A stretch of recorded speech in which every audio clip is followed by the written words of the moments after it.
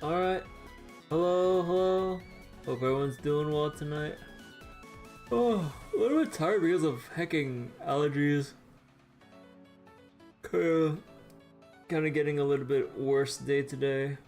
Not as bad as yesterday, but even going out for a little bit to get some fast food or whatever. No, even being out for just that brief instance is enough for my body to feel kind of thrown out of whack for a little bit right now.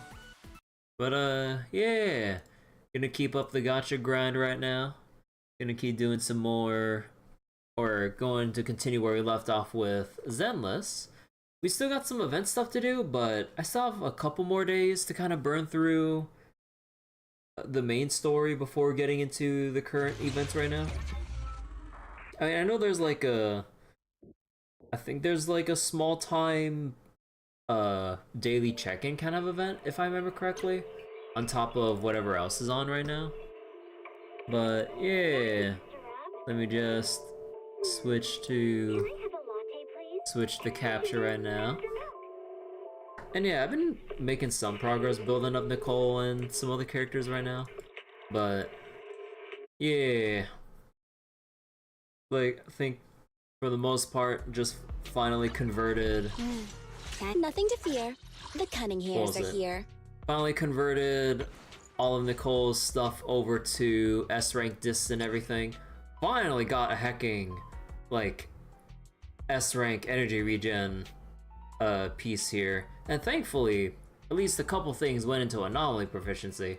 Would have been nice if I got like attack percent, but I mean, I'll take it. It was kind of getting annoying farming for swing jazz when I want to keep farming more Astro Voices or Aftershock set or whatever.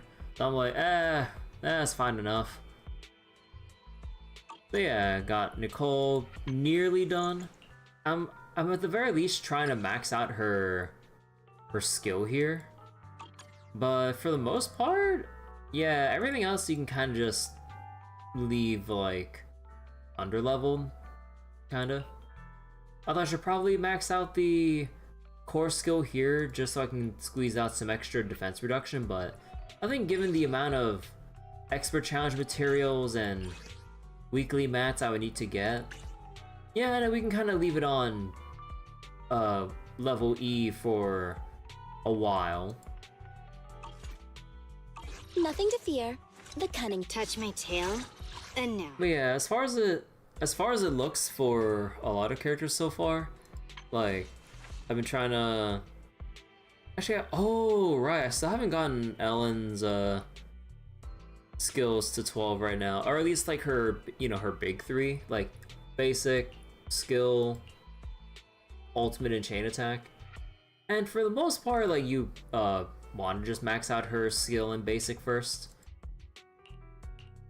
Should also maybe finish the, what was this one? Skills crit damage increased by 100%. Yeah, I should probably max this out at least. But yeah, I was also working on maxing out Trigger's basic because that's kind of where all of her out of field attacks come from, or what it scales off of.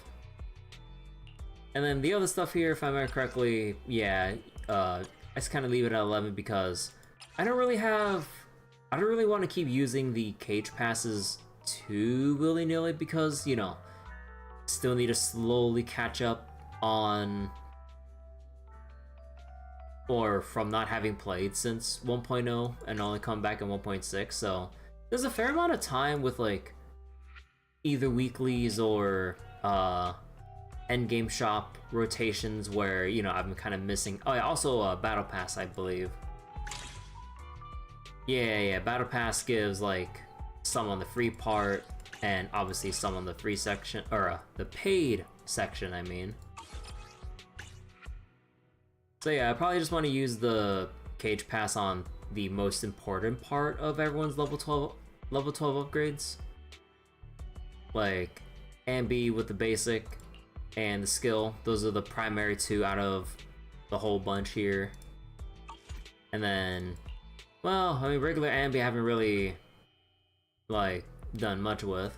Although I do need I think for my next character upgrade project thing, I think I'll probably get regular or A rank Ambi to S rank dis and everything. Cause yeah, I mean, like, she does good stun damage, but man, even when it comes to doing weekly stuff, like the weekly Notorious hunts with her before I ended up switching to my Trigger Sambi team, because yeah, like when I was trying to fight, I think it was Dead End Butcher with like Ellen, A rank Ambi, and I think it was Sokaku. Although my Sokaku still need to promote her. Oops. But yeah, like my team does it in roughly 2.5 minutes, give or take. Or is it nearing 3 if I fuck up, if I'm just like really sleepy and I take hits I shouldn't and add extra seconds to the run. But going through with like Trigger and Sambi, like mid to 30 clean, and I'm just like, oh, so okay then. That's quite a difference in clear time right there. Because originally, you know, using Ellen was all I had during that moment in time, but yeah, kind of amusing how different stuff feels now that I have Sambi to clear out stuff that I used to clear with Ellen. But yeah, I think once I get regular Ambi's equipment to S rank and everything here, I think next one I'll work on would probably be touching up the rest of Lucy's discs here. Like, she still needs proper energy regen. I'm refraining from upgrading this beyond like just having it here, because like looking at the difference, oh wait, no, that's not it. Actually, is it like, actually wait, how much does it go up to when you max it out? Is it 40? Okay, so it's 40 for A rank. Yeah, so going to like S rank, you get 60% energy regen. So I'm like, I'll probably just wait it out. Actually, is there any energy regen that I can filter for? Let me see. Like, is there any that I'm like forgetting within like? Ew. You know, I remember seeing a video on one of the Zenless subreddits where some guy was doing like, I don't remember if it was shield defense or whatever it was, but they had like a DPS Sokaku build. Dude, that looked pretty damn good. And apparently like a lot of what people are complaining about with endgame stuff with Zenless is the constant HP inflation of endgame bosses. Although I think it's mainly as a result of, or initially as a result of like how they changed the ultimate system in Zenless, because before everyone just shared one ultimate, but now like each character can separately ultimate, which will kind of raise the bar for how much HP bosses would need to take that into account, I think. But man, that DPS Sokaku like clip I saw, I mean that looked pretty damn convincing to me, so I don't know. It's been a joke since 1.0 that DPS Sokaku is better than Ellen. Oh, really? Yeah, like, I mean, I like using Ellen and everything, mainly because I'm just used to how her playstyle is. Like, not to be confused with, like, good, I'm just used to her moveset. So then, like, yeah, like, I mean, looking at, like, the clear time differences when I, like, have Ellen team versus Sambi team, since that's basically all the DPSs I have primarily built up. I don't have Zhuiyuan properly built up at all. I have some stuff here, but I kind of want to change out some things with her drive disc for better crit rate, because I believe if you have her support increased by 30%, so basically you want to have 70% crit rate baseline and somebody that can trigger what was it, support character or same faction. So you could probably just use like Nicole, and then I mean ultimately you'd have like Jingyi or something like that. But yeah, it's kind of a problem with that. I don't have Jingyi. So that's why I've been kind of reluctant to kind of build Zhu Yuan out of all the other characters I've been building up so far. Because like, I think like with how her moves feel and how people, I think from what I've read up and from what I've heard from what some other people say, like, Zhu Yuan, you actually don't want on field as much, and you want to like cleverly swap her in to build up her enhanced shots through like the defense assist or whatever, and then you know, you like basically you build up when the opportunity shows up, but then you immediately switch back out to someone like Qingyi or something. And then by the time you get to the stun and chain attacks and all, then you unload with Zhu Yuan using all of your shots, and then, you know, like, you go use your spenders, and then maybe like, oh, what was it like? Oh yeah, you go into suppressive mode, you do all your burst stuff, and then you get some shots back with your skill, do more burst, use your ultimate, do more burst, and then switch back to your main stunner, and rinse and repeat. So it can take even more crit rate off Zhu Yuan, pairing her with C6 Nicole. Let me see. C6? When Nicole's energy field deals damage to an enemy, all squad members' crit rate against that enemy increase. Oh. Stacking up to 10 times, lasting 12 seconds, so 15%. Assuming you're on point, with maintaining the stacks. So, you know, assuming ideal play scenario. So then that's 15 from there, and then 30 from Zhu Yuan, that's 45. So you just need to reach 55. Oh, damn. That's a crazy low bar. That's a crazy low bar for crit rate. So we can play on-field Zhu Yuan later when Astra Yao rerun for Zhu Yuan Nicole Astra team. Yeah, you'll be able to just like switch out Zhu Yuan and Nicole, just like left or back and forth. It's like Cryo and Netlan DPS and Genshin. They get gear sets for 40% crit rate. 40%? Oh my god. But yeah, that's pretty much like the general gist of why I haven't really bothered building up Zhu Yuan if I don't have like Astra to kind of like fill in the hole in the team, or Qingyi for stun character purposes. Officer 148, Zhu Yuan, like, ready. Looking at the, I forget what I mean. I don't really keep up with like, I don't really keep up with like Zenless streams for like patch content or the leak subreddit for Zenless. I only keep up with Star Rail leaks because I feel like I'd go mad from all things that I'd see if I try to look up leaks for every single game to be on like the up and up about what's coming up and what to expect to say for. I just kind of like take things as they go. But I mean, obviously I know that from the Hoyo launcher that, you know, Hugo's coming up to kind of pair up or to follow up with Vivian.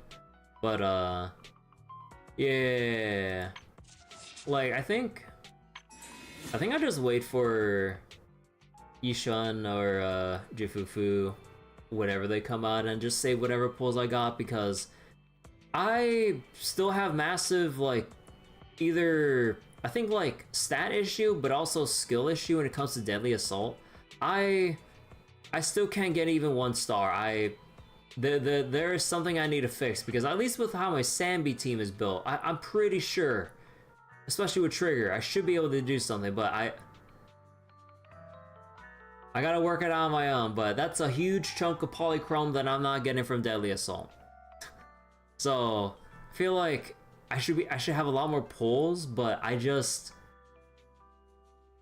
that's like the one section of endgame content I haven't even dared touch, like, or what was it, to go waist deep into, because yeah, I don't know how much more you need to have characters probably built up, but I don't know, there's just something I'm not doing right, and I'll figure out later.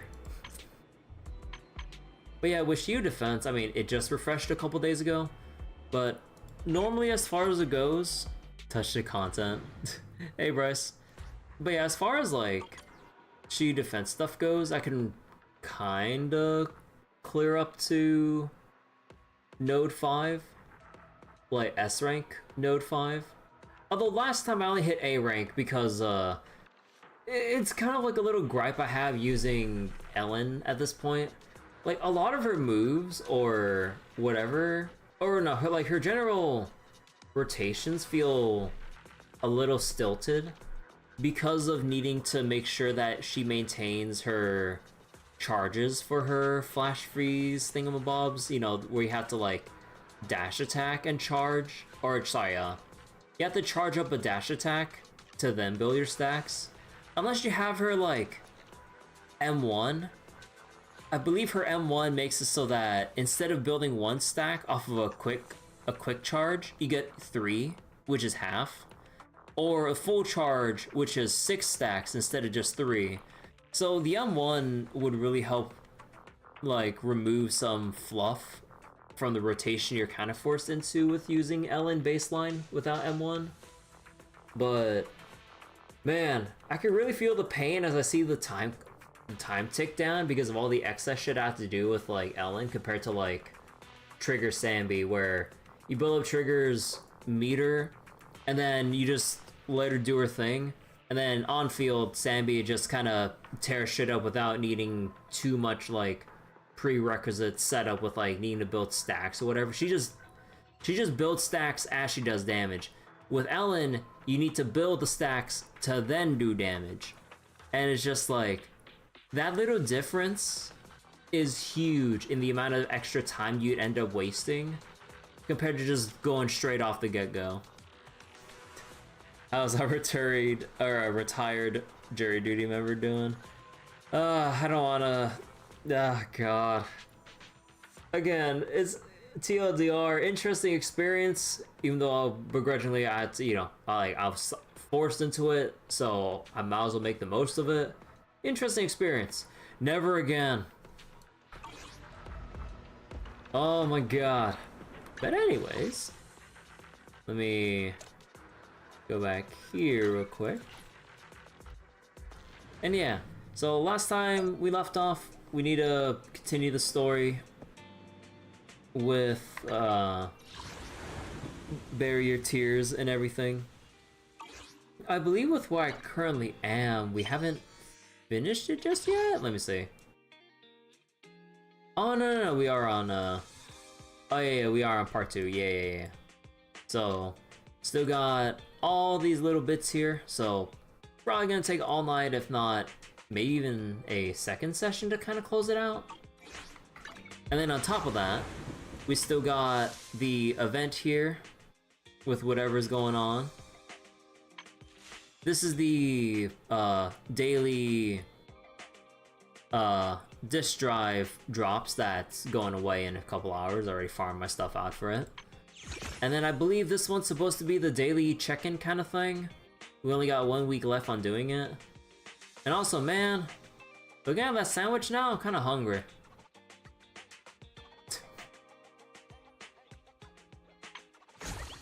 And yeah, the Bang Boo Fall Guys thing going away real soon. I don't really have any desire to, like, I mean, I know that I only had to play a couple more matches to basically hit this, but I'm lazy as shit.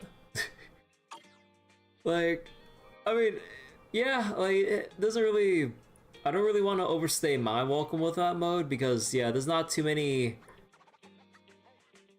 maps to really go with. Like, it only has 2 things: racing or the jump tile survival thing. And it gets so, like, I'd rather just have the obstacle course, but I keep getting the dumb tile survival thing.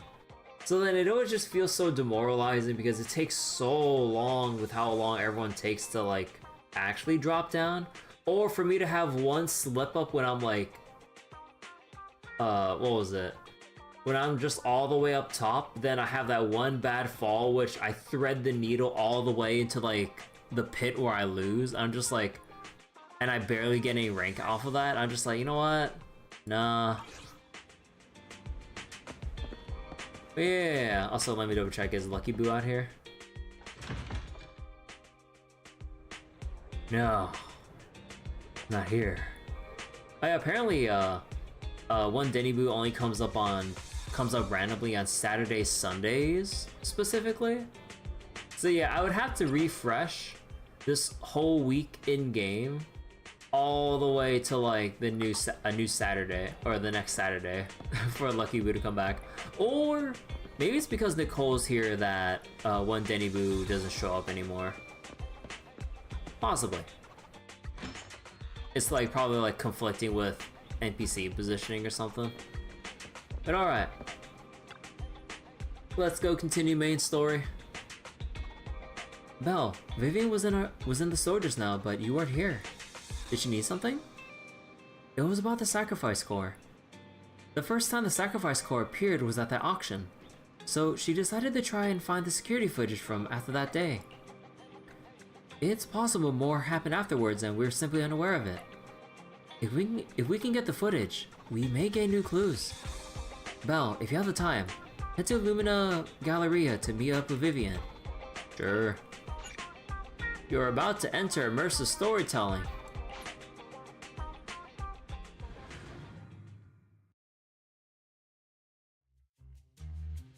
Earlier, Vivian exchanged information with an acquaintance in the auction house's lounge. Shawl, I didn't expect you to be working here. Perfect. I was just covering someone's shift.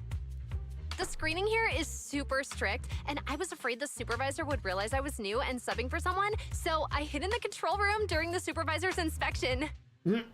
So I happened to bump into this guy, a blonde man wearing a hat, and I think he was checking some footage. Then he logged that footage into the tape he brought. Later, I found that part of the footage had been wiped. Blonde, wearing a hat. Could it be Hugo? Do you know him? I think it's him. If it were Hugo... I think I know where he would hide the tape. Thank you, Shaw. You were a big help. Great! You also helped me a lot when I started working. I used to make mistakes all the time. If it weren't for you cleaning up my messes, I would have been fired ages ago. So I'm happy I could help you too. All right, go ahead and do what you need to do. We'll catch up another time. After saying goodbye to Shaw, Vivian leaves the lounge. Lord Phaethon, you're here. Someone I used to work part-time with just so happens to be covering a shift at the auction. I learned from her that Hugo once took some footage away with him. I think Hugo was planning something, so he hid the security footage. But once I knew when Hugo came here, I should be able to guess where he put the videotape. Ow. We are Mockingbird after all. It shouldn't be surprising we have subtle ways of communicating information, should it? Once, on a mission, we couldn't use communicators. So Hugo trained a few birds and put trackers on so we can communicate. But after that mission ended, we let them roam free. But I just checked the trackers, and one of those birds flew near the auction venue on the day Hugo took the footage. It still flies around here from time to time. The tracker only gives a broad area, but I believe this might be something Hugo left for us to find. If I'm not mistaken, the videotape is hidden wherever the bird is. I can't be sure which bird Hugo used this time. But all the birds he originally trained had at least some black feathers. Lord Phaethon, let's split up and search the area. If you see a bird, you can send me a picture of it. I should be able to recognize it. Bird with some black feathers.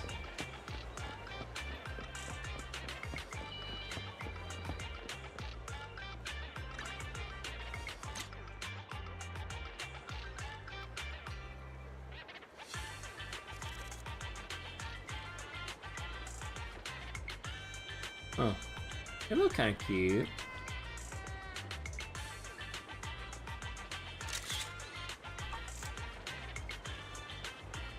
A soft and sweet ball of fluff. Hard to imagine this is the bird he would chose for the mission, but it does have some black feathers, so maybe this is it. Either way, might as well take a photo and send it to Vivian. After sending a picture of the panda-colored chunk of a bird.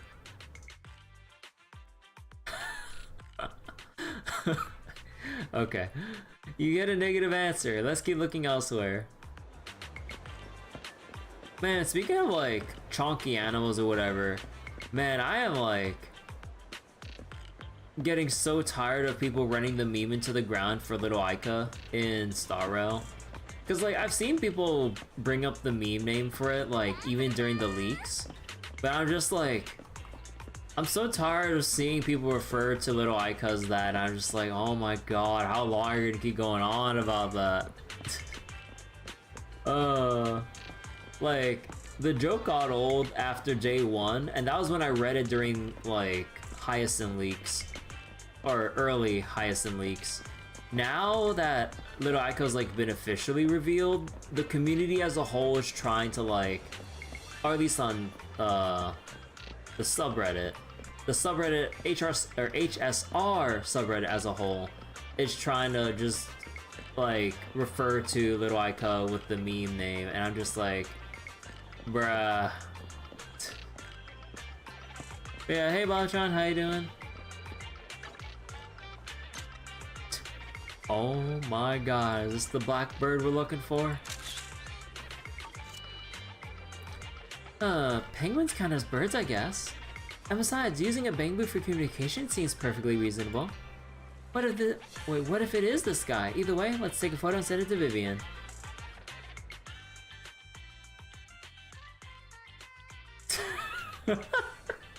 No, I mean, I knew what I was expecting. After sending the photo of the penguin-shaped penguin to Vivian, Vivian responds with a long set of ellipses. Seems like we were wrong. Let's keep searching elsewhere. What do you mean Penguin Boo wasn't it? That's a black feathered bird of a kind.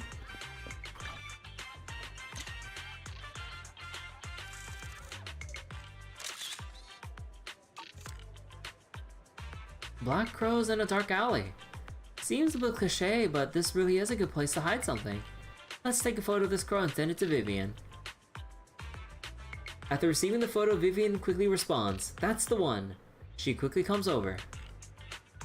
"That's the one. It's all thanks to Lord Faith and we found them so quickly. If it's here, then Hugo must have hidden the video tip among these boxes." You look through the boxes and find the recording, but it's been damaged. After discussing with Vivian, you decide to head back to the video store together to repair it and check the contents before making your next move.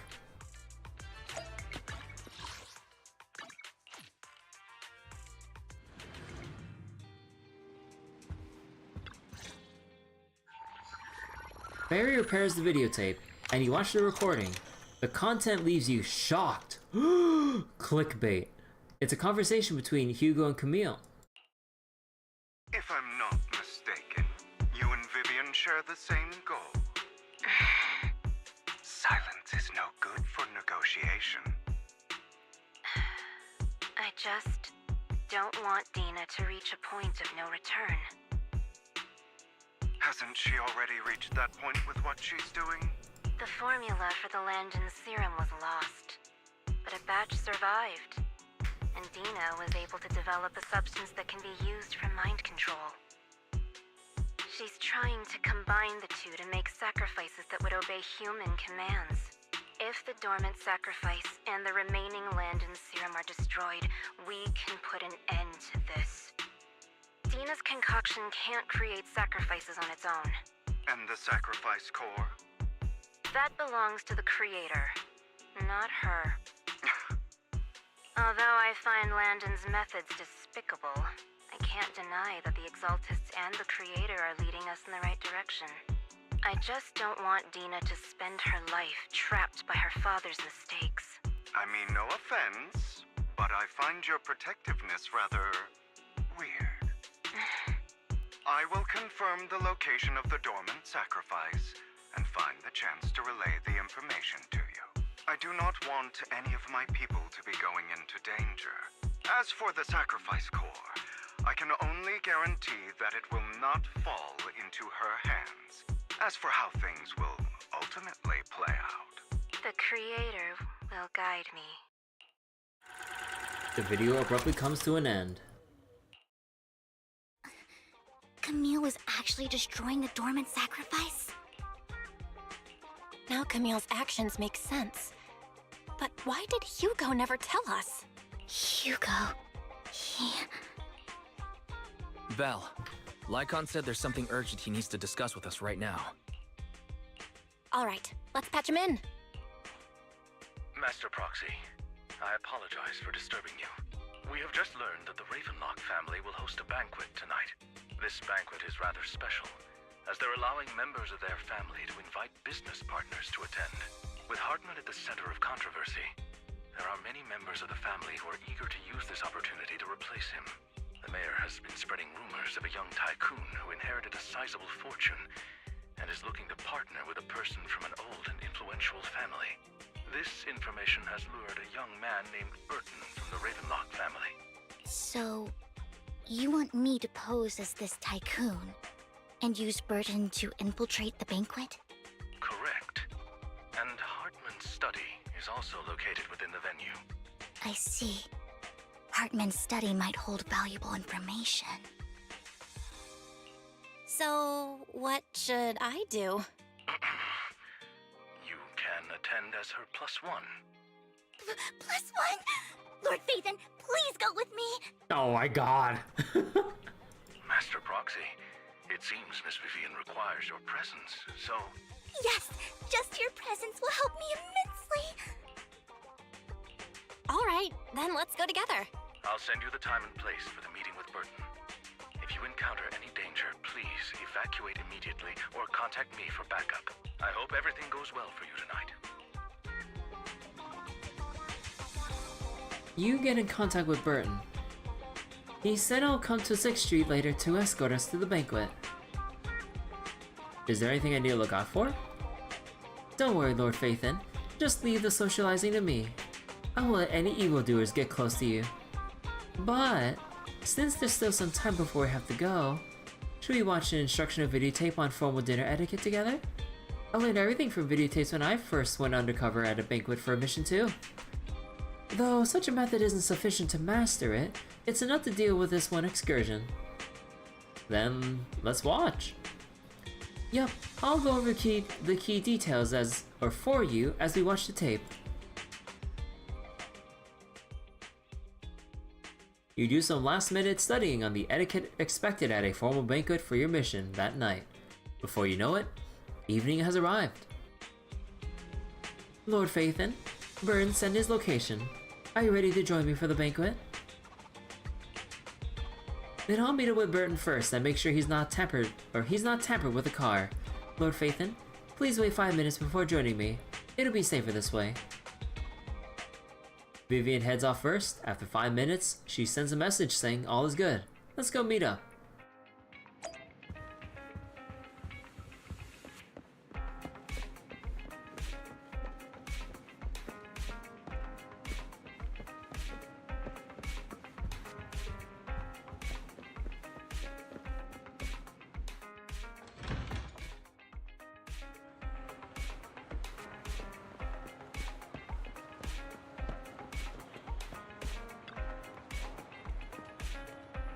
Miss Banshee, this is...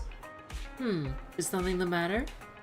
Oh, what I mean is, this person doesn't look like your bodyguard. The Ravenlocks can protect me, no? If that's true, why would I bring a bodyguard? This is my escort for the night. She heard the Ravenlocks are throwing a true feast for the centuries, with plenty of delicacies not available anywhere else, and she wanted to try some. You aren't so stingy as to not even allow your guest a +1, are you? Of course not. Since you are an important companion of Miss Vivian's, you are also my honored guest. Let's be off then. My chauffeur shall take you to the port, and from there, we will take a speedboat to the manor. About an hour later, you arrive at the Ravenlock Manor. With Burton's guidance, you go through the numerous security checks before finally arriving at the banquet hall. Miss Banshee, I believe I've shown you my sincerity. Now how about you? Sincerity? My presence here is a show of sincerity. If we're to work together, Miss Banshee, you should drop your pretentious act. I am well aware of the ways of the Ravenlock family. If I were to come empty-handed, I probably wouldn't even be able to make it out the front door tonight. Since I agreed to come with you, and even brought along my most precious companion. Does that— No need for such an off-color joke. Hold on, my bad. Since I agreed to come with you, and even brought along my most precious companion, does that not show my deepest sincerity? Door is always open for those coming or going. We both know what's what, so let's cut the small talk. I know far more about how the Ravenlock family made their fortune than most here. I am also well aware of why Hartman, despite such a massive scandal, still remains in power. Oh? Do tell. Exaltists, blessing, sacrifice, Landon. Where would you like me to start? How did you know that? No, who are you? Don't be so tense. If I'm not mistaken, it's about time the banquet began. My companion and I are practically famished. Is this how you treat your guests? By letting them starve? Perhaps when we've had our fill, we'll remember where the sacrifice is hidden. You know where the sacrifice is? So, can we go get something to eat now? And I'm also looking forward to receiving a special dessert from you. We can discuss what you wish to know while we enjoy dessert. Of course. I wouldn't let such an important guest discuss matters on an empty stomach. As for dessert, I will prepare it myself, and I guarantee it will satisfy you. I'll come find you later. I wish you a pleasant evening. Burton hurriedly leaves, and Vivian seems to breathe a sigh of relief. These kinds of people are exhausting to deal with. I really don't know how Hugo used to put up with it. Wow, you were so cool just now. Like a powerful, noble lady. You sent Burton packing with just a few words. It's just some techniques Hugo taught me. Like that dessert I mentioned. It means I want them to offer more if they want to come to an accord. Fortunately, that old fox Hartman is terrified of losing power. He's definitely keeping the destruction of the sacrifice and the fact that the sacrifice core is fake hidden from the other family members. Otherwise, Burton wouldn't have been so willing to raise his offer. Lord Phaethon, let's find Hartman's study when the banquet is at its busiest. All right, I've already taken note of the surrounding terrain. Once more people arrive, we'll enter the garden through the door in the corner of the banquet hall. Wherever you go, I'll follow, Lord Phaethon. In accordance with the plan, you head deep into the manor after sneaking out of the banquet hall with Vivian. It doesn't take you long to reach Hartman's study, and with a gentle push, the door actually opened. Isn't this going a bit too well? What do you mean? Their plan is so foolproof. They're just that good at a sneaking mission.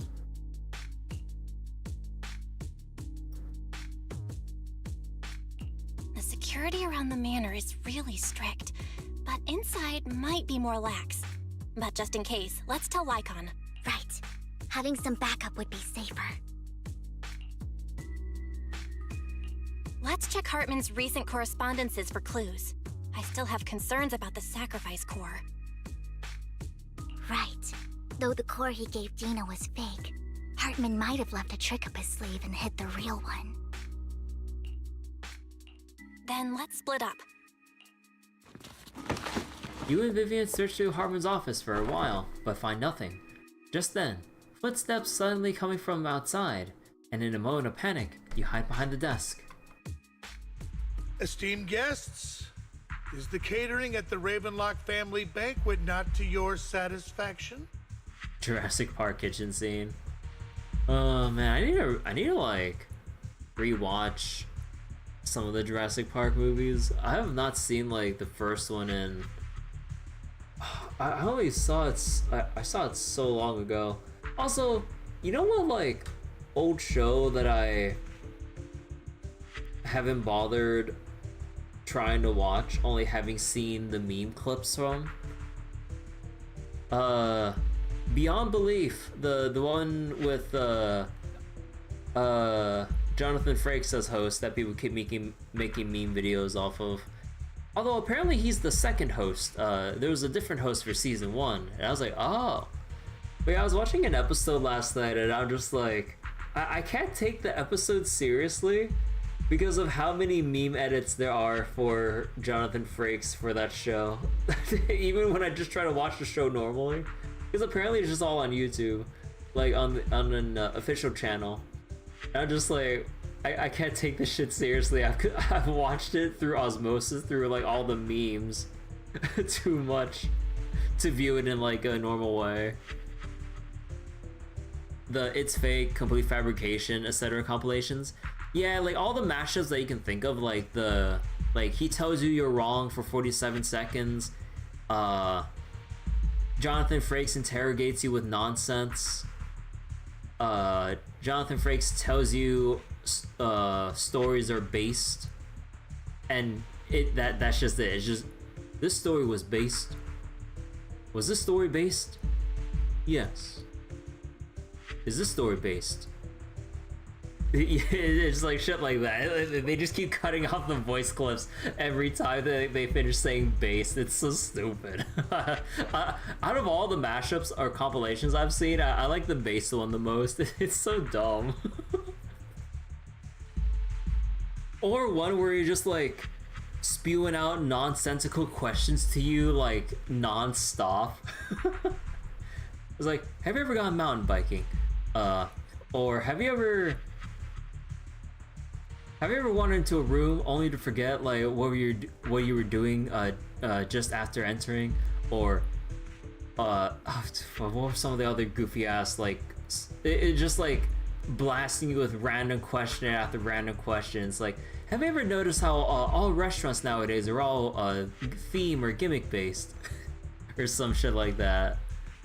I love those videos so much. It's so silly.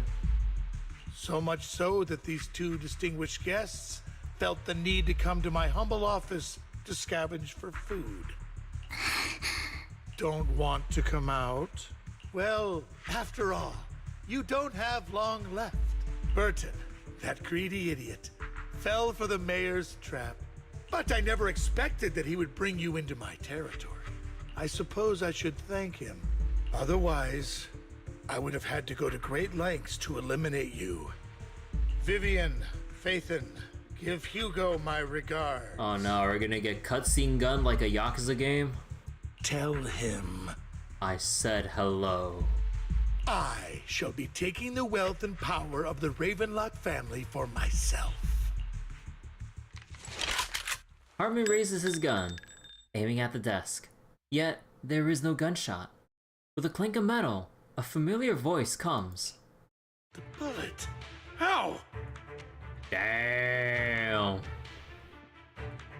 Okay, honestly, wait, hold on. Let me get a screenshot for this. This looks sick. You know what? I need to switch this out for the new thumbnail on YouTube after the stream's over, because I reused the old thumbnail on YouTube. Dude, this looks sick. You're just like dropping the bullets like that. Dear uncle, why must we be so distant with one another? You can just tell me what you want to say directly. Hugo! Impossible! You... Uncle, you must know a Ravenlock will never stop until they get what they want. Did you really think I would be defeated so soon? When I have yet to trample you into the dirt. You filthy bastard! You only know how to resort to these petty tricks! Petty tricks? Perhaps you'd like to know what I managed to accomplish using this faked death of mine, my dear uncle. Man. Get a bit closer to the microphone, why don't you? Oh wait, oh shit, gameplay? No, never mind, it's reloading like a flashback. Shortly before. Faking my own Wait, death. oh. Hope it's all worth the theatrics in the end. So yeah, like they do have like the, oh my god. It was just to keep Hartman off my back, but maybe I went a little overboard. The manager must be pretty shaken up. I should apologize at some point. Like they do have the capacity to like script some part or direct your camera to certain things for like story segments like Guess this. I'll also bring Lycon along. He's my partner in crime, after all. I really wish they would like do some scripted walking thing or something, so I don't feel like I have to just sit my ass in place waiting for lines to play. I mean, I've been complaining about this ever since I got back in 1.6, but I'm just gonna continue this RP walk here.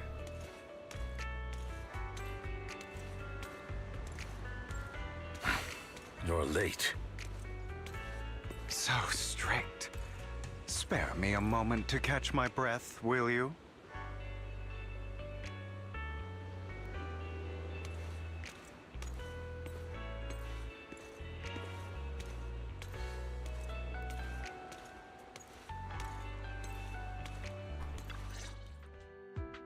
You're taking longer to rest than I expected.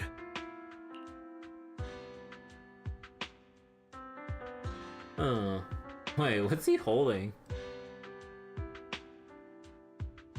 Is that a blood pack? Hold on, let me take another screenshot.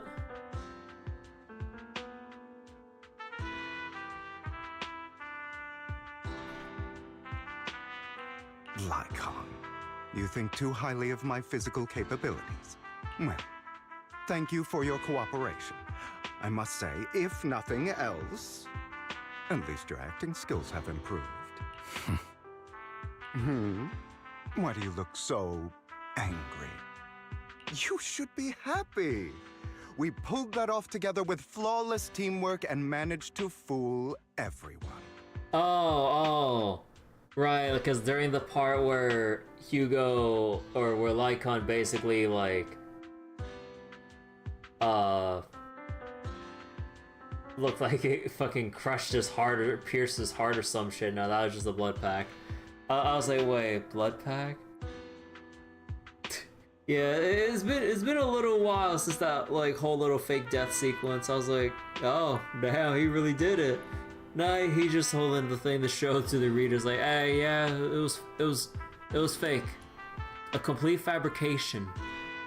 It was made up. They made it up. It's not real. Drop your foolish facade. I'm glad you still remember the code we set all those years ago. And thank you for ensuring your sleight of hand didn't deteriorate. Oh, right. I should also thank the blood bag hidden in my clothes and our other props. Do you remember when we last used this trick? It was probably ages ago. Sometimes I really don't understand you. Have you never thought about what the consequences would be if I didn't understand your code? If I decided against helping you? Or if I just couldn't control my strength properly? You'd understand it. Of course, if things really did go awry, I had alternative plans. You wouldn't be so arrogant as to think I'd bet everything on you, would you? You're insane. Aw, I'm flattered. I'm flattered. Wrong line in the text box. So what exactly is the purpose behind all this? Surely after going to such great lengths to erase your own existence, you don't just plan to hide here and reminisce about the past with me. Hugo, the man who erased his name. Don't try to brush this like off. a vampire.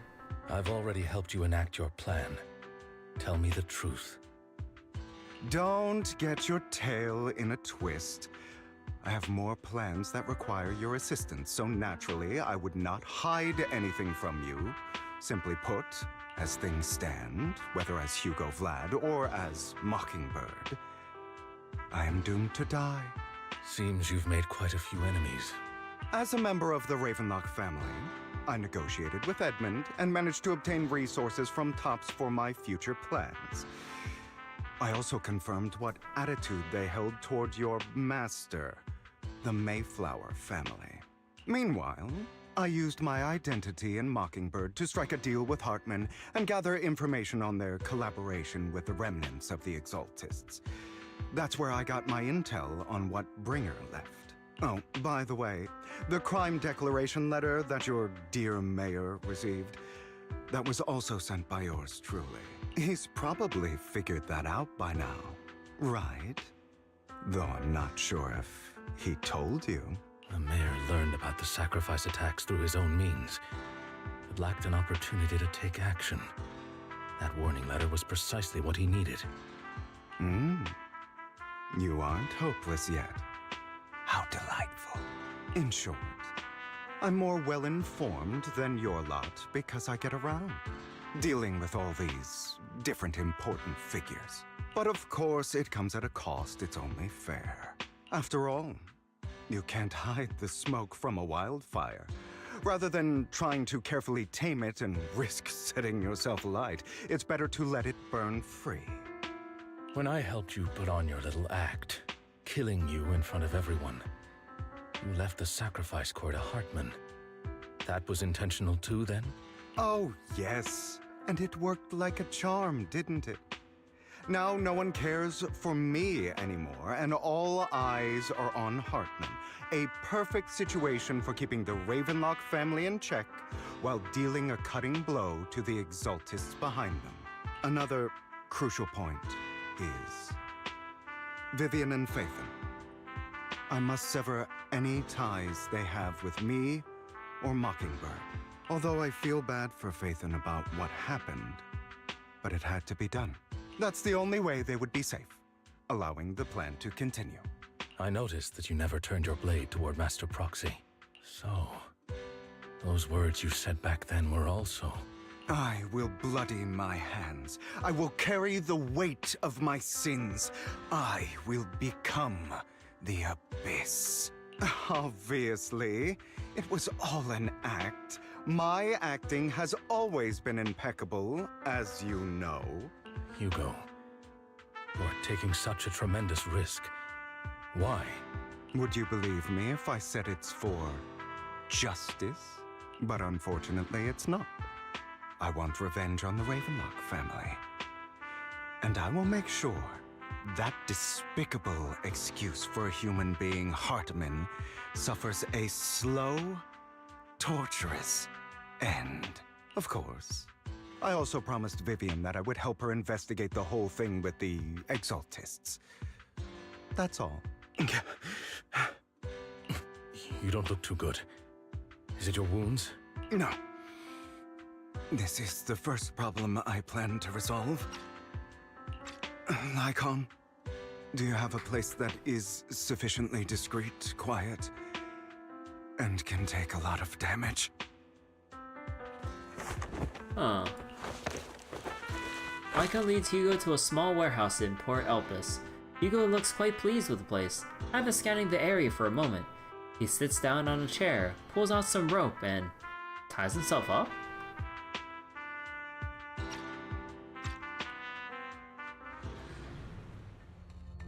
What exactly are you doing? Don't look at me like that. If I didn't have to do this, I wouldn't. Hartman recently obtained a bizarre substance, most likely from those crazy Exaltists. Now this looks like the perfect thumbnail. Yeah, you know what? Fuck it. I'll have to go snap a screenshot. After use, it allows control of the victim's mind. To some extent. You were dosed with it. To be more precise, Lycon, I deliberately allowed Hartman to put this drug in my cup to facilitate our previous collaboration. Hugo tells Lycon of what happened back in the private suite when he was negotiating with Hartman.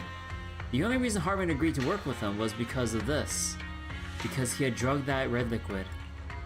After that, every time Hugo and Hartman met up, the latter would always add a small dose of that drug into Hugo's cup and then ask questions, attempting to glean information. After finding out about it, I quickly found someone to help analyze its composition. The good news is he gave me a very low dosage, perhaps because he was afraid I might notice. There's a different medication that can delay its onset, preventing me from actually being under his control. I simply need to put on a show in front of my dear uncle. The bad news is that currently there is no antidote. When I delay those effects, however, they will accumulate and erupt when my body reaches its limit. It may even break my mind. Oh. And that's exactly what's happening now. I need to endure those accumulated consequences. So, I will lock myself in this room for however long that takes. I've tied my limbs to prevent me from smashing this place or accidentally hurting myself. Anyway, after you leave, do not open this door, no matter what you hear. Ah. I recommend seeking professional medical assistance. This is advice I received from a doctor. Or are you saying you don't believe I can make it? So, come find me here at the scheduled time. All you need to do is smile and await my victory. What if I want to stop you? You know you won't succeed. You never have. And you never will. Well, time is short. Let's begin. I understand. Don't die, you stupid bastard. After who knows how long, after enduring seemingly endless pain, Hugo finally awakens. The ropes that bound him had come undone. Though he didn't know when that had happened, Hugo checked himself over. Thankfully, he hadn't injured himself that badly while he was going crazy. After some time, Hugo straightens out his attire and tidies himself up, then opens the warehouse door.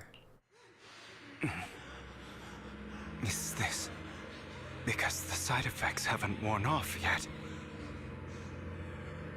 That is a big seagull. Lycon's late. I'm surprised. Or is something wrong with time itself? Looks like someone's over there. Might as well go ask.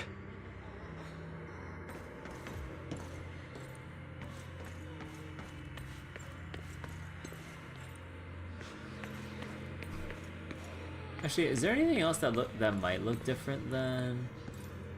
No, I think like everything looks kind of the same, right? Actually, let me see.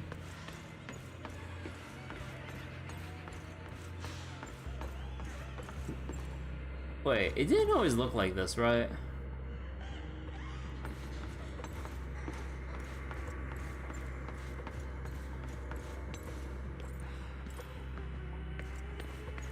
Oh.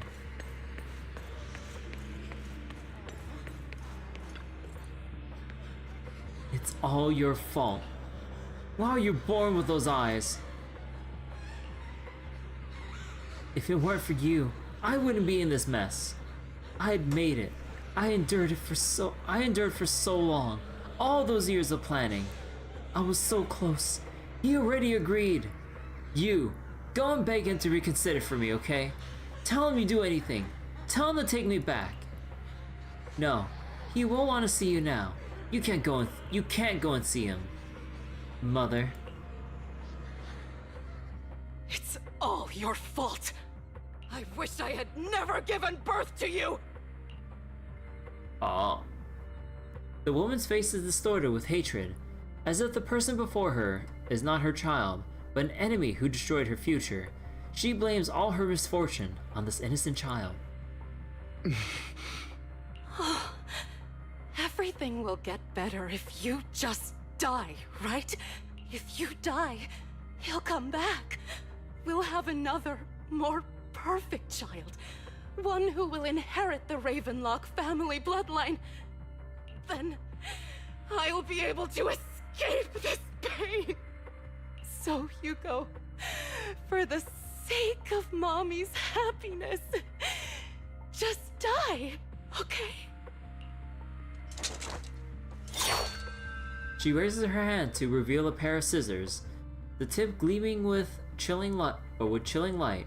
She thrusts the sharp point toward Hugo's paler eye. Then suddenly, she vanishes. Or then she suddenly vanishes, as if she had never existed at all. So, I wasn't awake yet after all. That's because you don't want to wake up again. Who are you? I am you. Hidden deep within your heart. Your most true self. Russo, no. You're not me. You want to kill her, don't you? Your so-called mother. Every time she beat you without reason, when she tried to gouge out your eyes, when she sold you into that hell, laughing all the while. You wanted to be the one to end her life. Why not admit your hatred? As you are, you can hunt her down and make her pay for the living hell of a childhood she made you suffer. Yes, I hate her. I hate her because she was foolish and shallow, greedy and stupid. I hate her because she doesn't deserve to be a mother.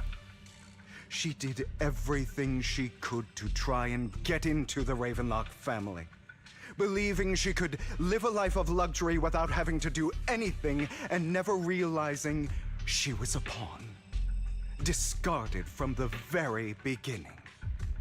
Hey Wiz, how you doing? So she chose to blame me. Blame me for my heterochromia. Blame me for my very existence. But I won't kill her, because I know it won't change anything. She was incapable of loving me, just as she is incapable of loving herself.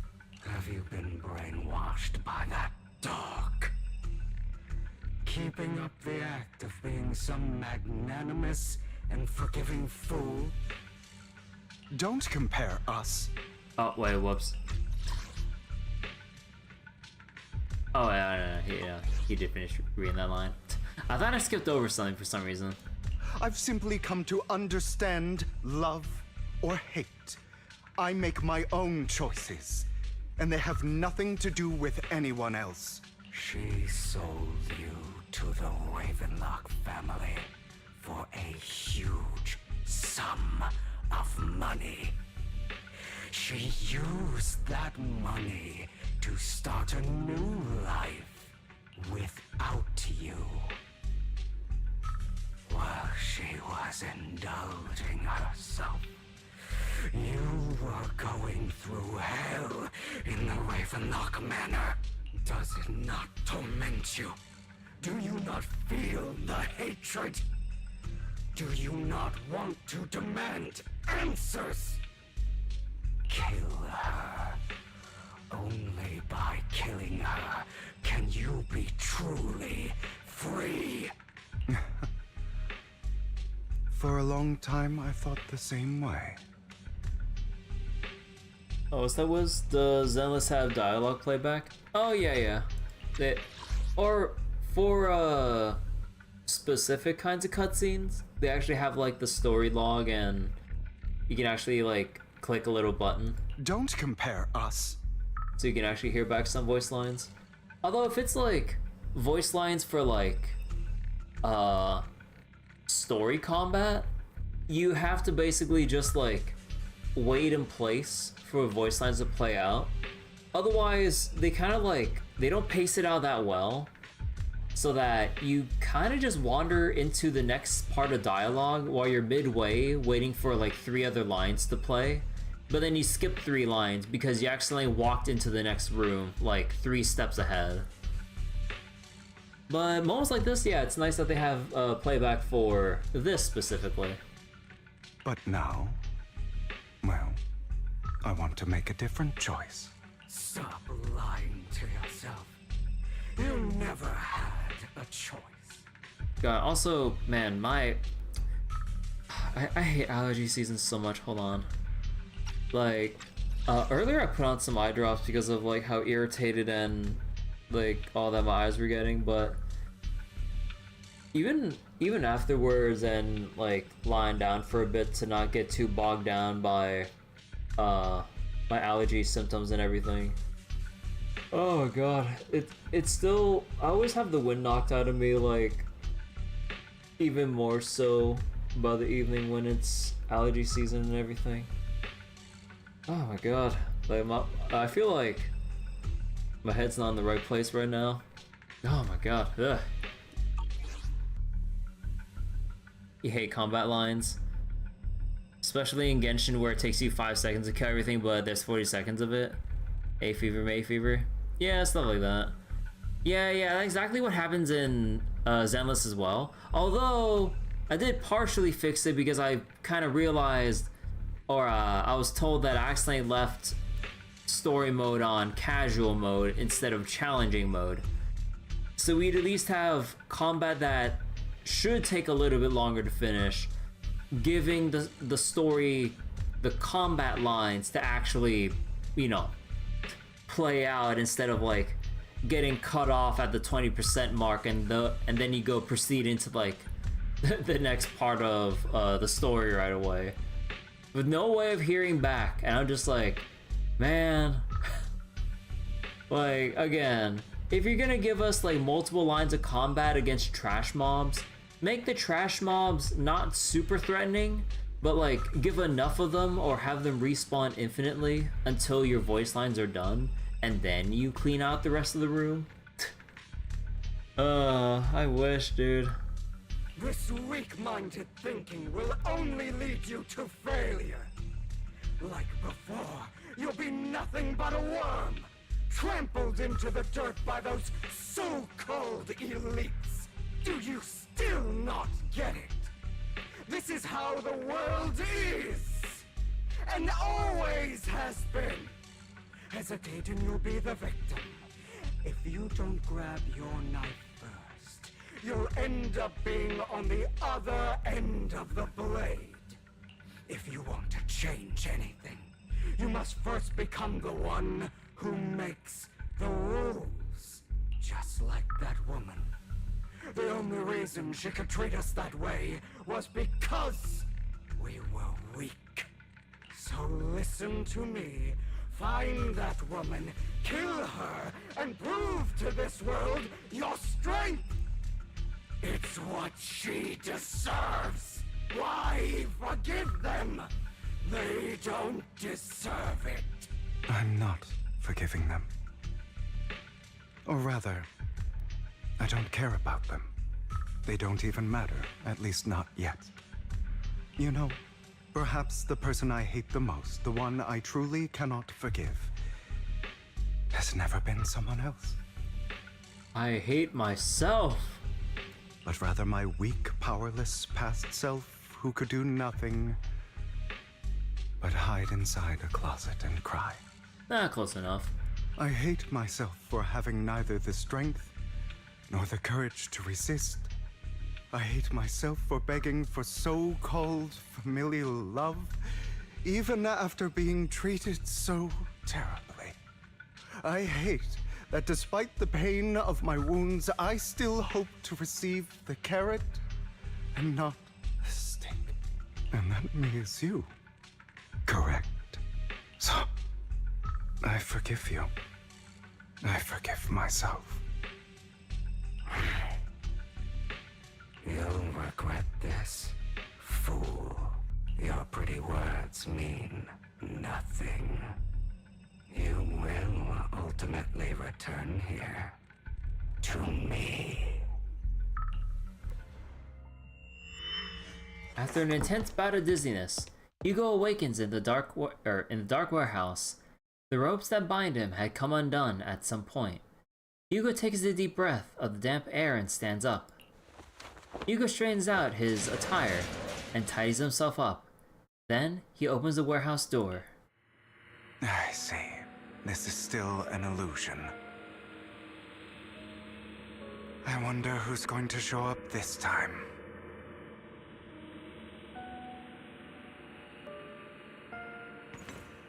Brother! Hugo, let's play hide and seek! I'm already hiding! You'll find me, right? Like you always do! Serena. Oh, they actually I thought I was actually gonna have to play hide and seek.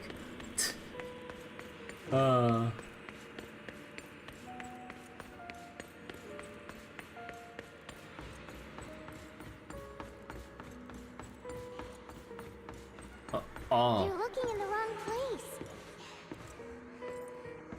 Yeah, it's like stuff like this, like scripted sequences like this. Give me more of this. This time, harder to find than any place you showed me.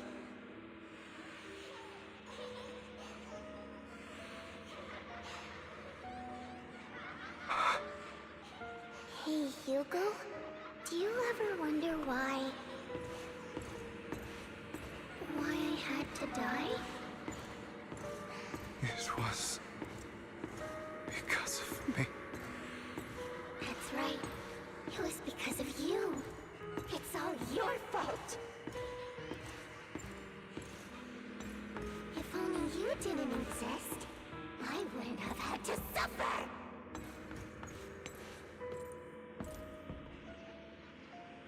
Man, you know what would be like the cherry on top for this little like trippy ass like nightmare sequence?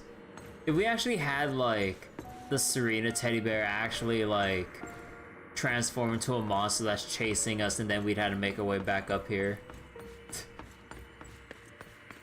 Because I feel like, you know, like if this wasn't like a live service kind of deal and it was like a full-fledged game, like, man, I would love to see like a whole horror section from this Little Nightmare sequence. Oh, that'd be cool. Or Still looking in the wrong spot. oh, wait, the bear's on the side now.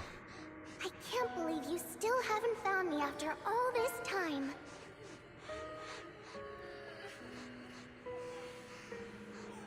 Have you forgotten about me?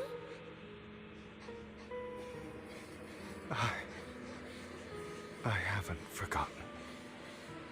It's okay. I'll forgive you. I'll still be nice to you, just like before.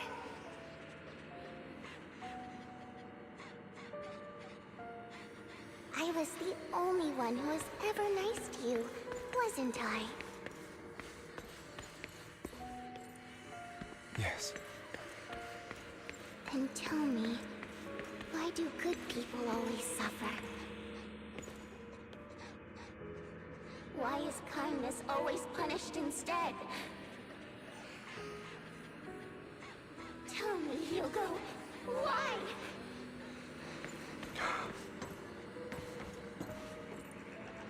Hugo, are you lost? Go back the way you came. I left you a surprise there. Wait, was it because I wandered? Oh, no. It triggered the scene change once it finished the line. Okay. Oh. Dissatisfied servant, indifferent, angry servant. What a cruel bastard. As expected of a disgusting bastard. Lady Serena was so nice to him, yet he... How does he still have the nerve to stay in this house? They shouldn't have let him in from the start. Filthy, lowly blood. Curses and insults encircle Hugo, piercing his skin like frozen knives. The mockery and rage form a wave that crashes through him, threatening to drown him. Then, as a cacophony reaches its peak, goes silent. The air seems to congeal in the silence, deep and oppressive. It is as if time stood still, with only his rapid heartbeat echoing.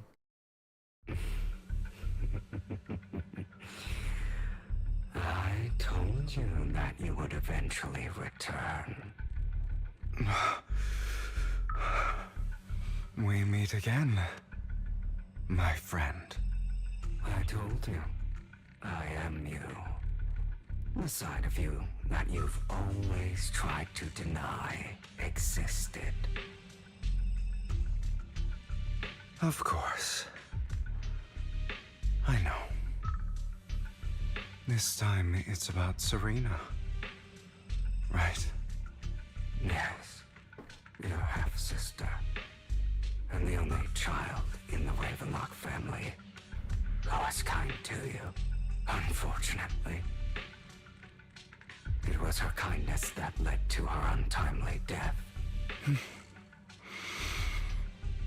It was my fault. I don't like the way you blame yourself.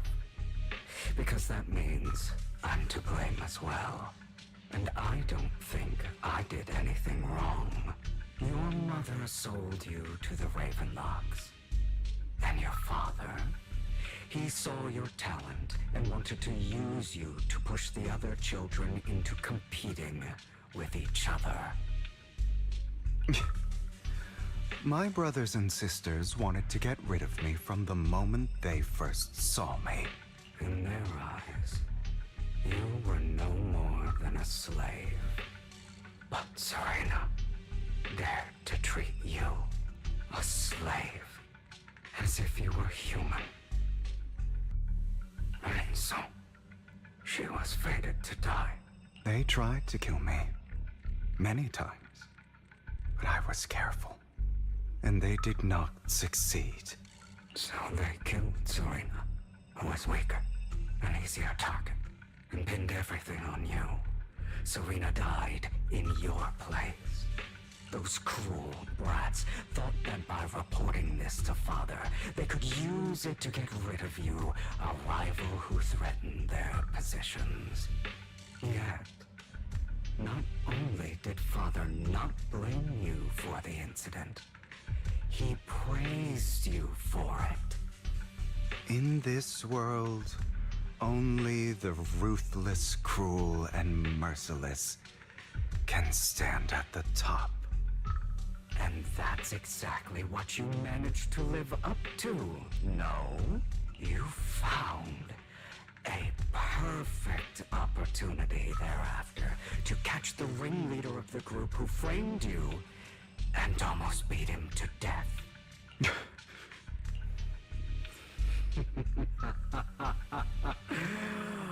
Oh, you should have seen the expression on your face back then. Oh, crazed and manic with utmost delight. I don't remember that. Seemingly unsatisfied with his answer, the inner demon transforms into him again. Here you go again, trying to deny your desires.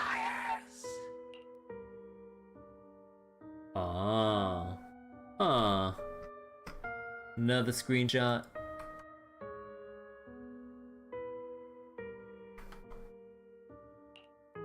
Deep down inside, you've always wondered, asking yourself why these evil people never got the punishment they deserved. Why the world is so unfair. Don't you want to rip them to shreds? Just like that day when you beat that boy's face into the dirt until he was barely recognizable. His disgusting blood staining your fists. Recall your exhilaration, your cathartic release of rage, that outpour of hatred. That victory belongs to you. You deserve it. Those brothers and sisters of mine are all dead. I cannot take revenge against the long deceased. They died by Hartman's hand, dying in the power struggle to become the Ravenlock family's heir, rather than by our scythe. Boring. Boring? I find it hilariously ironic.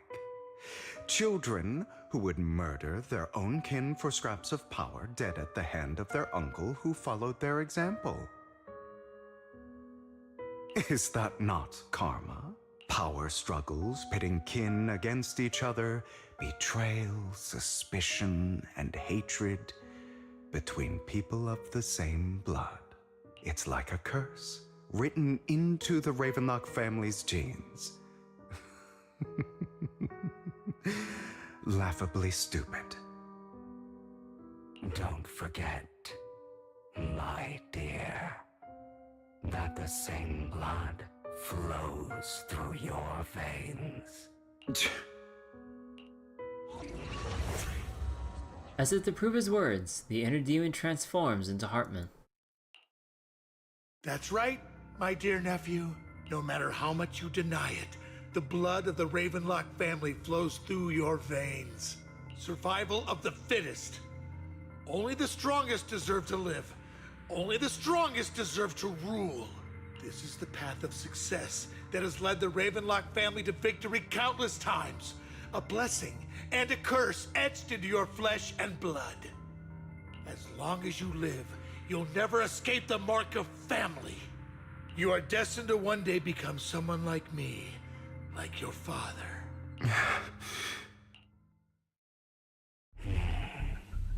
Is that fear I sense? I can see you trembling. Why does the Ravenlock bloodline terrify you so? I won't become like my father. Never. You won't become a failure like him. So relax. Our power eclipses him, and so does our ambition.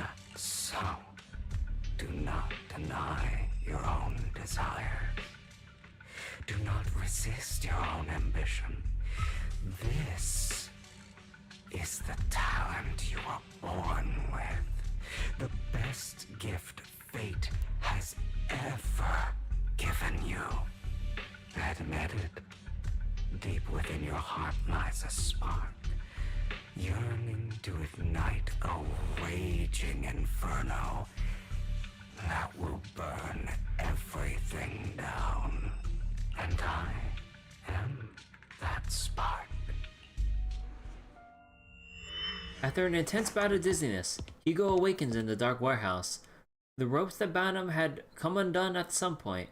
Hugo takes a deep breath of the damp air and stands up. Oh my god, like it feels like we're back in like that little looping dream sequence like in Max Payne 1. Oh my god. You know what? I love it. If that's what they were going for, I'm all for it. I love that part. Okay, hold on. Let me stand up real quick. Like I am. Your phone's ringing. Give me a second to stand up and maybe splash some water on my face. Like, I don't know why I'm feeling it more now that I've like, you know, an hour into the stream tonight. But like, yeah, I think like these allergies are really taking it out of me. Like, I think maybe whatever, or hopefully if I finish the main story in due time, assuming it's just within tonight, I think I'll probably just call it early because man, like the longer we're going through these cutscenes, like, yeah, my head is not in the right place now because of these allergies. Like, oh my goodness. But yeah, give me a moment to stand up real quick. Just gonna go splash some water on my face, like, check on my eyes or something, because You know how it is with allergies, so give me one moment.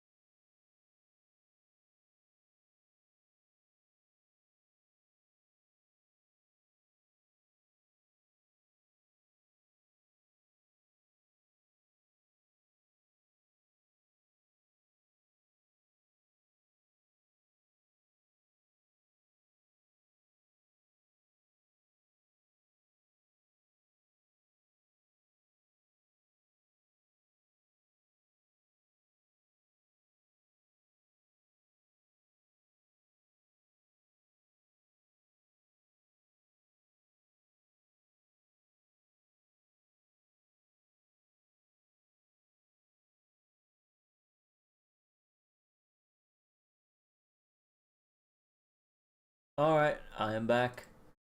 Yeah, it really is like gonna be a repeating thing for I'm assuming the next couple months or so, just with the usual time of year it is and all, with spring kicking up and summer like feels like around the corner at this point.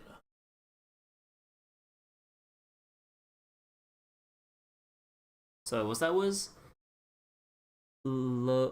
Loratadine? Loratadine? Lifesaver during allergy season. Oh yeah, I mean I have some allergy meds or whatever. It's just like even after I take it, it still feels rough for me. Or maybe it is or and maybe also nah. Usually, taking allergy meds doesn't really by itself shouldn't make me feel sleepy. Because I know when I take like uh some painkillers or some other stuff, it's just like stuff like that like would make me sleepy a little bit. But not really with allergy meds, or at least the particular one that I have. But oh my god, like with or without allergy meds though, like my energy gets sapped regardless, especially when the weather starts changing for the weather starts getting warmer at this time of year. Cause if it's getting uncomfortably or annoyingly warm now, I shudder to think about when summertime actually hits. Like, God, even like if I have like let's say air conditioning going on or whatever, just the overall temperature of like the outside, even with like use of an air conditioner, like still like what was it? My energy gets sapped away so easily during hot weather than it is during excessively chilly weather. Because at the very least, the way I see it, I can always find a way or make an excuse to warm up. But if it's like hot weather, good luck trying to cool down and then feeling exhausted from the heat. It's just, like, this is why I much prefer, like, the winter season. Like, not even fall, because even fall sometimes still has, like, its moments of warmth and everything. It starts to wind down from summer hot weather, but it's still, like, bordering on that, like, uncomfortably warm temperature range. I just want, like, the freaking middle of winter, cold as it, well, can be within, my place in the world, but I haven't really been to any or lived in places where it like snows much if at all. But there was one time when I was on vacation with family, we went like to like two places that it was like snowing. And then it was like one time where I was like small enough and then it was like snowing or a fair amount, so I had like uh this little circular slidey thing. But then for some reason there was like a little dip where I was sliding. So then I ended up like falling on my face, but thankfully there was enough snow to cushion the fall. And I got back up and I didn't feel anything. So I was like, okay, I mean, I know it took a spill, but I'll just go walk back to my parents. And then when I walked back to my parents, my mom or basically like my parents and my brother were shocked. I was like, wait, what's going on? It's like, you're bleeding. It's like, wait, what do you mean I'm bleeding? your nose is bleeding. I was like, really? And then I put my finger to like my upper lip, and I was like, oh, you're right. I didn't really feel it because it's so goddamn cold I can't feel my face. I was like, oh. Then I went back inside. I was only outside in the snow for like maybe an hour tops. Or no, not an hour. Like, it was only like my first real contact with like a lot of snow out on the outside for like maybe 30 to 40 minutes. And that's about it. It ended so quickly because I slid down like a small hill. There's not even like a big like distance of me sliding down or whatever. It was just like a small one. And then I took a spill because of how the little slope was made.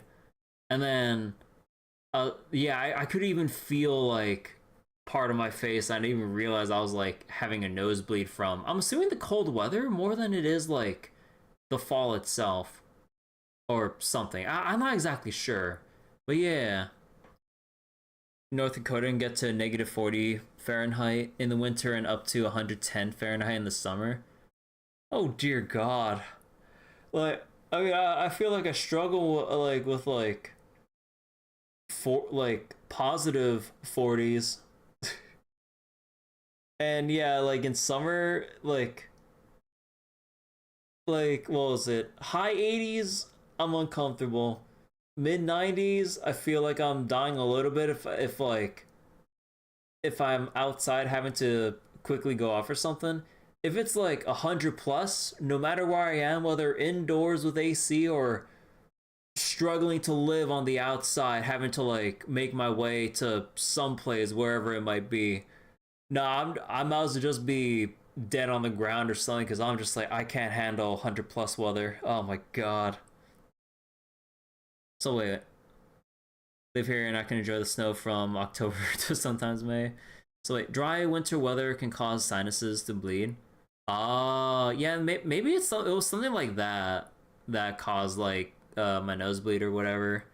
Cause yeah, like it's not like I took any hard fall or if I hit anything in particular or whatever. It was just like it was like, it's like a slide down a small slope, but it was like a playful kind of a haha, like I was like, oh, we fell over, oh. But then, you know, you get up from that tiny little silly fall, and then you go like, wait, why is your nose bleeding?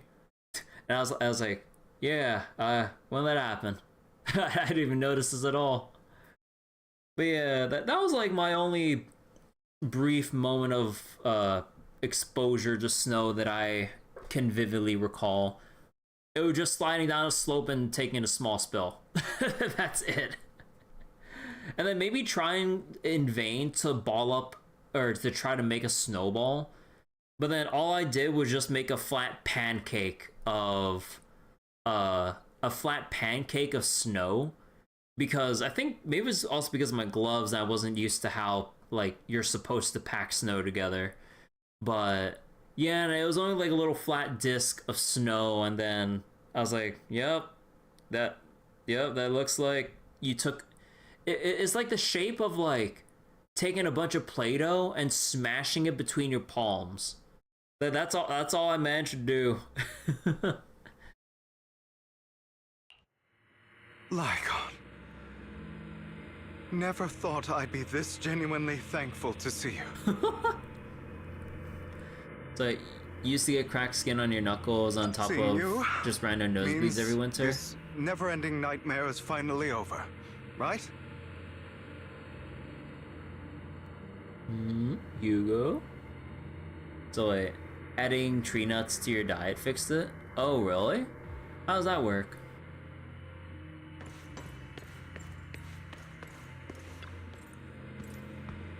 Why did you break our oath? Why did you use me? My eye, and these legs, they were all your fault. You know, you are exactly like your father. I don't want to hear something like that from you. You have no idea what that man, my father, is really like. A person who stops at nothing for their own interests and ambitions. Just like what you're doing right now. And what do you think I'm doing this for? All of this was part of your plan. You knew where the Ravenlock family was going to be, so you set Mockingbird's target there. To seek revenge, you plotted to assassinate your own father, but he was too vigilant, and you failed. After almost being assassinated, your father was furious and locked everyone in the hall, but was unable to find the assassin. You think it's mostly like the fatty acids, but there are also some vitamins in the nuts? It's like some nutritional stuff that helps alleviate or prevent nosebleeds or whatever? Okay. And what a coincidence that a hollow disaster just occurred in the vicinity. So he used it to eliminate all the unfamiliar faces there, turning them into victims of the hollow, an easy feat for the Ravenlock family. So, the one who killed innocents was my father, not me. You knew what choice an extremist like him would make, and you used the chaos to once again attempt an assassination. This time you succeeded. You killed your own father at the cost of innocent lives. So they supply a lot of useful nutrients for skin growth and injury repair? Ah. Admit it, Hugo. You don't care about anyone else. The only thing you care about is your revenge. How is that any different from your father? Enough. I'm tired. I may hate him for betraying me, but he wouldn't say something like that. What? You aren't Lycon. You're the other me, hidden deep within my heart. Hugo takes a deep breath and slowly opens his eyes. Lycon is gone, and in his place is that familiar figure. Without a doubt, he is still within an illusion. I've been waiting for you, my dear. It seems you've already grown accustomed to this place, even turning the tables on me. Just as you said, you are me, and I am you. There's no such thing as having an advantage over oneself.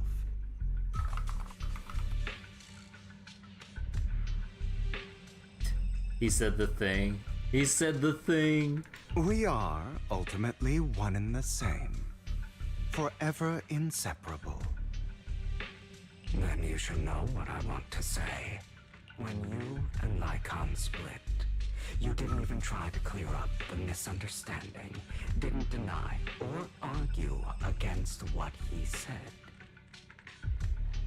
Because you realized that deep down, he was right about you. Some people... Oh, wait, hold up. Sorry about that. Because you realized that deep down, he was right about you. You just hadn't acted on it yet. Some people live only to bring more suffering into this world. Sometimes, murder is what brings justice back into this world. More suffering into that. I must stain these hands in blood. That's right. Just like what you said before you faked your dad. Were those words really just an act? The classic evil me is still part of me so I can control it. Good character development. I mean, it's a classic for a reason, and I'm a sucker for it. As long as the original character themselves are someone that I can like, then I'm all for the classic evil me, I still acknowledge trope. To slay the dragon, you must first become one with sharp claws, rending fangs, and strength enough to destroy anything. You know the truth better than anyone.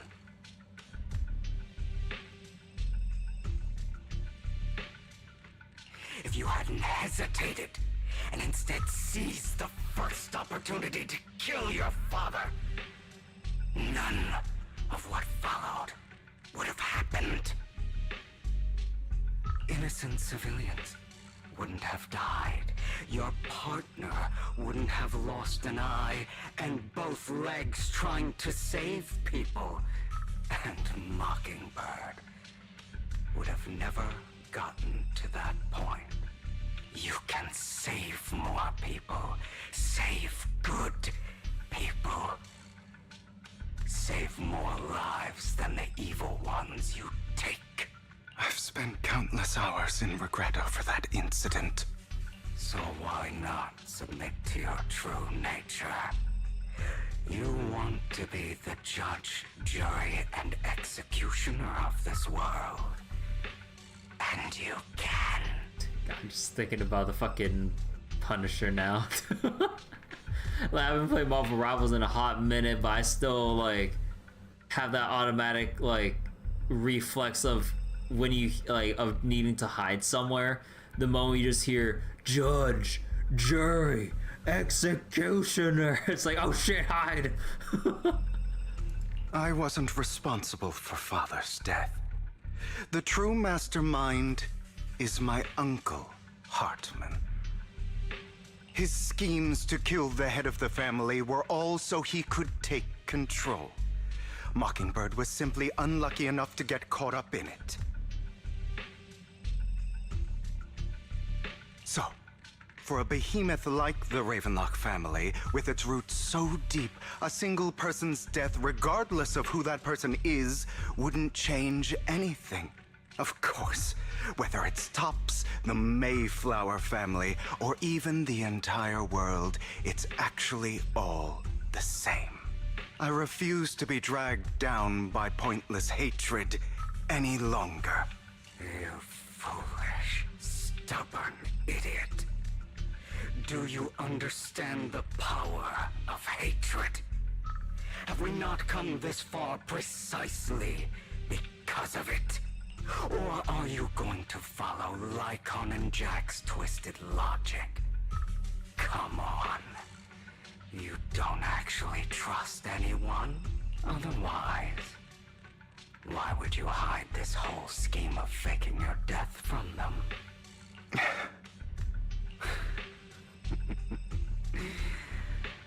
You've built an impenetrable wall around your heart, keeping everyone out. Of course you are right to do so. No one in this world can be trusted. Always. All you'll receive is hatred from your own blood and no love. Suspicion from your companions, and betrayal that comes all too easily. But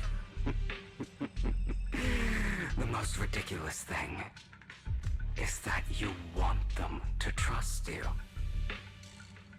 You stay silent and long for them to notice your suffering.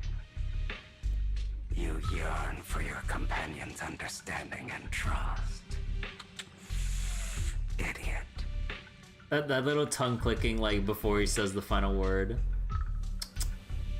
That's why you are incapable of exploiting them for your own ends.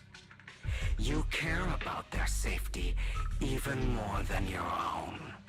But remember, only the weak need companions. And we are children born from hatred. We are different from them. I will never be like them. And I don't need to be. Come. Let me show you what powers we can wield. But you are me, and I'll never lose to myself. Oh, actual Hugo gameplay, or is it still more story?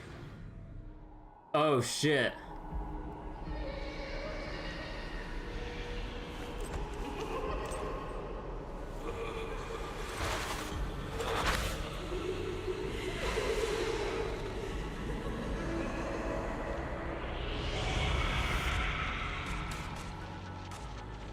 Oh shit. Yeah, let's go Hugo gameplay.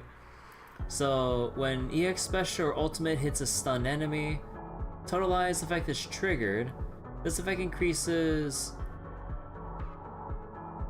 skills damage multiplier based on remaining stun duration at the moment of activation. After triggering Totalize, enemy will immediately recover from stun, and a certain amount of days will be inflicted based on remaining stun duration.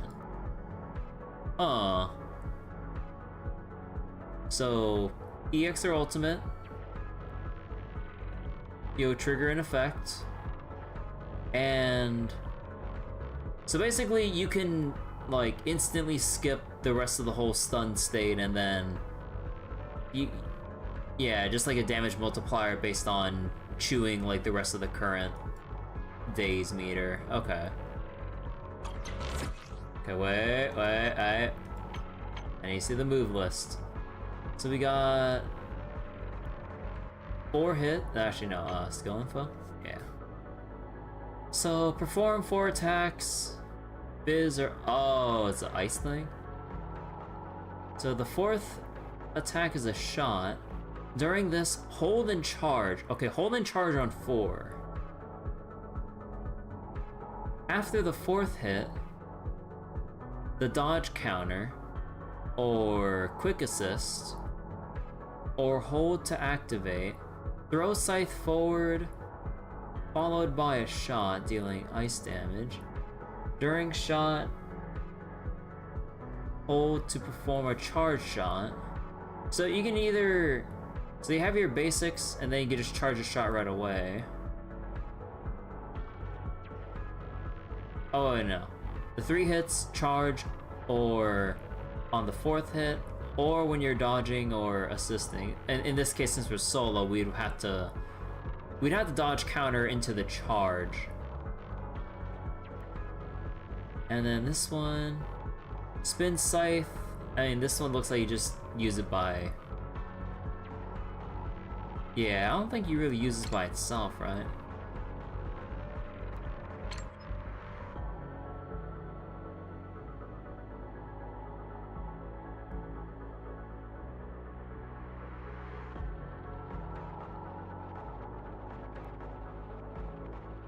Yeah, okay, so basically you only want to use the EX special, you wouldn't just want to use the special by itself? Let me see.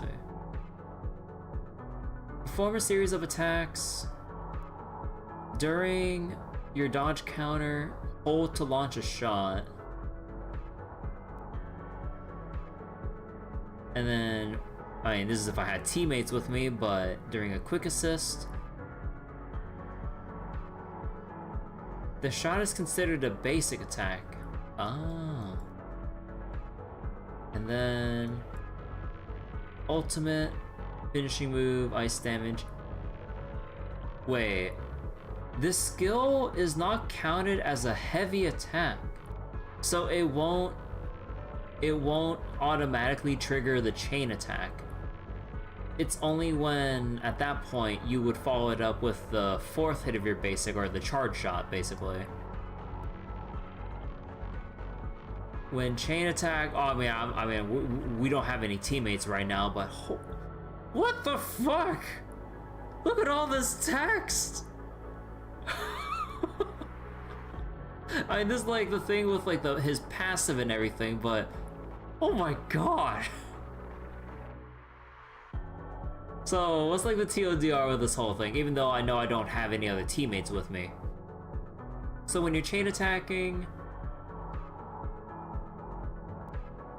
when a chain attack hits an enemy or you stun, Hugo gains like a buff state, you can reset the duration, crit stats increased. With stun character, when there are 1 or 2 stun characters. Wait, what kind of character is Hugo? I'm assuming stun character, right? Is there a detailed stats on? No, it's attack. No, he's considered attack character. Enemy stun, use finishing move or EX special to trigger totalize for big damage. Oh yeah, that's what they said, right? Yeah, finishing move of EX special or ultimate, trigger totalize.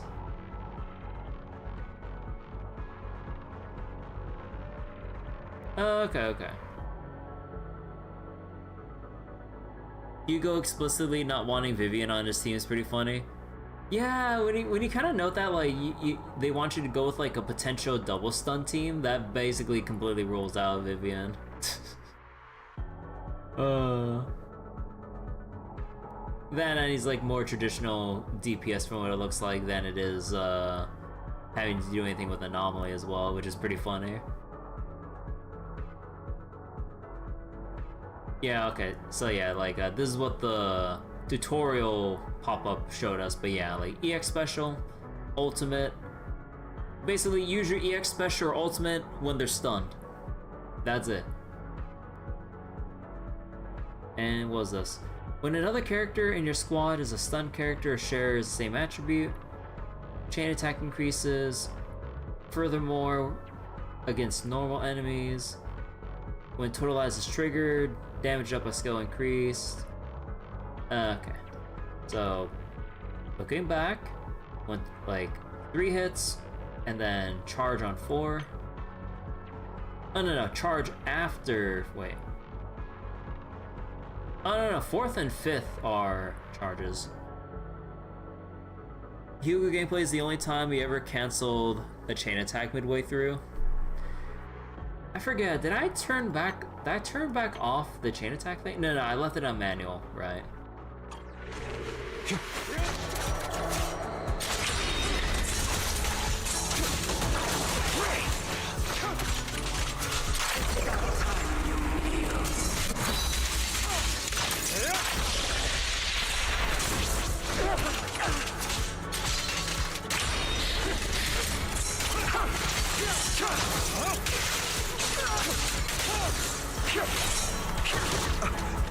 Give up! Oh, I keep tapping.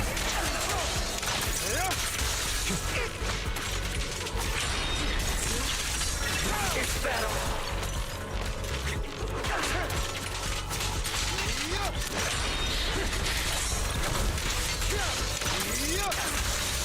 Trying to run, darling!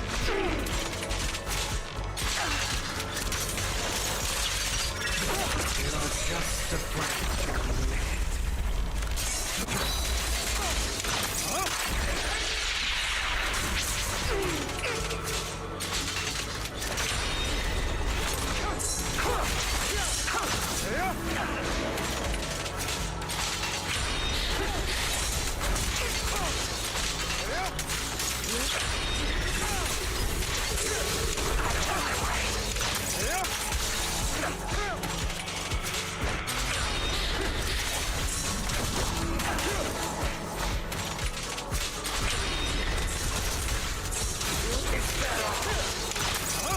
You're too scared to face your true self and what you truly desire.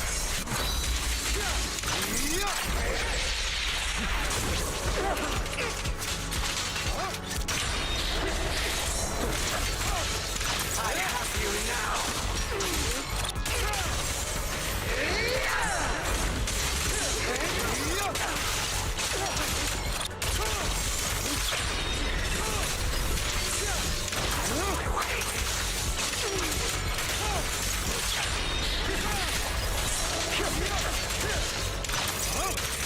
Prepare to kneel before me. Are you trying to kill me? You think you can just get rid of me? Without me, you are nothing. For what it's worth, thank you. Don't be afraid. You and I are inseparable. You're part of me, just as I am part of you. Fancy words won't change anything. No. It's not just platitudes. You know what? I finally understand now. I'm gonna wait. Some pain only fades when it's seen. When it's accepted. So I won't fight you anymore. I won't hate myself anymore. Weakness, hatred, malice, strength, forgiveness, justice.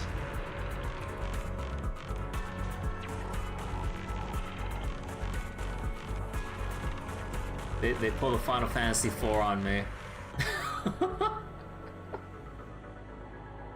They pulled a Final Fantasy IV on me. I was like, wait a second. How can you love yourself if you're still beating the crap out of the part of yourself that you hate? Or need to come to terms with? Like, you know, the whole thing with Cecil becoming a paladin and stuff. Finally, it's time to meet up with Icon.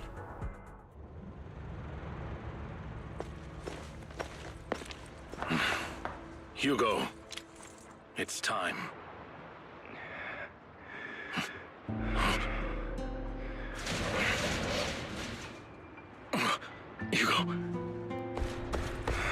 Hugo, you... Did I scare you? I made it through. I won. No praise from me, my dearest partner.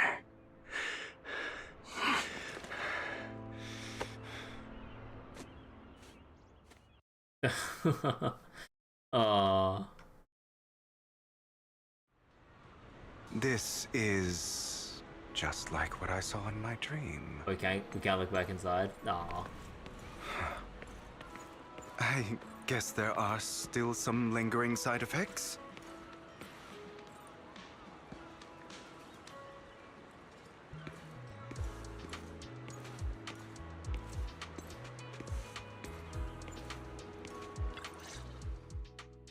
Ah, my former partner.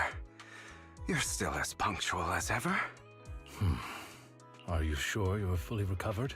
How about we fight? And I'll show you how recovered I am. I refuse to fight someone who is in need of medical attention. Lycon falls silent for a moment and eventually hands over a coin. No, looking at the packaging, it's not a coin, but a familiar chocolate. How thoughtful. I'm touched. Or perhaps is this simply part of Victoria Housekeeping's professional care? I'd rather you not starve to death. Hugo takes the coin. After a moment of silence, he eventually eats it.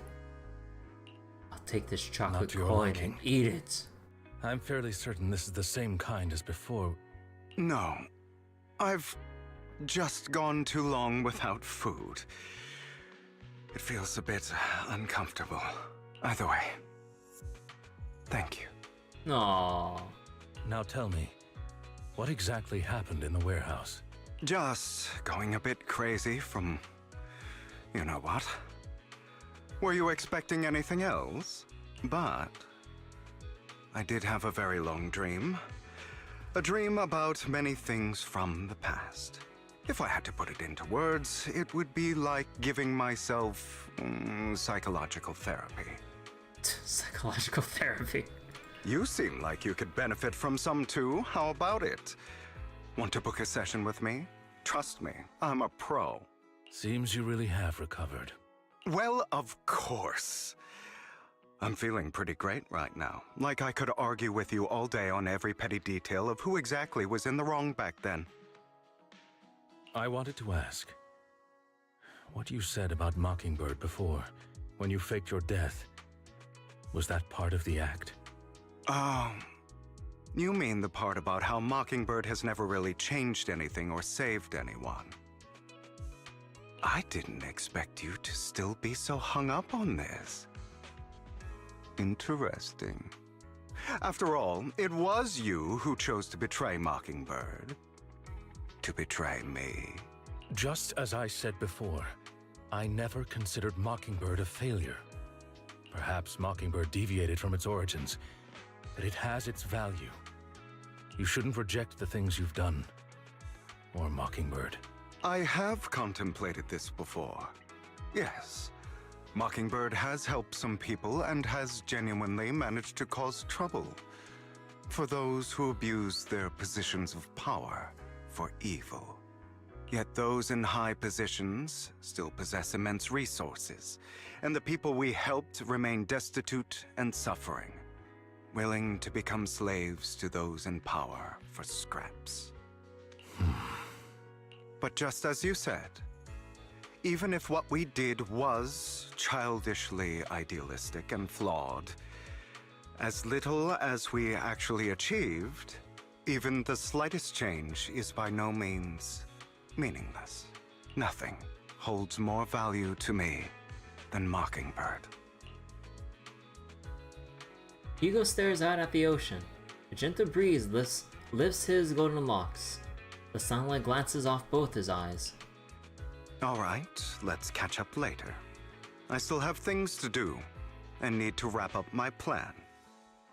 I thought you would rest up first. As much as I would prefer that.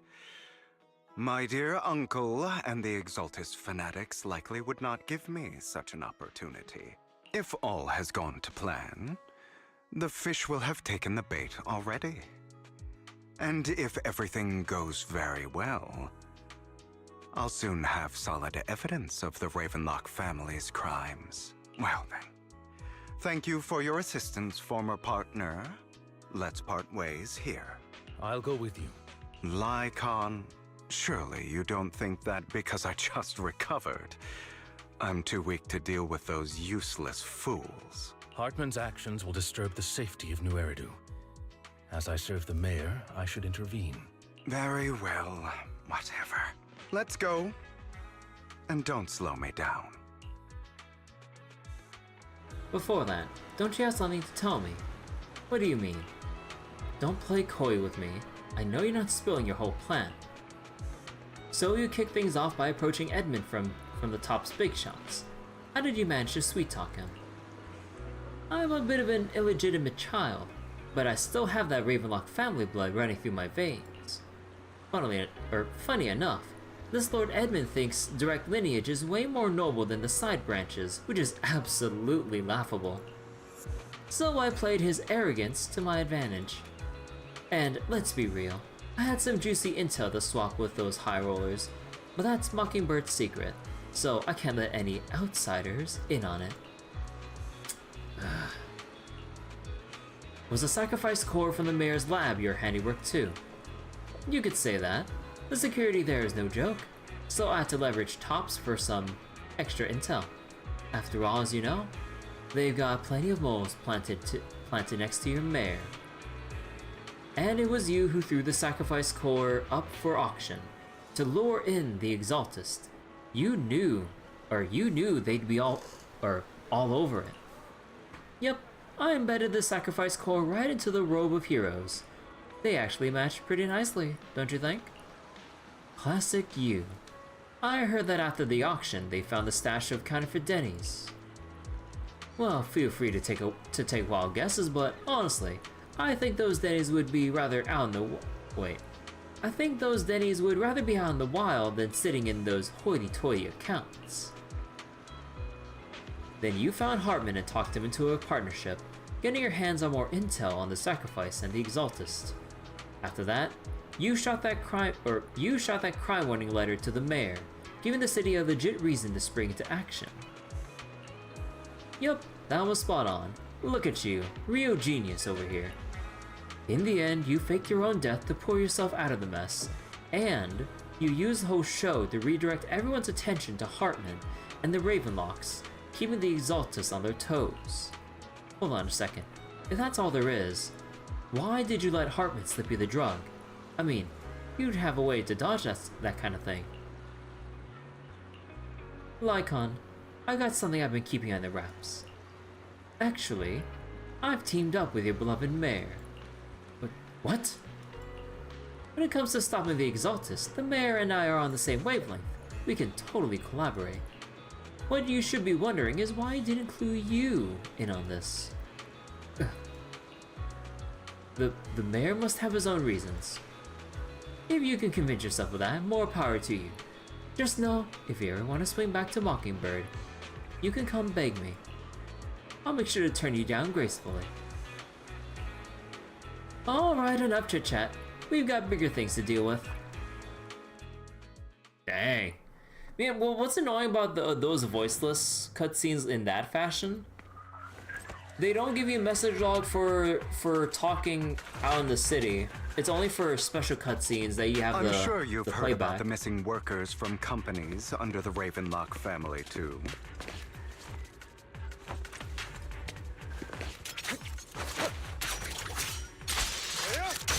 I know where they are.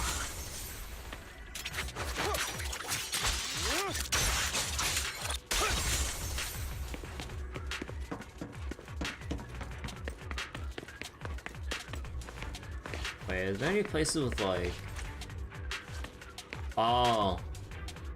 Oh, I know what we're gonna be fighting soon, probably.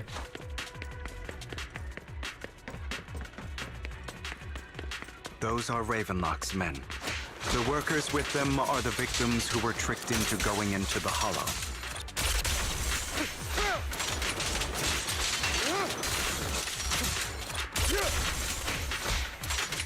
Come on, let's get them out of here. The end is nigh. Oh. Man, do I have to help? Nah, just kidding. You untie the workers. Oh, thank goodness. Someone's here to save us. Thank you. You're welcome. So, could you tell us what those Ravenlocks did to you before they ran off? They're a bunch of liars. They tricked us into this hollow. They said they have a job with high pay for us, but they kept avoiding the topic after we got here. Something didn't seem right, so I wanted to leave. But then they showed their true colors. They tied us all up and told us they were gonna ship us off somewhere. They didn't make you take any weird medicine, did they? Medicine? No. But it wasn't just us they tricked. Another group went that way. I see. Here, take this carrot. There's an exit nearby. You should get out of here as soon as possible. I can't thank you enough. Let's go, Hugo. We must save the rest of them. You sure are eager.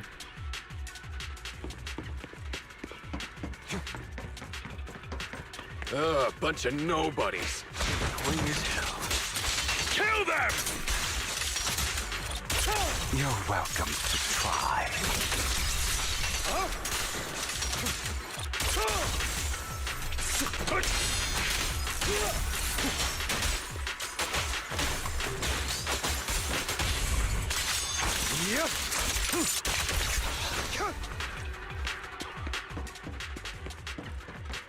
They do their own thing, usually even in Mockingbird.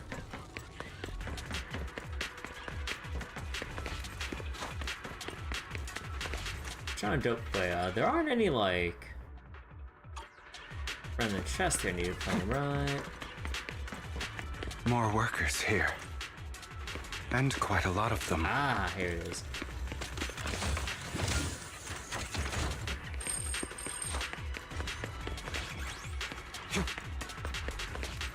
You untie the workers? Who are you? Your saviors. Thank you. Thank you. Oh, I had a bad feeling about that group from the start. Shouldn't have ignored my gut instinct. Did those Ravenlocks do anything to you? Do anything? Well, we weren't doing as we were told, so they tied us up. Nothing else? Good. Oh, right. There's another batch of workers ahead of us. They should be on the roof. Don't worry. I'll handle it. You should get out of here as soon as you can. Let's continue. Is Hartman behind this, too? Of course. He threw them into the Hollow like offerings for the Exaltists. To him, those workers are just another resource, no different from the ether his company mines in the Hollow. I'm not gonna go too far ahead. Oh, okay, that was the last line, thank God. In position.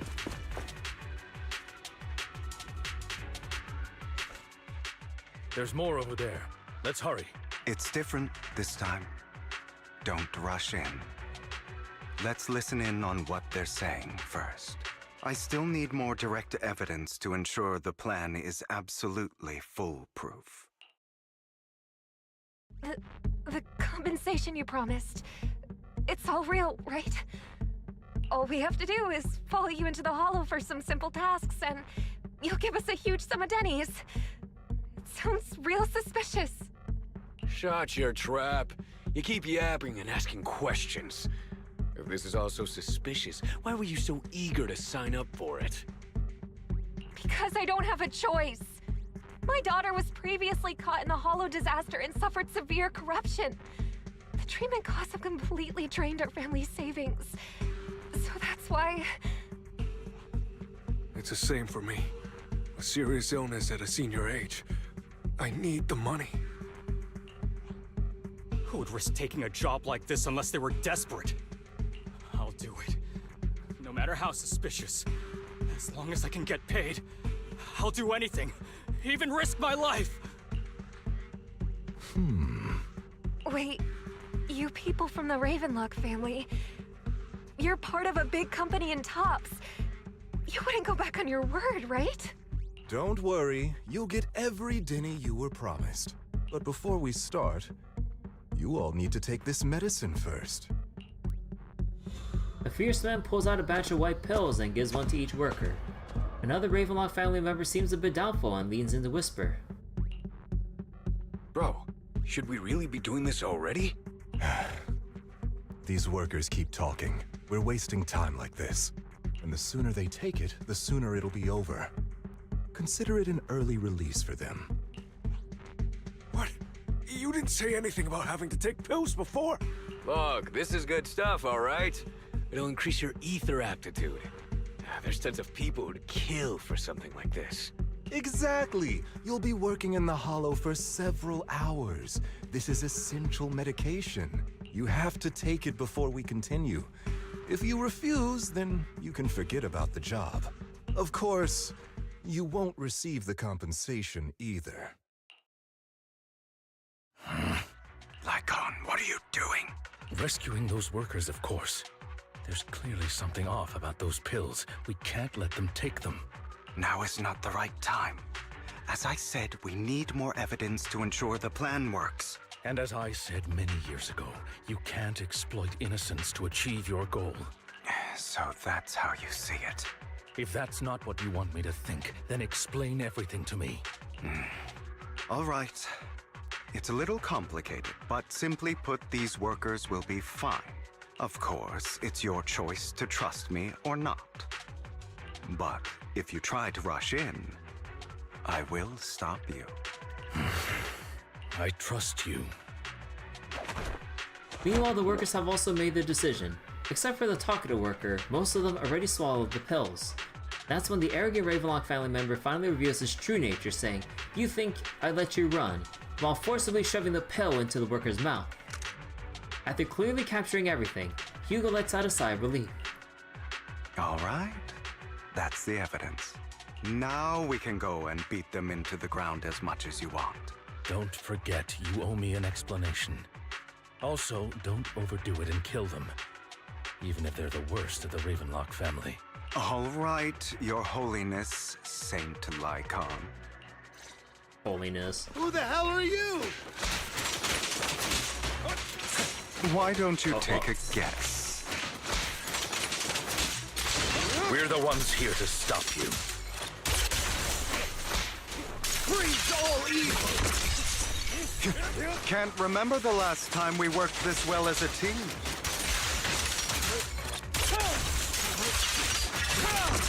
Your legs? How are they feeling? I'm fine. To be honest, I think I prefer the way you used to fight. The abyss! Let the party... You had a lot more aggression. Scram before I get angry. I've merely learned to control my strength.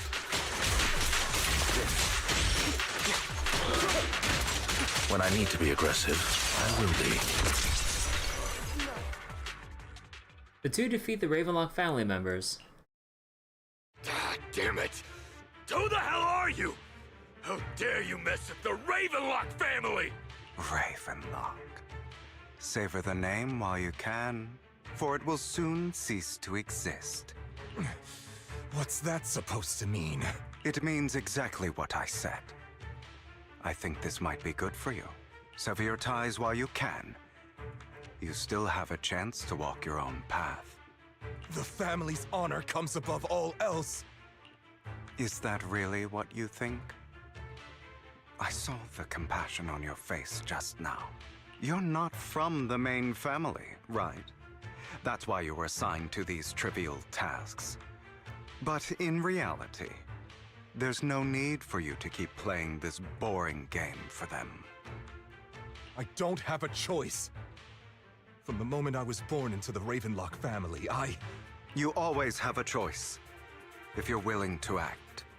All right, let's end the small talk here.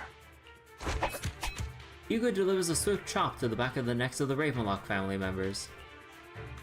Don't worry, Lycon. I didn't hit them too hard, just enough to keep them quiet. How's that? My acting's pretty good, right? Aww. As always, a certain someone should take some lessons from you. I'll leave the rest to you then. Okie dokie. The workers carry the Ravenlock family members away. Now only Lycon and Hugo remain. Damn, paid actors, man. Okay, now can you tell me exactly what's going on here? As you can see, that worker just now was actually an informant of mine. The pills were swapped out with vitamin tablets. Outside of this batch, some workers have already taken the actual substance Hartman has. But rest assured, the antidote for it is already in development. I found the best in the field to help, and with the data I collected before, we should have results soon.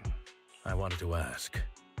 The reason you decided to lock yourself in a room and endure the effects of the drug, besides getting evidence, it was also to collect data on this drug in order to create an antidote, correct? It seems you're not completely beyond hope.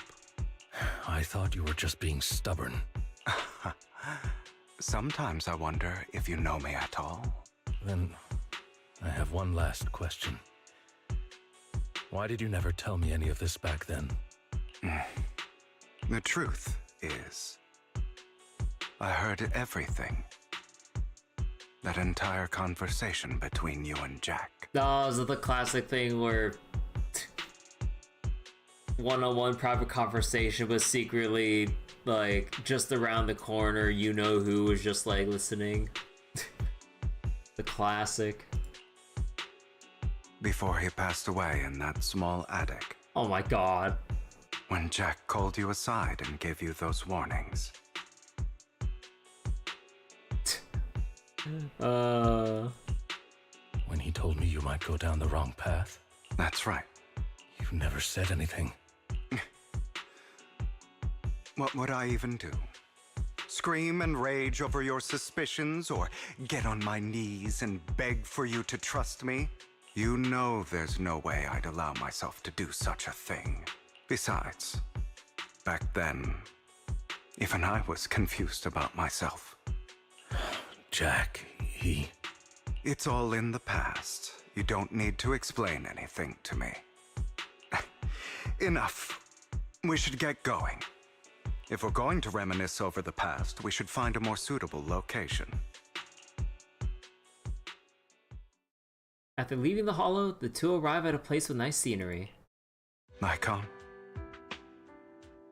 that incident back then, I didn't do it. Hey, Seneca. Can you tell me a secret about Mockingbird? I know it's possible to kill a mockingbird.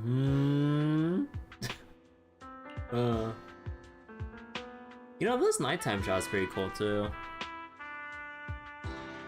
I really wish there was like an in-game gallery option for all like the main story cutscene photos that they show, like, or artwork they show like this.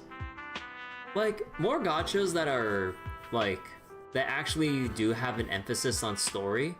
Like, I swear they really need to have like a gallery mode for all the key moments like this. I don't understand why they don't do it. Like, yeah, on one hand you could say like, oh, it's just a very small thing, why would they waste time on it? On the other hand, it seems like such a small thing to implement in the grand scheme of things. You're literally just showing the shot, and you just organize it by order of appearance in the chapter. That's it. You just have a list of pictures and sorted by section it off by the chapter. That's it. like out of all the things to implement, and you're like a gacha game, or maybe just a game in general, right? And you're focusing on story. Like, even if like a small subsection of players like would even look at a gallery thing, to me, it just feels more complete if you just have all those extra little details for those who really want to go the extra inch or mile to appreciating like story stuff. Otherwise, you'd have to go through some roundabout stuff to like look at the cutscenes again and then get to that point.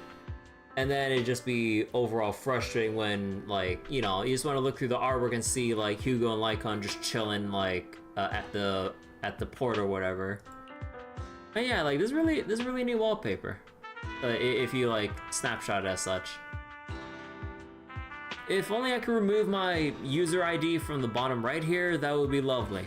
Unfortunately, you can't, unless you get a mod. But I ain't gonna mod any Hoyo game live on stream, because that is, like, they technically have, like, all rights for Hoyo to basically ban my ass. I mean, like, it's one of those things where, you know, I know that mods for Zenless and Star Rail are a thing. It's just, if you're doing it publicly, as in like you're either doing videos or live streaming, yeah, no. But if you're just on your own, just playing by yourself, I mean, like, who, like, no one else would know. But in my position, nah. It was a scheme Hartman devised to take over the family. It was Hartman who killed my father, too. I only discovered the truth long after the fact. You know some mods for GFL2? Given the things I've heard about GFL2 and just the nature of mods in question, yeah, I can only imagine. I did indeed attack my father, and I thought he was dead. But he wasn't. I couldn't kill him. You know what's funny? I remember seeing some clips of people modding, of people doing Fate mods for Star Rail, just to meme on the whole, you know, on the whole Fate collab coming up. They replaced the fucking they replaced Castorus's dragon with Archer, and it's the funniest shit I've ever seen. You just see like some kind of like portal rip open, that Netherwing like just rips open. Instead, you just see like a gigantic Archer show up, and then you just see Archer just like standing up straight, looking down, breathing fire in the most stilted ass like pose ever because of mod jankiness, with replacing a whole ass dragon model with just Archer from Fate Stay Night. I'm just like, this looks so stupid. Or I believe they replaced the... No. There's also a mod that replaces Castorus with Virgil, and the dragon is the garden chair. It's so dumb. Yeah, I saw the Yu-Gi-Oh thing too with Kaiba Castorus, and then the dragon is Blue Eyes White Dragon. That's actually peak though. That's pretty sick. And I can imagine you'd see some shit like Yugi with Exodia or something like that, I don't know. And even before that, if I hadn't hesitated, none of what followed would have happened. Even now, I still think they deserve death. But I no longer care to personally deliver that fate. They're beneath me. And I have more important things to do. You? I know we may never agree on that point, Lycon. I once wanted to fight against those ugly truths that defined me, but I discovered that the more I rejected them, the more painful it became. So I could only accept that crazed, hateful, and malicious side of myself. As long as I know I will never become like my father, like Hartman, that is enough for me. You've changed, but I think that might be a good thing. Don't patronize me. You've changed a lot too, compared to before. I still disagree with Jack's words, and I won't forgive your betrayal. I will walk the path I believe is right, even if I must tread over thorns and through the mud. So wait, now Monty was so rig Sidlali from Genshin with March 7th animations in Blender. The same person. But I will also allow you to walk your own path, Lycon. Should I say thank you? You're welcome. Come to think of it, we haven't talked about your legs and eye. It was just an accident. Not your fault. I'm doing well now. I hope you are too. On the contrary, perhaps I should be the one apologizing. I misjudged you. You know, I still need to do like a lot of the other agent stories that I'm missing out on. I used to think you wanted power, that everything you did was for your own ambitions. I thought you wanted the power to pass judgment on all in this world, like a god. I am a god. I am my own god. I am my own god. It's like a similar kind of energy of like, why do you always think you're superior? But I am superior. Or you could say that in this world, everyone is their own god. There are many things that we are powerless to change. But there are also many choices we can make. Just as I said before, I am the only one who can kill me or save me. I'm glad you think that way. Let's go. I still have one last thing to do. To witness the end of Ravenlock.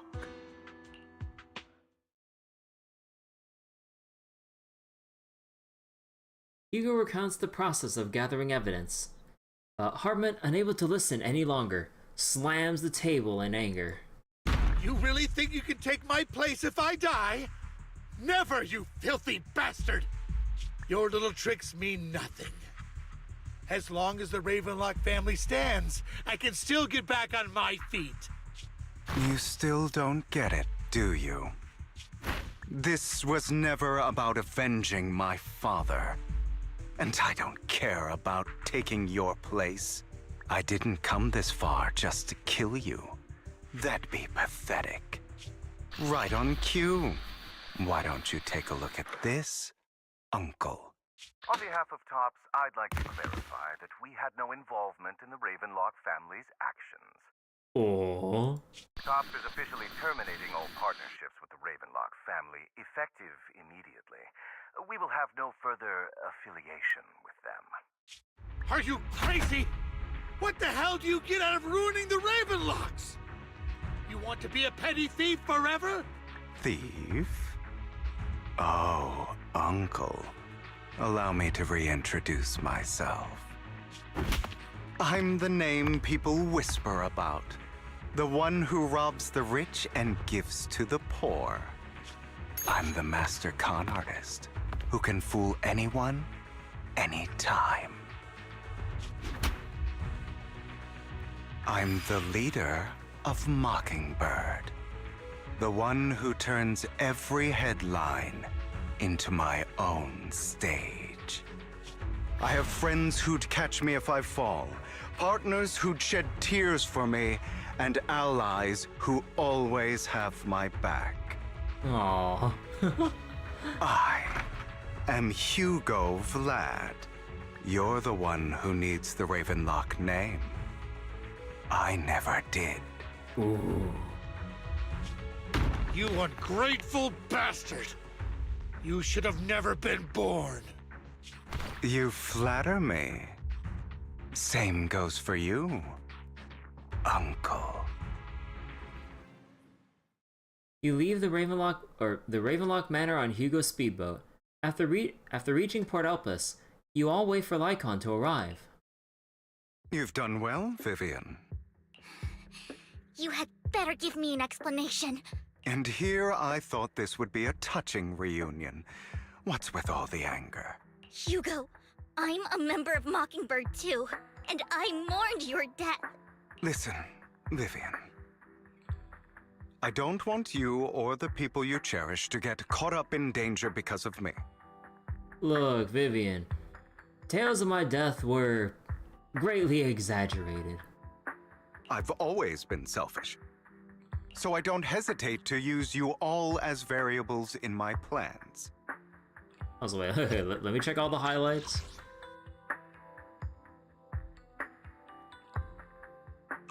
But it is because I am selfish that I also don't want my failures to affect my treasured companions. In any case, if you were in the same position, would you not make the same decisions? Lycon's taking care of everything outside. We should go. Also, Belle, thank you. And I'm sorry for the whole act where I threatened you. It was the only way for Hartman to drop his guard against you and leave you be. I, Hugo Vlad, am forever indebted to you. With Lycon's assistance, you successfully leave the Ravenlock family manor and return to the video store. Master Proxy, although it is late, there is some important intel that I must give you now. Wiz. So, Lycon, you knew about Hugo's plan to fake his death?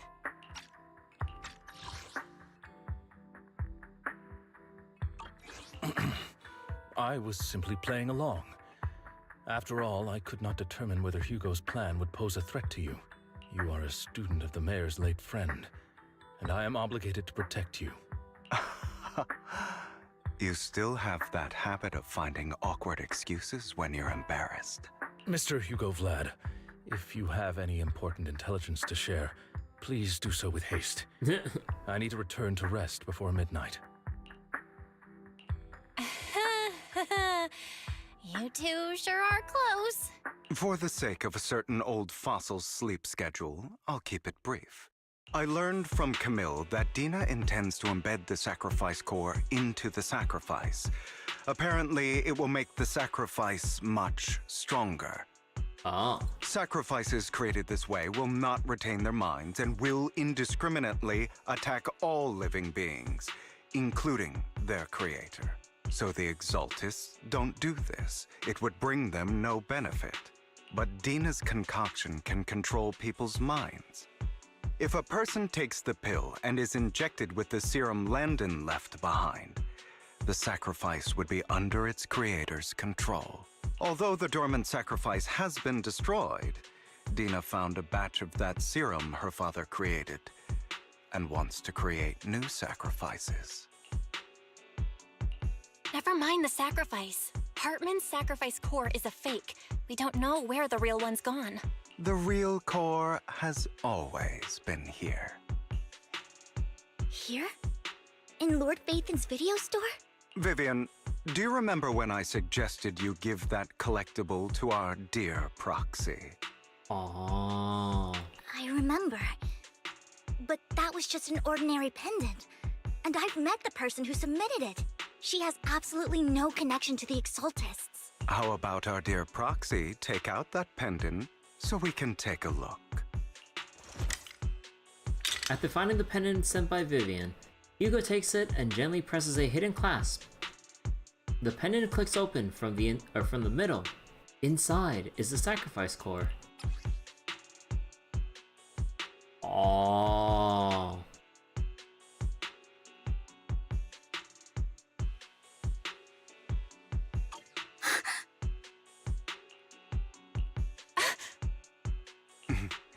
I'll take your surprised expressions as a compliment for my little trick.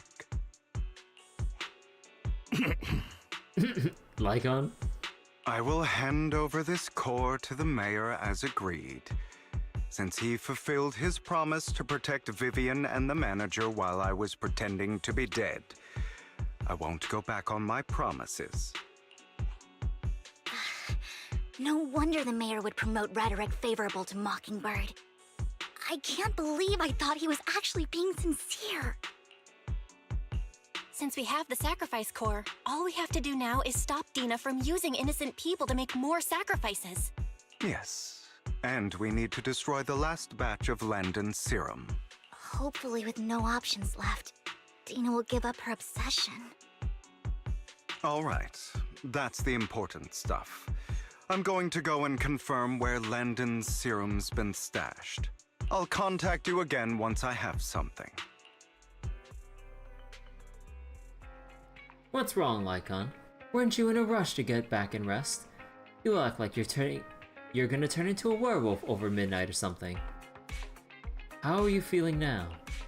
Relax, I'm not kicking the bucket just yet. But you look a bit more run down than before. Just getting over something nasty, that's all. Risking your neck like that wasn't exactly smart. Maybe you should have... Lycon, remember what I said back when I faked my death? For a permanent and absolute victory, we must endure the pain of cutting away rotten flesh, and persevere through the darkest hour before dawn. Not wrong, sure, but it was arrogant enough. Instead of playing God and picking who lives or dies, I'd rather just do what I can do. Because at the end of the day, a person can only shape their own destiny, nothing more. You've really come a long way. Well, I appreciate the compliment. Hugo, you got a lot of explaining to do.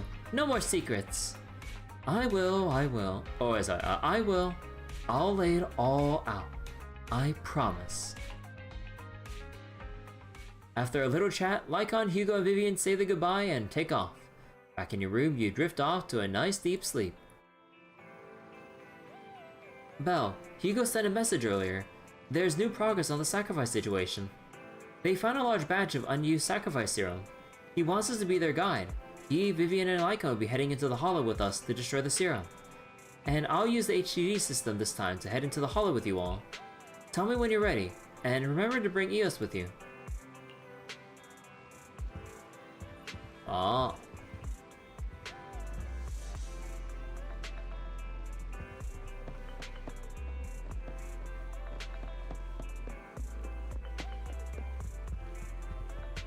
Dang, why is the room still isn't open?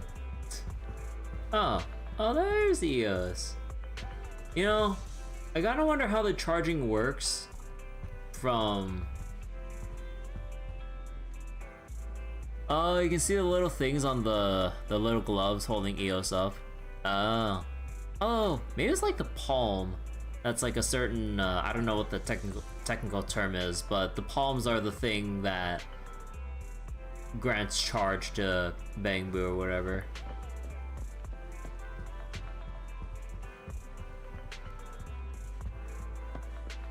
Also, out of curiosity, let me check outside.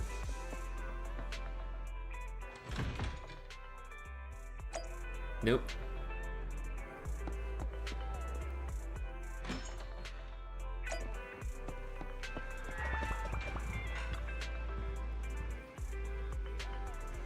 Belle, Hugo sent a message earlier. There's new progress on the sacrifice situation. They found a large batch of unused sacrifice serum. He wants us to be their guide and blah blah blah to destroy the serum. I'm ready.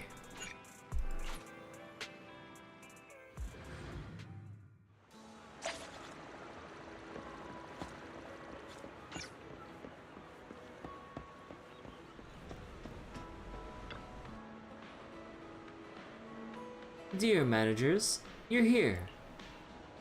Having two Lord Faith is leading the way for me. Must be the luckiest person alive. We'll be counting on you two, as according to my intel, this is quite a large batch of serum. My guess is that Dina wouldn't put all the serum in one place, so we may need to split up. Just to be safe, we'll be counting on both of you to guide us. Once you're both ready, let's head into the hollow.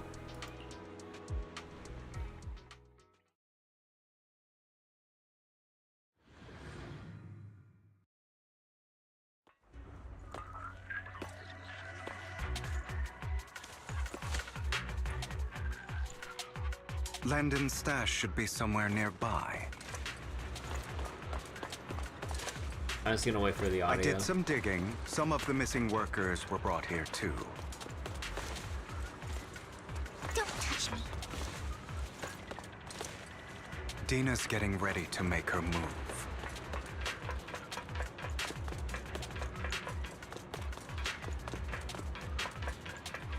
Don't worry, we'll clear them out.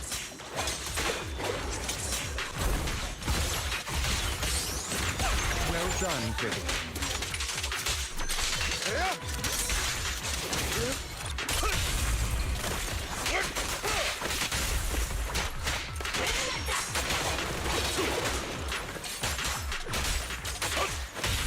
Time to act, pilot.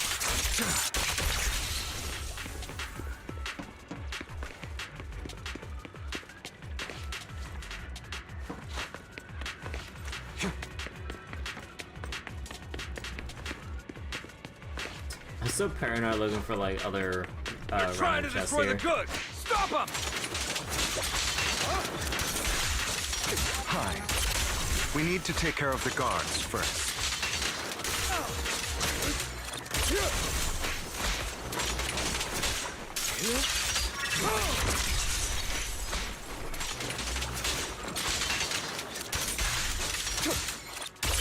An opportune time. An opportunity? Yep. Some of the serum is stored in this warehouse. He has no hat.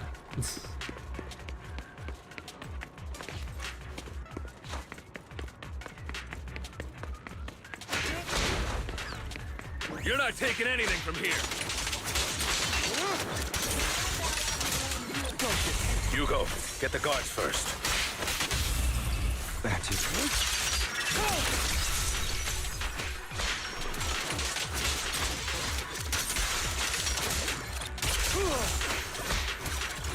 You just stepped into your own grave!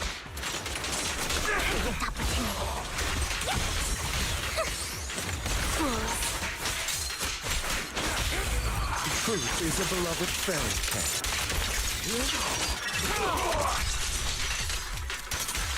Over here! An opportune time.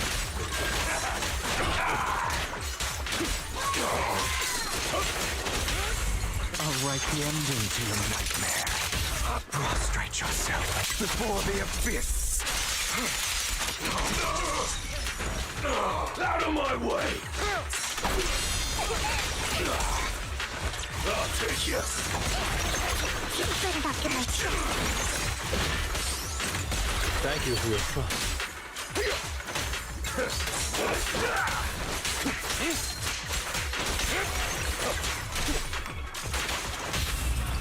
Truth is a beloved fairy tale. The end is nigh. Okay. Hugo feels pretty cool. Although I wonder how you build More them. of Landon's serum survives than expected. You should put it back for doing combat encounters. Honestly, that'd be cool. You know, with Hugo's whole thing with having stun built up, how do you build them exactly? Because, like, you know, he would still need to do damage, but then, I don't know. I mean, maybe just traditional DPS and you just have other proper stun characters to do their thing, I'm assuming. Fortunately, since they're still here, it means Dina hasn't executed the final step of her plan. There's likely a lot more stashed around here, and we have yet to locate the missing people. Or would you arguably want like energy regen so he'd always have enough energy on standby if you can like stun fast enough to switch him in for the big totalized burst, and then immediately switch back to your respective stun characters to then build up stun? I don't know. Our actions here won't go unnoticed. Perhaps they're making plans to deal with us on their side. Because also, with story fights, fair to assume that the day's thresholds are real small compared to like however enemies would be in probably shield defense or some other thing like that. You'd imagine you play Lycon with Trigger, Poker off field and Hugo for nukes. Yeah, you'd have an on-field stunner with an while both Hugo and another stunner remain off field until you need to switch them back in. With Landon and Dina's concoctions combined, she may be capable of creating a sacrifice that obeys her. If it comes to that, this will get far more troublesome. How about we split up? Hugo and Lycon will destroy what remains of the substance around here, and Vivian and I will go search elsewhere. Very well. Let's go with your plan. But be careful if you encounter Dina and her people. According to Camille, she's absolutely obsessed with completing her father's dying wish. Who knows what she may try? Let's part ways here for now. And perhaps the other manager could use EOS to guide us. Sure. I've been feeling better these past few days, so just follow me. It's only now that I realize how fortunate we are to have two Lord Fayfins. Although, I feel like our work's doubled. In the past, Belle and I would only ever work on the same route. Greater power means more responsibility. And in any case, I'm sure the mayor would be able to provide double compensation. He's a very generous person after all. Right, Lycon? I love the smoothness in like Hugo trying to like get us more money while also just like trying to milk like the mayor for all the money he's worth at the same time as a jab. It's like, look at all the hard work they're doing for us. Like they're pulling double duty here with both Belle and Wise, so it's fair they should receive double here, right? I mean, I like little jabs like this in dialogue. How like funnily enough, I was actually rewatching. I mean, I've just been like obsessed with watching a lot of Apothecary Diaries recently, and I've even started rewatching for a third time, like some of the earlier episodes in season 1.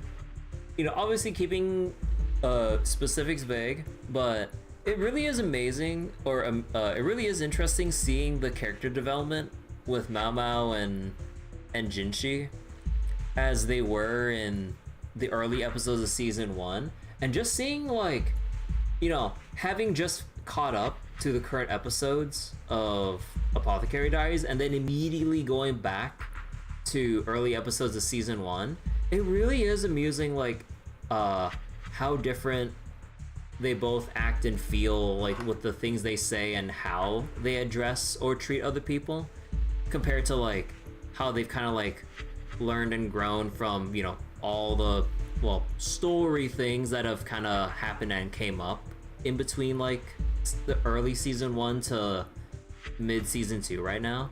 Really is like interesting. And yeah, like if anyone hasn't watched it yet or even read the manga, I mean, I haven't read the manga myself, but I'm pretty sure my friends who have read it would probably like say go read the manga. But yeah, go watch Apothecary Diaries, really fun. And speaking of other anime I need to watch, I really need to go back and watch the first few episodes of Free Run, because again, I haven't watched like the first 7-8ish episodes. I only got in like later in, before I even knew my friends were watching it when they're having their anime nights. But yeah, I need to see the first couple episodes because there's like a lot of things I missed out on. I mean, I still kind of like went along with the rest of the show, even not knowing what the hell happened in like the first 7 episodes, give or take. But yeah, I mean, it was still pretty fun watching it. But yeah, I really need the context of what happened during the first third of the show. Spoiling an anime I haven't watched yet. Didn't watch along with you guys. No, I didn't. I assume you're talking about Senkai's anime nights. It's always like way too early for me to wake up to catch normally. I mean, I used to, but then I was like during like because of daylight savings things. But even then, my sleep schedule is kind of hecked up. So I'm never like I would have to stay up late so I can catch the beginning of anime nights. But I just have anime nights with like my own personal friends, and yeah. Right now we're actually watching some shows called Kowloon Generic Romance, I think it was, or is it general or generic? I don't remember. But yeah, it's like a show about about that. I don't know how to exactly explain the premise without spoiling things, but let's just say it's a romance story with some very weird oddities that is immediately shown in the first episode, with like a growing mystery behind the weirdness that's going on top of what's on the surface supposed to be a romance story. It's pretty interesting. And we're also watching like a pretty adorable show called Witch Watch.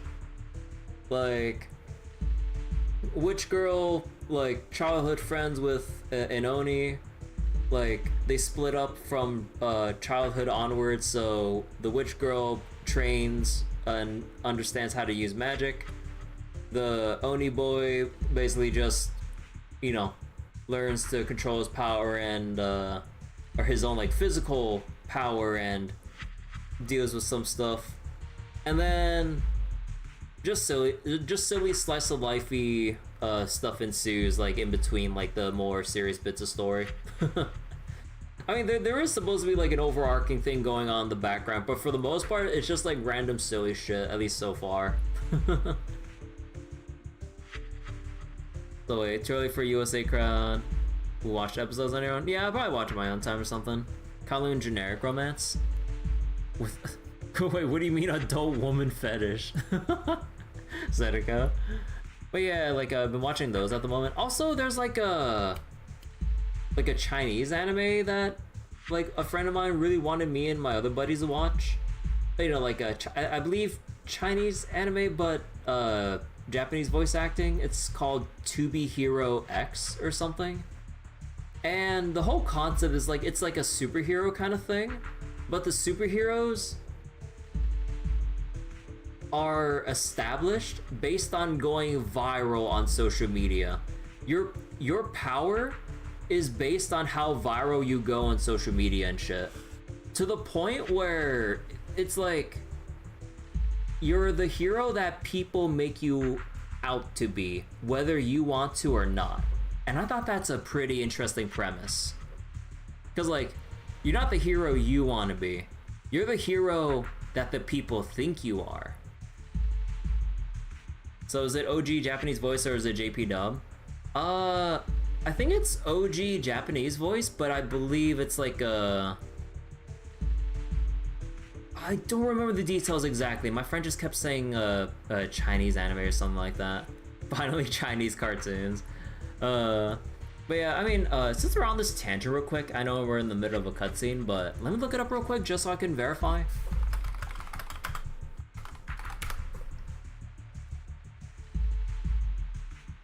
To Be Hero is a Chinese original donghua animation made in China.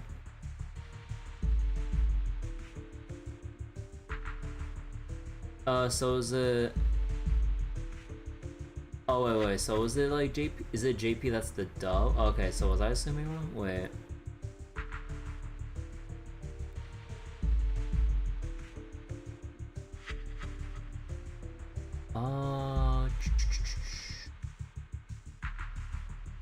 Let me double check some stuff real quick with Where can I see the cast?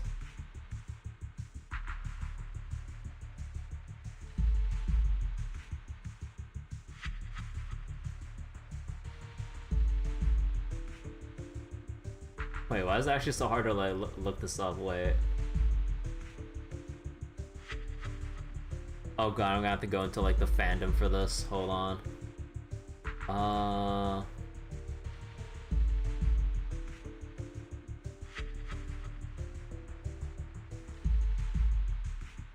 Oh wait, there's actually English voice actor for this? Wait. How did I not hear about an English dub for this? Which VA character am I specifically looking for? I don't know, I just wanted to see if it like if it was even like a thing of like the Japanese voices being original versus dub. Yeah, no, I think from what I see, I think it's Chinese OG voices with Japan and English dubs. I think that's how I'm reading this from what I'm looking around with.